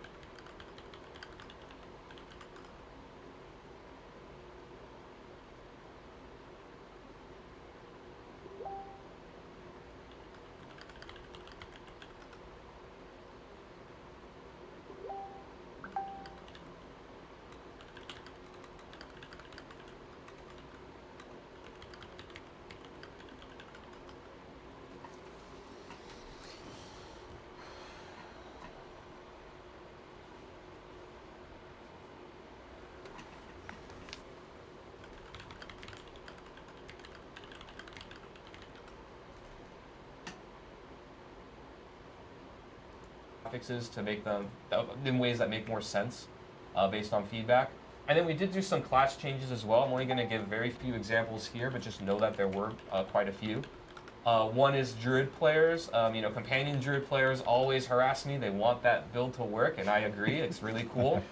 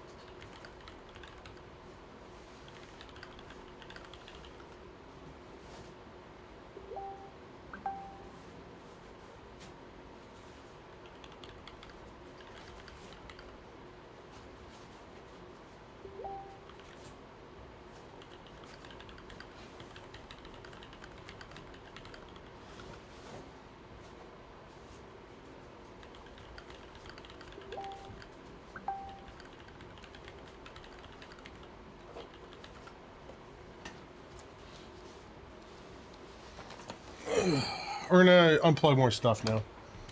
We're gonna go back down to bare metal on this, and then see if we get power cycling with nothing but this, with the CPU in there.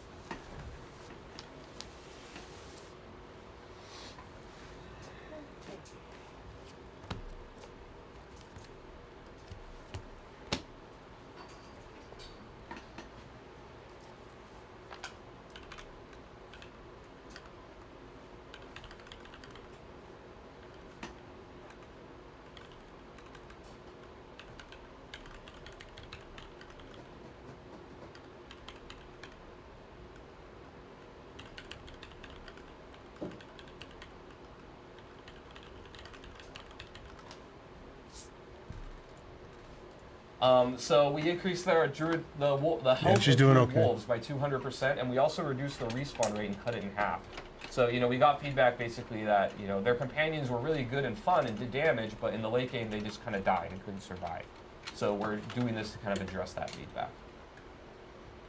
Alright, so here's Dust Devils as an example. So you can see on the left, this is just one barbarian by themselves, the amount of Dust Devils that they could produce, right?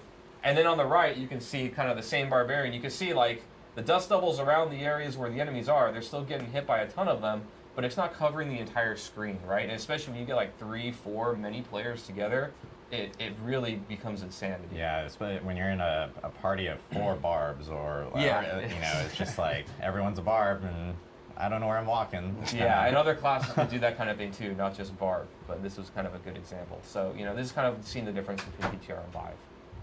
And next we have another class change, so Scoundrel's Kiss. This is another one of our new uniques that rogue players gave us a lot of feedback on. So a quick summary of how this new unique works is it kind of changes your rapid fire skill from shooting straight and hitting a single enemy into kind of a mortar skill where you shoot up into the air and then your arrows fall on the ground and explode. It's really, really cool, but one of the pieces of feedback we got was that when you launched the arrows, they would kind of go in a line and they wouldn't all hit the same enemy anymore. So if you were trying to do single target damage, it could actually be a nerf unless you like walked right up to the enemies and shotgunned them.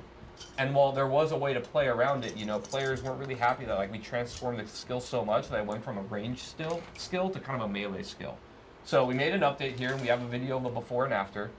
But basically, you can see on the PTR on the left here how, you know, it goes in a big line and then the player has to run right next to the target dummy to do the full damage to it. And on the right now, you'll see basically you target where those arrows are going to drop and they just all go to that area. So you can hit a single enemy, but you'll also hit all the enemies around it because the arrows explode. So it should be a lot more usable compared to before. Can Scoundrel's Kiss ricochet with my rapid fire? I'm pretty sure, yes, it can. So it Okay. does all the things and inherits all the things that your rapid fire does. That's so very cool. It's But gonna be pretty can cool. it double projectile? I'm pretty sure it can, just like everything else. Yes. Yes. Yes. Spam everywhere. Yes. We love spam. And last but not least, bug fixes. Like I mentioned before, there were a whole lot of bug fixes reported to us. Thank you all for getting them. We addressed pretty much every single one that was reported. I'm giving some examples here, but again, we got a lot more than what I'm showing on the screen. One was Druid's Hurricane was incorrectly scaling damage basically infinitely, so we fixed that. Ebon Piercer, the extra missiles from our new unique, they incorrectly had a 100% lucky hit chance, which is proccing a lot of crazy stuff. And then Flame Weaver, another one of the new things we introduced to the game. It's basically an effect where you can put a firewall on the ground and then you shoot firebolts through it and it'll split the firebolts. Really cool fantasy. But what happened in the PTR was you could stack a bunch of firewalls right on top of each other and they would split the firebolts multiplicatively and add more and more, way more than intended. So you could fire a ridiculous number of firebolts which were crashing servers and things. So it wasn't great. But now we fixed that so it'll work properly. And again, you know, we're still discovering and working on other fixes. There were a lot more that went in. If you reported it, it was very likely fixed. So basically, the build will be in a much better, stable state once we launch. And that's really due to all your feedback, so thanks again. And yeah, Awesome. that's my section. A lot of changes coming to classes. Class balance feedback we got from PTR was really, really great. You know, we were able to make so many different changes there. Of course, some of the biggest ones like the readability stuff that we probably saw. Seeing the initial videos of like the Dust Devils everywhere was crazy. Also being in a party with like I was playing PTR and being in a party with like two barbs and like another like necromancer. I was like, oh okay, like what's going on right now? Yeah, PTR is, you know, one of those things you get to see things in development state. I will say these kinds of things are actually pretty common when we're developing anything. Is being able to create these crazy situations, and we have to fix it for the game before it goes live. So, you know, that's kind of the advantage of PTR is players can find these things. You know, exactly. There's a lot more manpower being put into it. PTR was super great for us to have. That's fine for now. Thanks again to the community for the feedback on all the class balance changes, and thanks Adam for walking us through that. Yeah. The next thing we do want to talk about is with Derek over here. Derek is actually going to talk a little bit about, of course, all the immense Helltide changes. Probably one of the most popular features and changes that we've introduced in Season 4 with PTR and people being able to experience it. Of course, we got feedback based off of players jumping into Helltide, and we do want to go through all that with Derek. And then we also want to talk a little bit about the season itself with Derek. So it's either motherboard or CPU. Yeah, there's nothing else plugged in. Yeah, so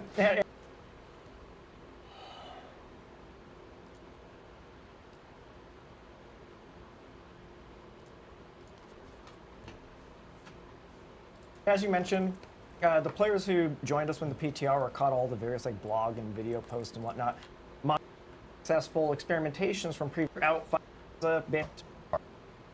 so we noticed with the because the drop rate, like if I have you no, save but 50 there's nothing cinders plugged and into you it. kinda It's just not keep going to on any your sort of merry way like in the hub or tides. anything. So that's one of the kind of like efficiency smoothing outs that we've done. The next one is also just we're dumping a whole bunch of monsters on you, and it's always a feel bad moment when you get knocked out of an interaction. You're trying just to open up the tortured gift and head out. So we reduced the channel time to open tortured gifts from 3 seconds to 1.5 seconds, I believe, for season 4 launch proper. Nice.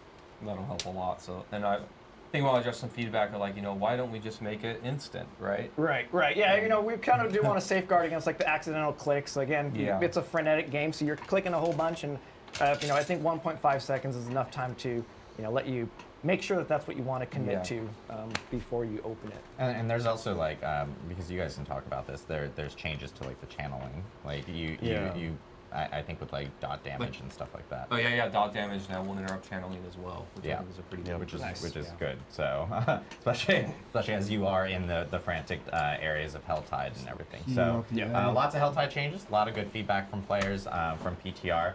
Derek, thanks for walking through on that, but you're not done yet. But wait, there's more. There's more. As you guys know, like there is, this is season 4, Loot Reborn, and part of Helltide includes the Iron Wolves, and some people have figured that out even before our blog on Tuesday, but we did want to talk a little bit about season 4 and the Iron Wolves' participation in that, along with some cool things that are specific to seasonal characters for season 4 as well. Yeah. So again, as mentioned, the players who joined us in the PTR, or again caught all the various blog posts, will notice that the Iron Wolves are now a permanent part of the Helltides. They're fighting and dying alongside the players now, and they're here to stay. However, for our seasonal players, we have the Call of the Wolves seasonal activity, where players will get to spend a bit more time with the Iron Wolves and go on a bit of a journey with them to try and uncover the potential root cause behind these rising tides and uncover this mysterious phenomenon that's threatening to corrupt and consume the Iron Wolves from within. In addition to that, again, the Iron Wolves are in the Helltides with you. As players are fighting and dying alongside the Iron Wolves in the Helltides, you're also going to be earning your way through the Wolves Honor reputation system. And this is seeing you progress your way through a collection of just super juiced rewards that are specifically tuned to overpower your leveling journey from level 1 to 100 and beyond. The main pillar for this reputation track was really pushing the player's powers forward. The player's power forward, and giving them early access to gear with the juice stats, legendaries, materials, boss materials, and even a resplendent spark as like a cherry on top at the end. We love the juice. We do love that. But in the spirit of wait, there's more. Those are all like the gameplay related things. But we also have a couple of really cool cosmetics that you earn through the collective Call of the Wolf seasonal activity. So this is the Iron Wolf Mount Trophy, the little Iron Wolf banner, and a little bit fast, but so the Iron Wolf Mount Trophy. We're doing it live here. That's earned from completing the there it is. You can get both of them. That's earned through completing the reputation track, and the Blood Maiden head is earned by completing the associated Call of the Wolf quest line. Awesome. Yeah, those look really great. And of course, as you mentioned, Resplendent Sparks. There's I'm also not getting anything video-wise out of this.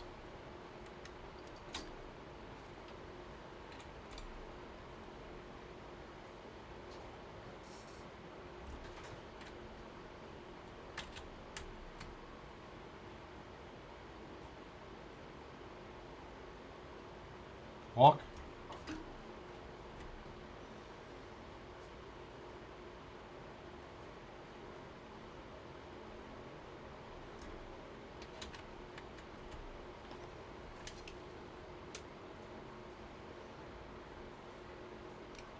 Yeah, it'll be fine, Emily.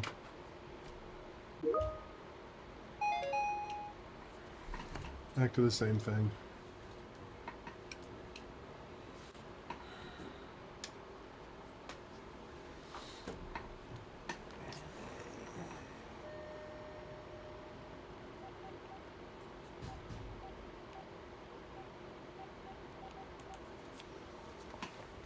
I'm leaning more towards motherboard on this.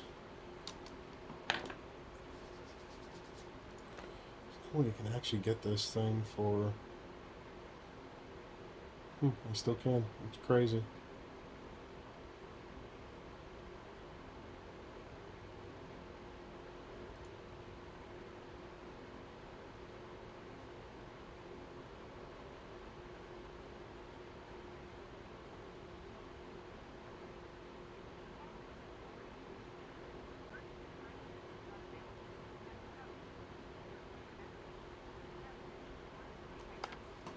Hey, this is Chris over at the computer shop. If you could, just give me a call back, 941-567-4017.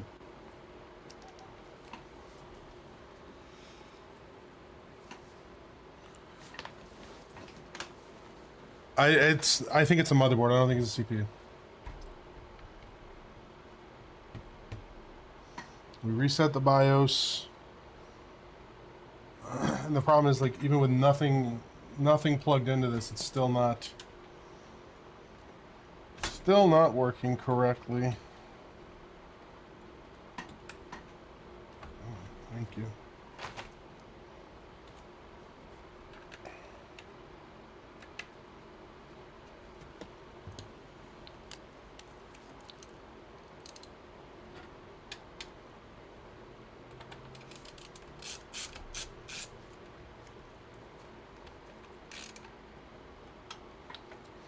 Yep, nothing. The problem is this computer was working fine, and then, like, it wasn't. And when the guy brought it in, I couldn't replicate the problem that he was having. So now I'm actively having a different problem than when he brought it in for originally. So yeah. So it's stopped working.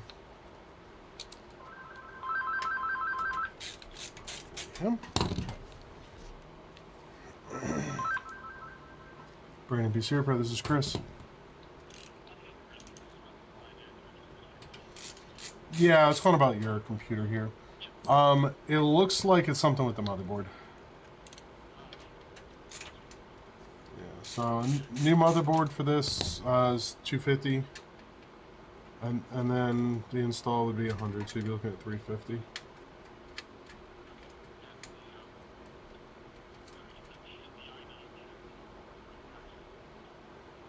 Yeah.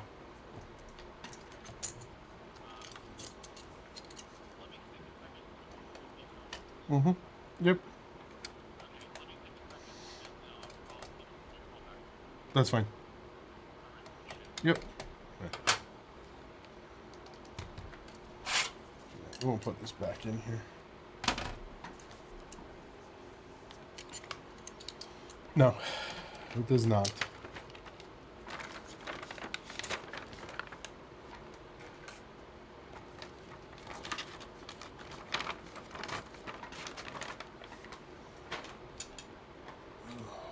So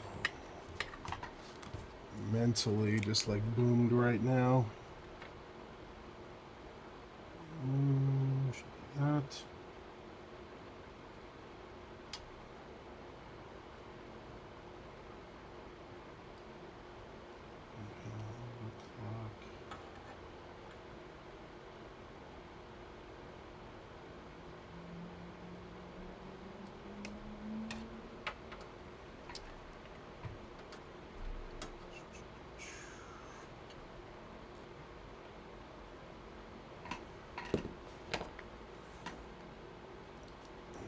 Low on battery here. What's going on, 101 United?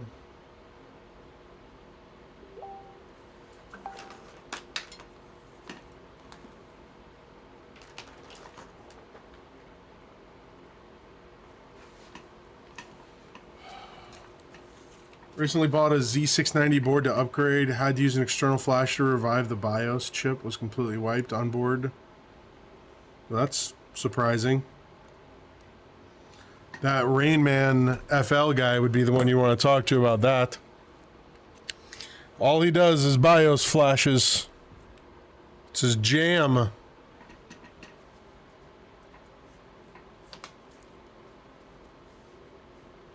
And then I know there's one other item that I know we wanted to talk about with this season specific, because it is specific for season 4. And yeah.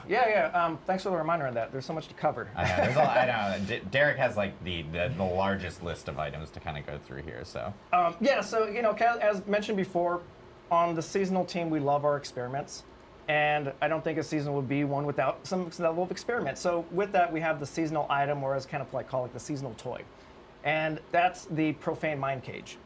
Yeah, so there it is. So the Profane Mind Cage is pretty cool in the sense that it's a guaranteed drop from the Hellborn, and when you consume it, I kind of like to imagine you just like eating this demon brain. Yeah.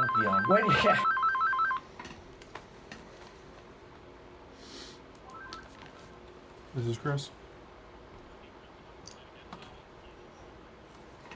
All right, I'll go ahead and get the motherboard ordered. It's not a refurb, it's a brand new one. That's why it's a little bit pricey. But, yeah. So it's just it'll be here sometime next week. Alrighty. Yep. All right. Bye.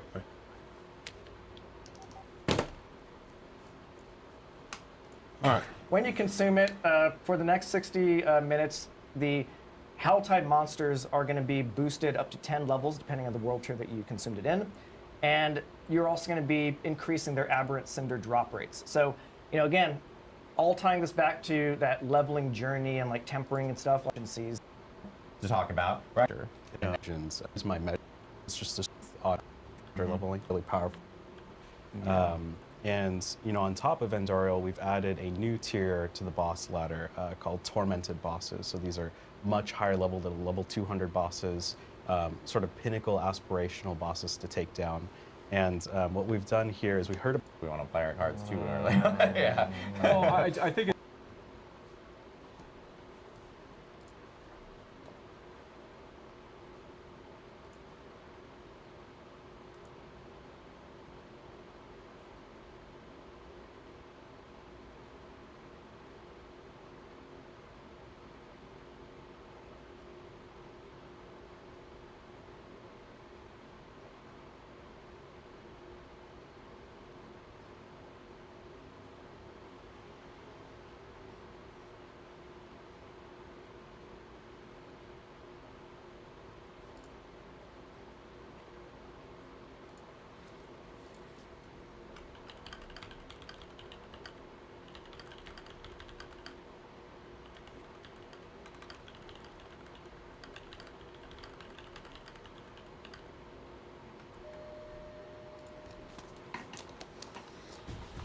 All right, Emily. You have a good one. Talk to you tomorrow.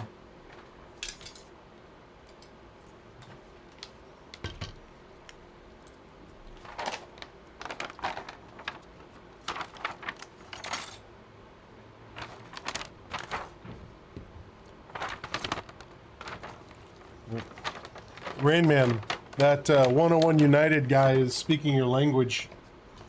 Here you go, Angeline. Huh? No. Not the problem.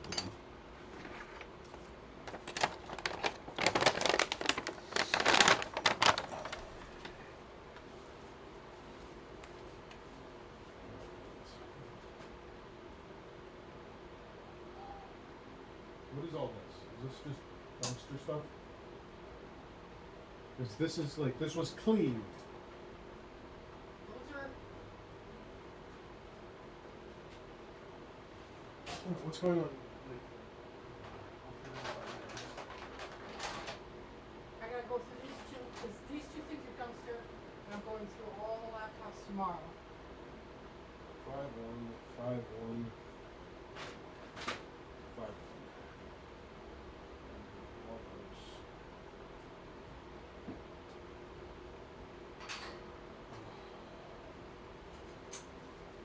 I have to have a cleanup day here. Well, it's not working on all this stuff here. Got your boxes all filled up. I just got this little section here. I haven't put the towel over the screen. You don't have a cord for this, can I still do anything with it?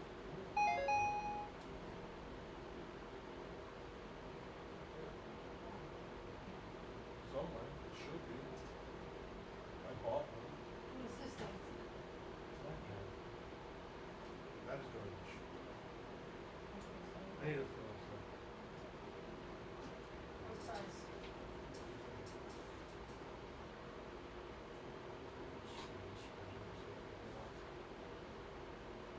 There's nothing in here, is there?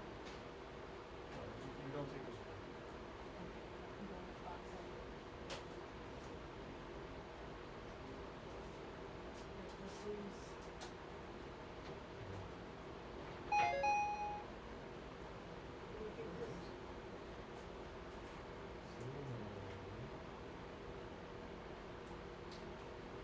Look at this. Oh, okay.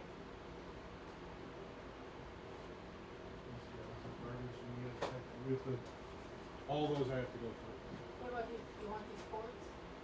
No. No?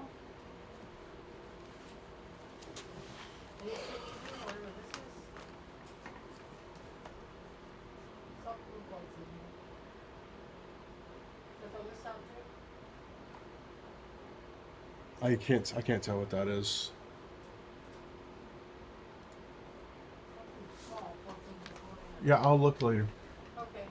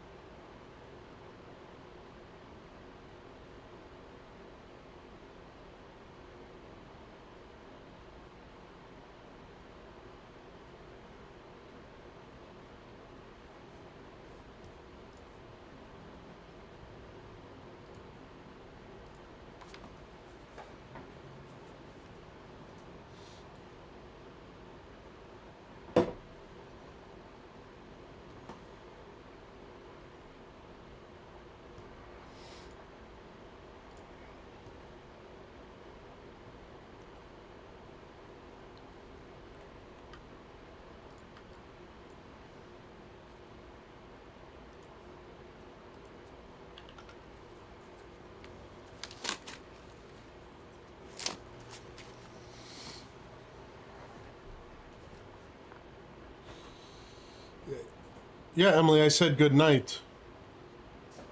I did say good night back. I said have a nice night.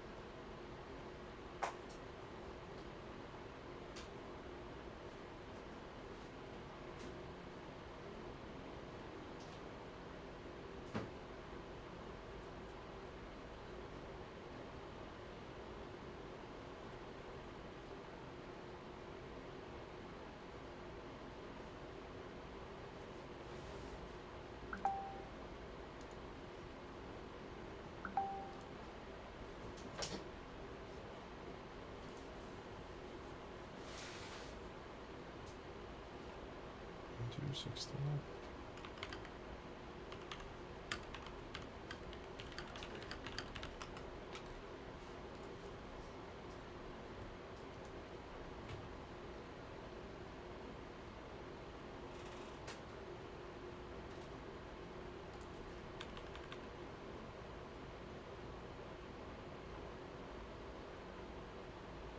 This Dell, she gave us a Windows 8. Excuse me? This Dell was donated as a Windows 8. I don't know. It says it is. Okay. What's the processor on it? Does it say what it is on there? No, I'll have to plug it in. Okay. Yeah, I see it says right here.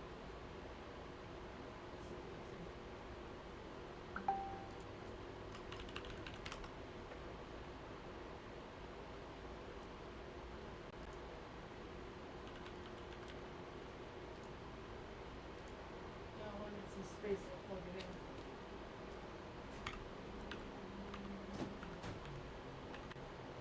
That's right, this, tray, correct? Huh? Yes.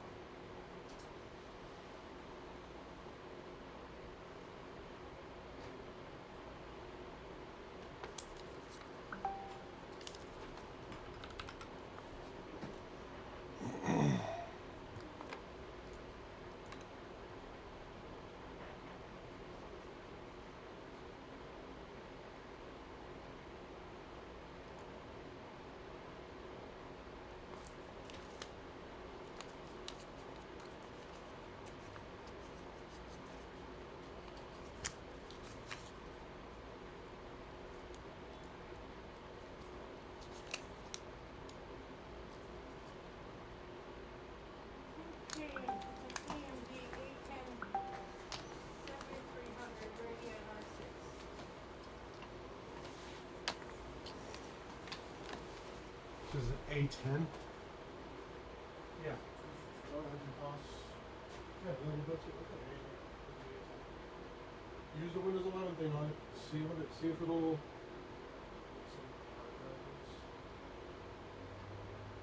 See if it'll. See if we can get. Yeah. Use like. I have first, You have to remember one. Look at this. Yeah, or drawer.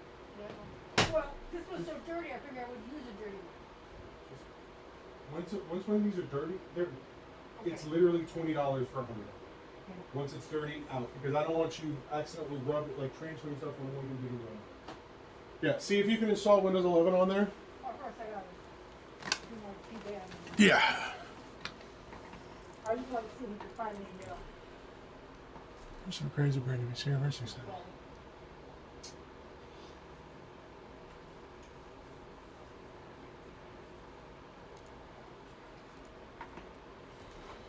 Yep, that looks good.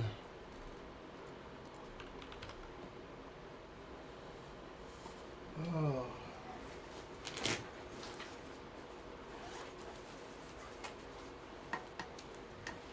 All right. All right, getting rid of this guy. Had it for 2 years. Served me well. Have to do a D-band, make sure there's nothing on there. Like, it's hard to tell, but this thing looks... It looks pink.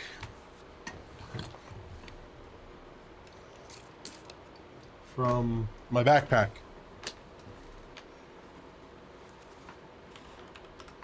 Which is red inside. I don't think there's a way to undo that.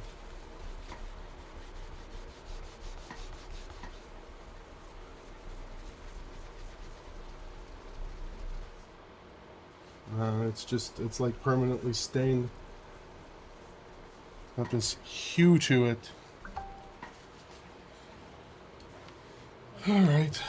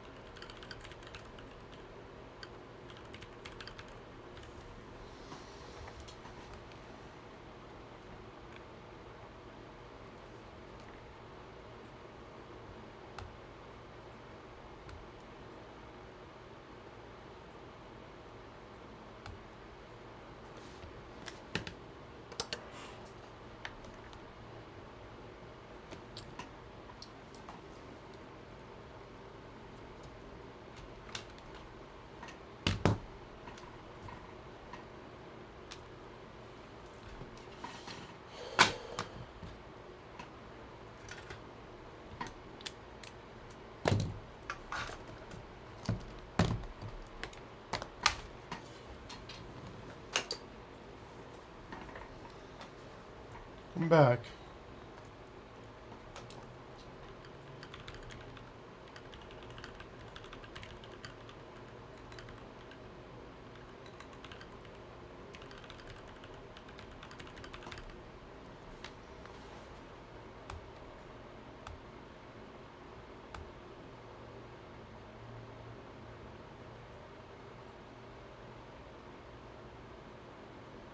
Wait. Ugh. Hold on.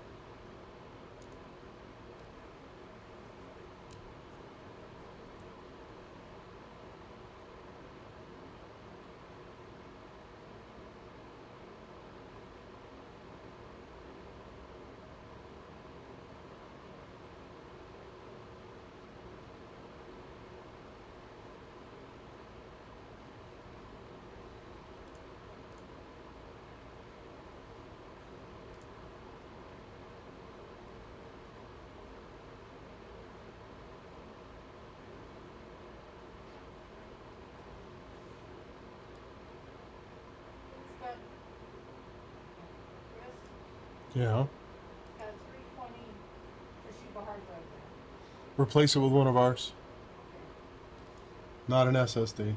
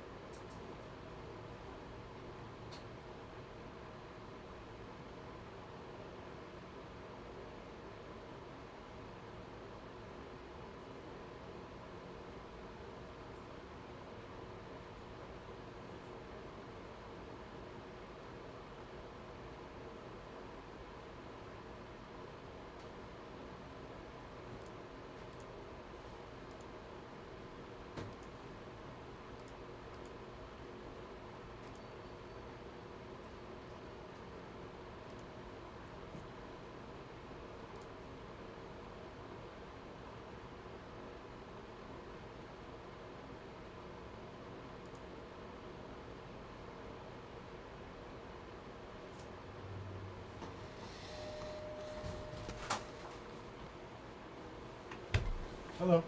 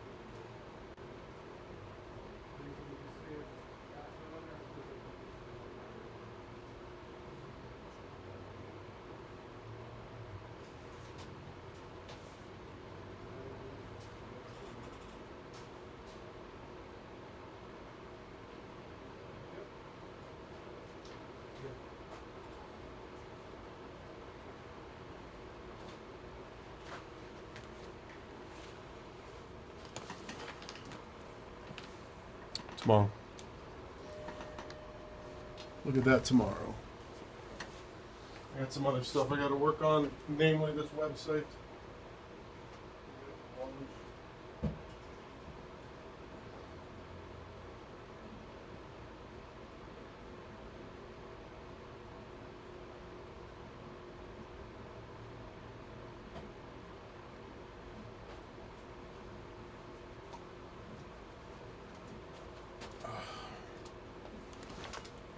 I'm done with PCs for the day. I only got an hour.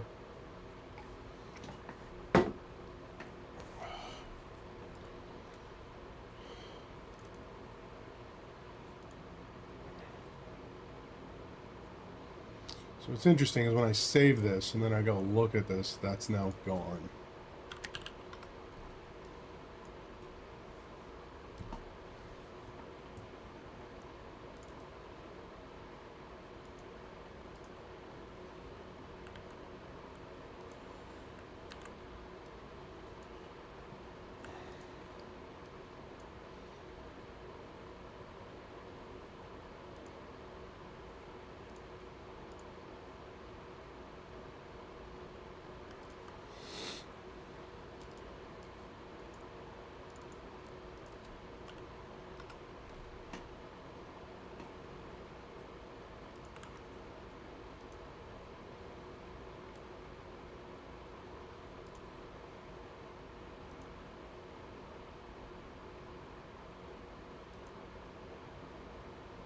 Yes, that's working, kinda.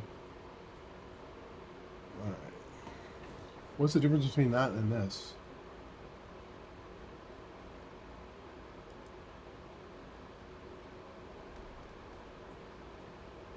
They put a blue bar at the top, that's the difference?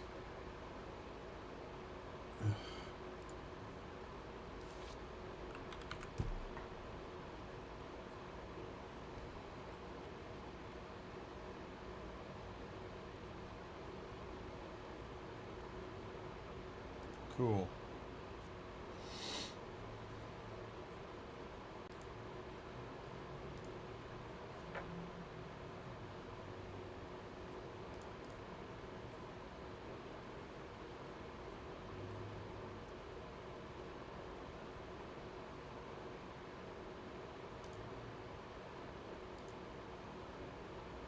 If I want both.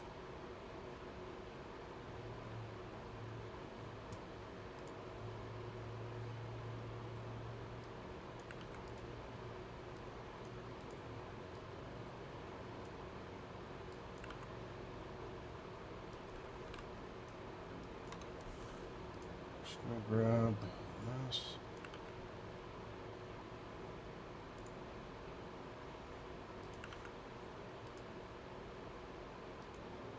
See how that looks. All right, Mom. We just got a redemption.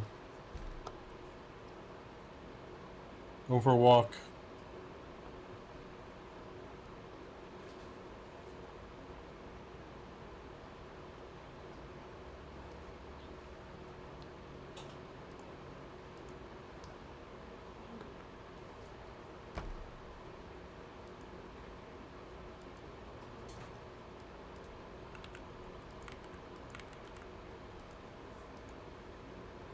Why can't I do my own thing?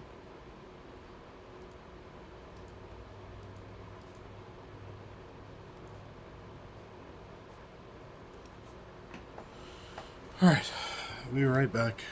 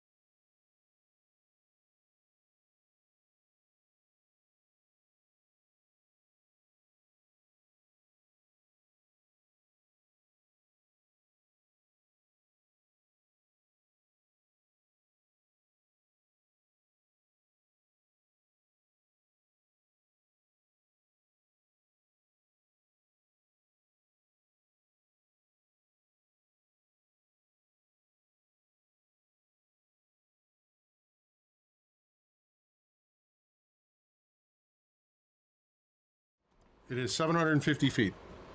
So if you do that twice a day, that's a quarter mile. If you do it 3 times a day, like so on and so forth.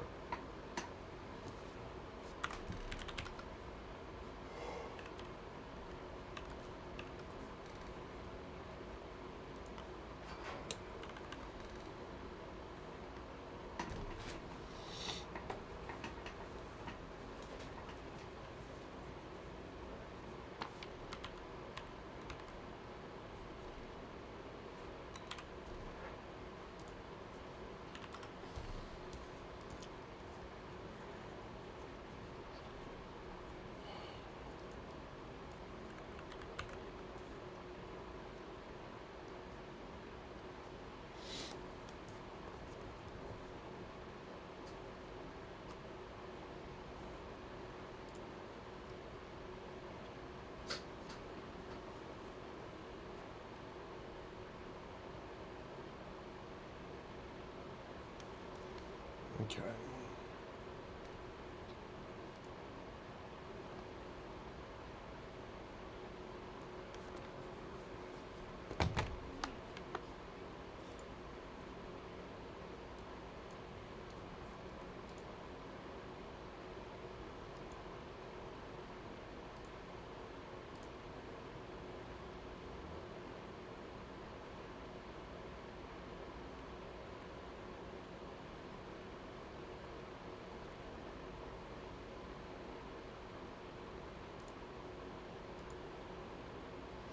I'd like to make this smaller.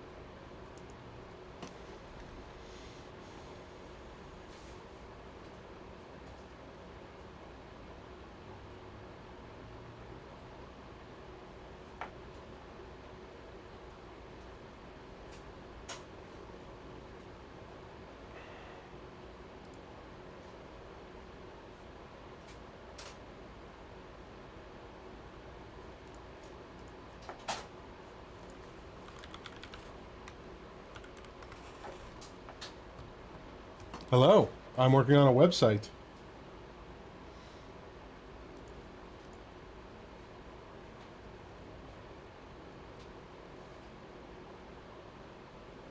How are you today?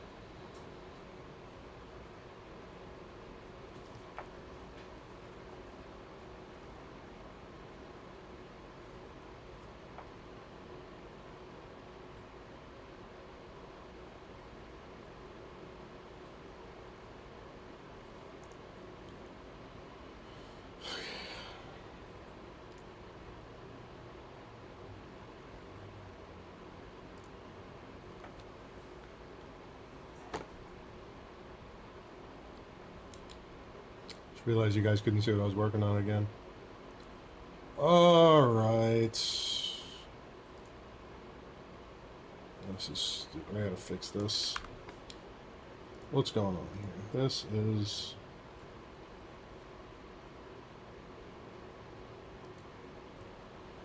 So why?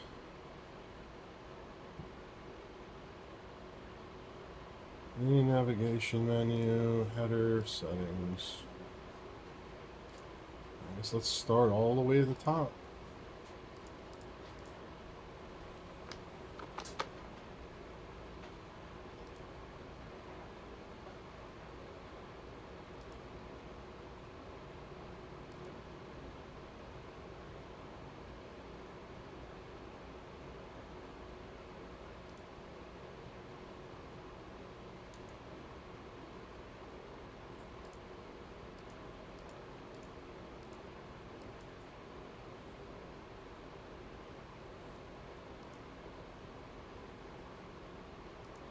Why can't I add more stuff to this?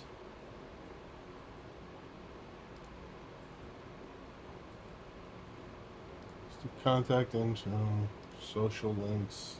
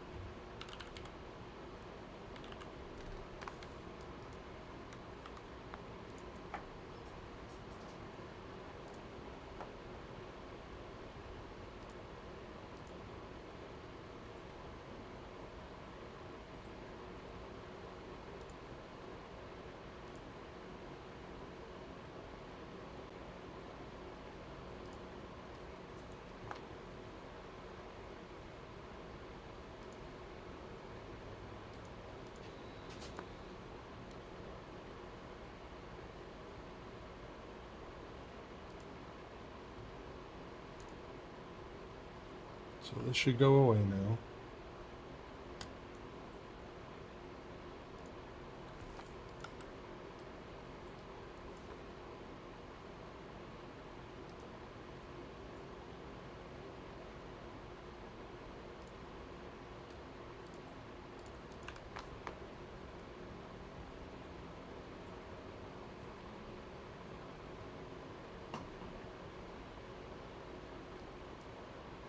Alright, cool. So that is actively working correctly. Alright, so go back to here, and go to this. Let's edit this.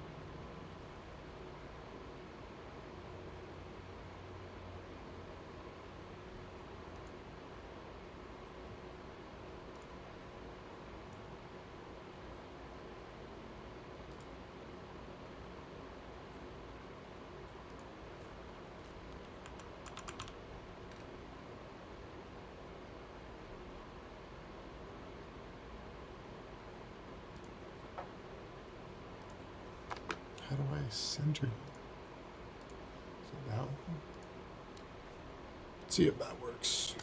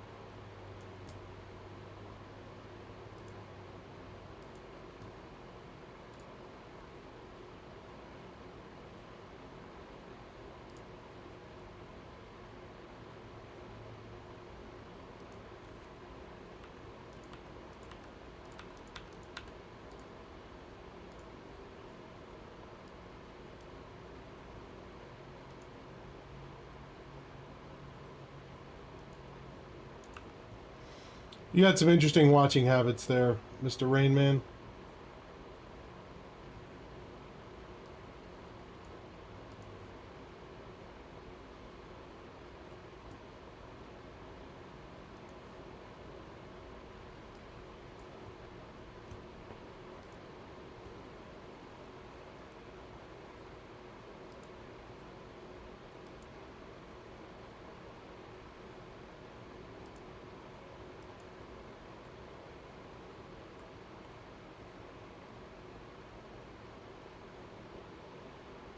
Why do I have a margin bottom on this?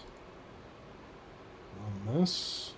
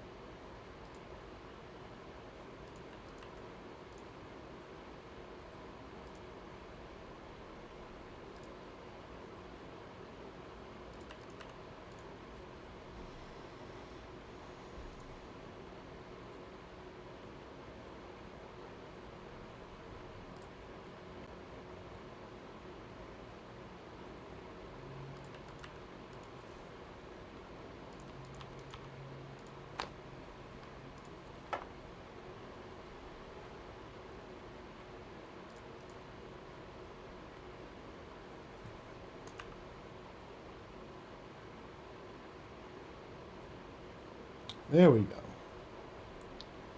So, now I need to figure out how to center this content. We're starting to get there for what I'm looking for.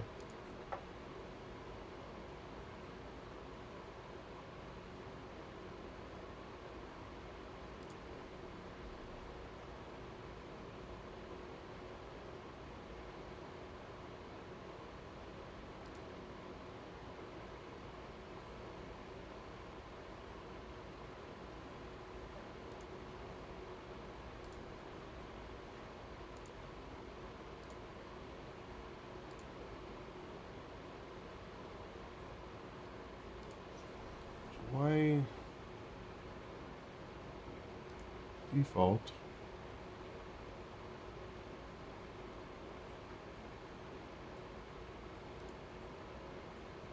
There we go. Pro.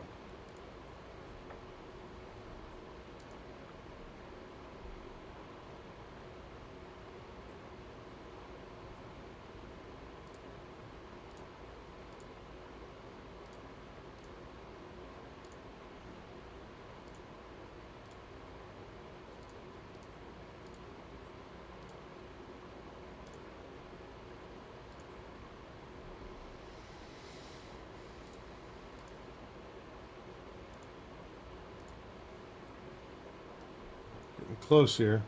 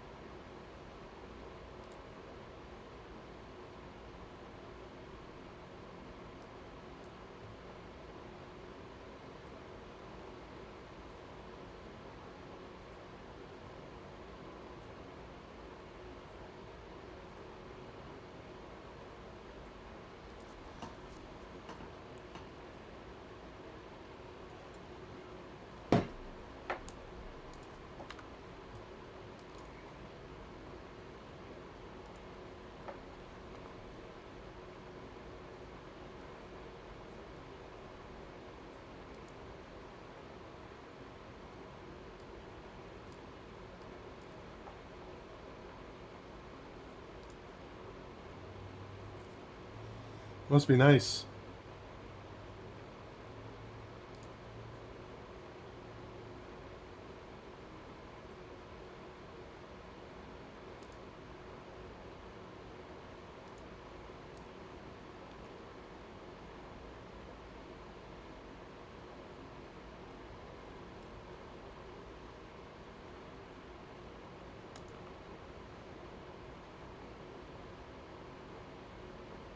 Yeah.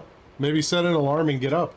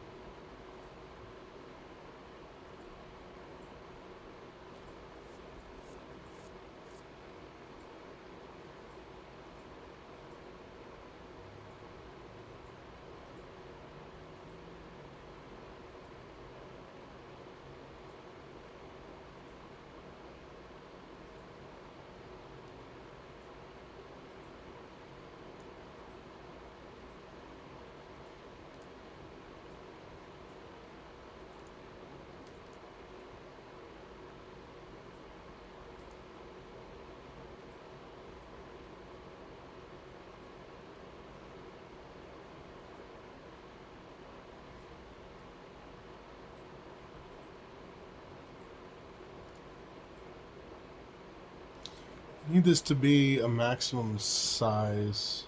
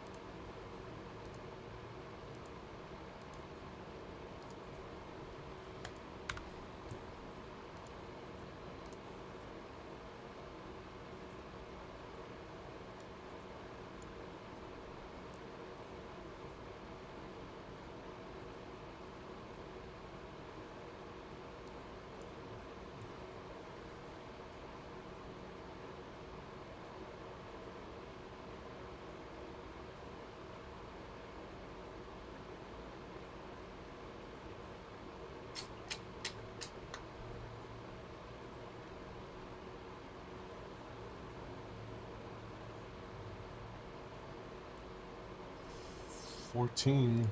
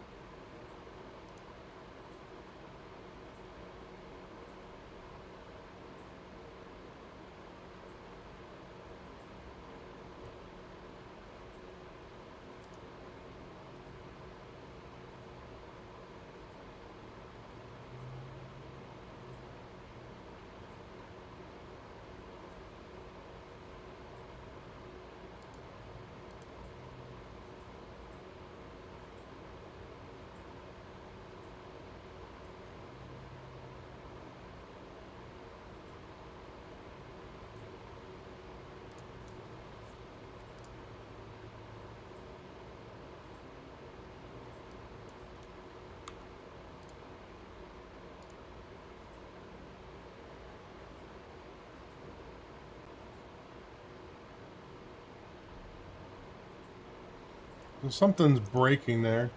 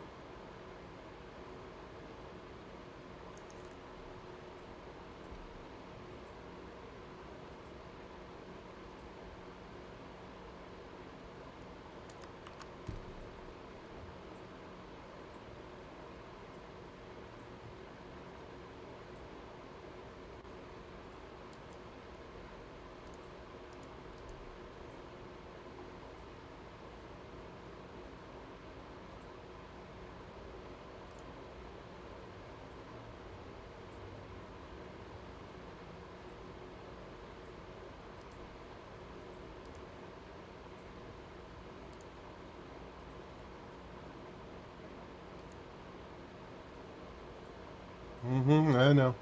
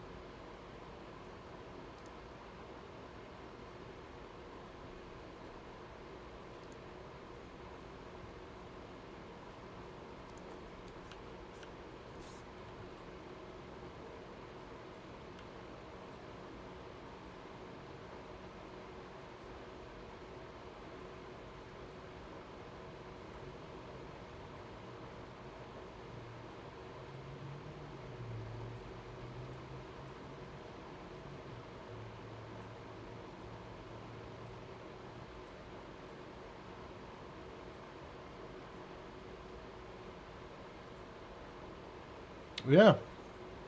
If I used Firefox more often, sure.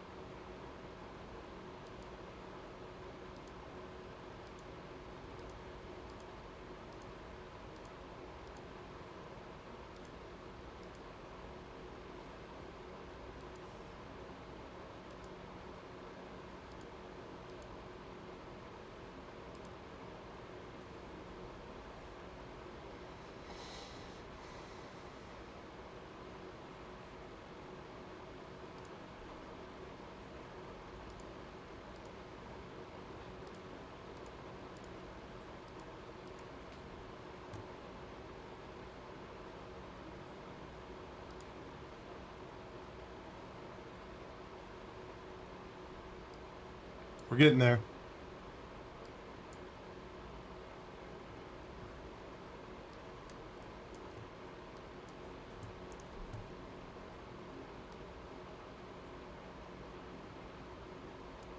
we're gonna have to make some changes here, but we are actively getting there. All right, I will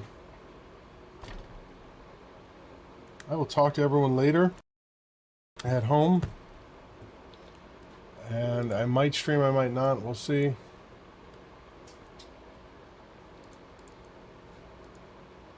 Time will tell. All right, see you guys.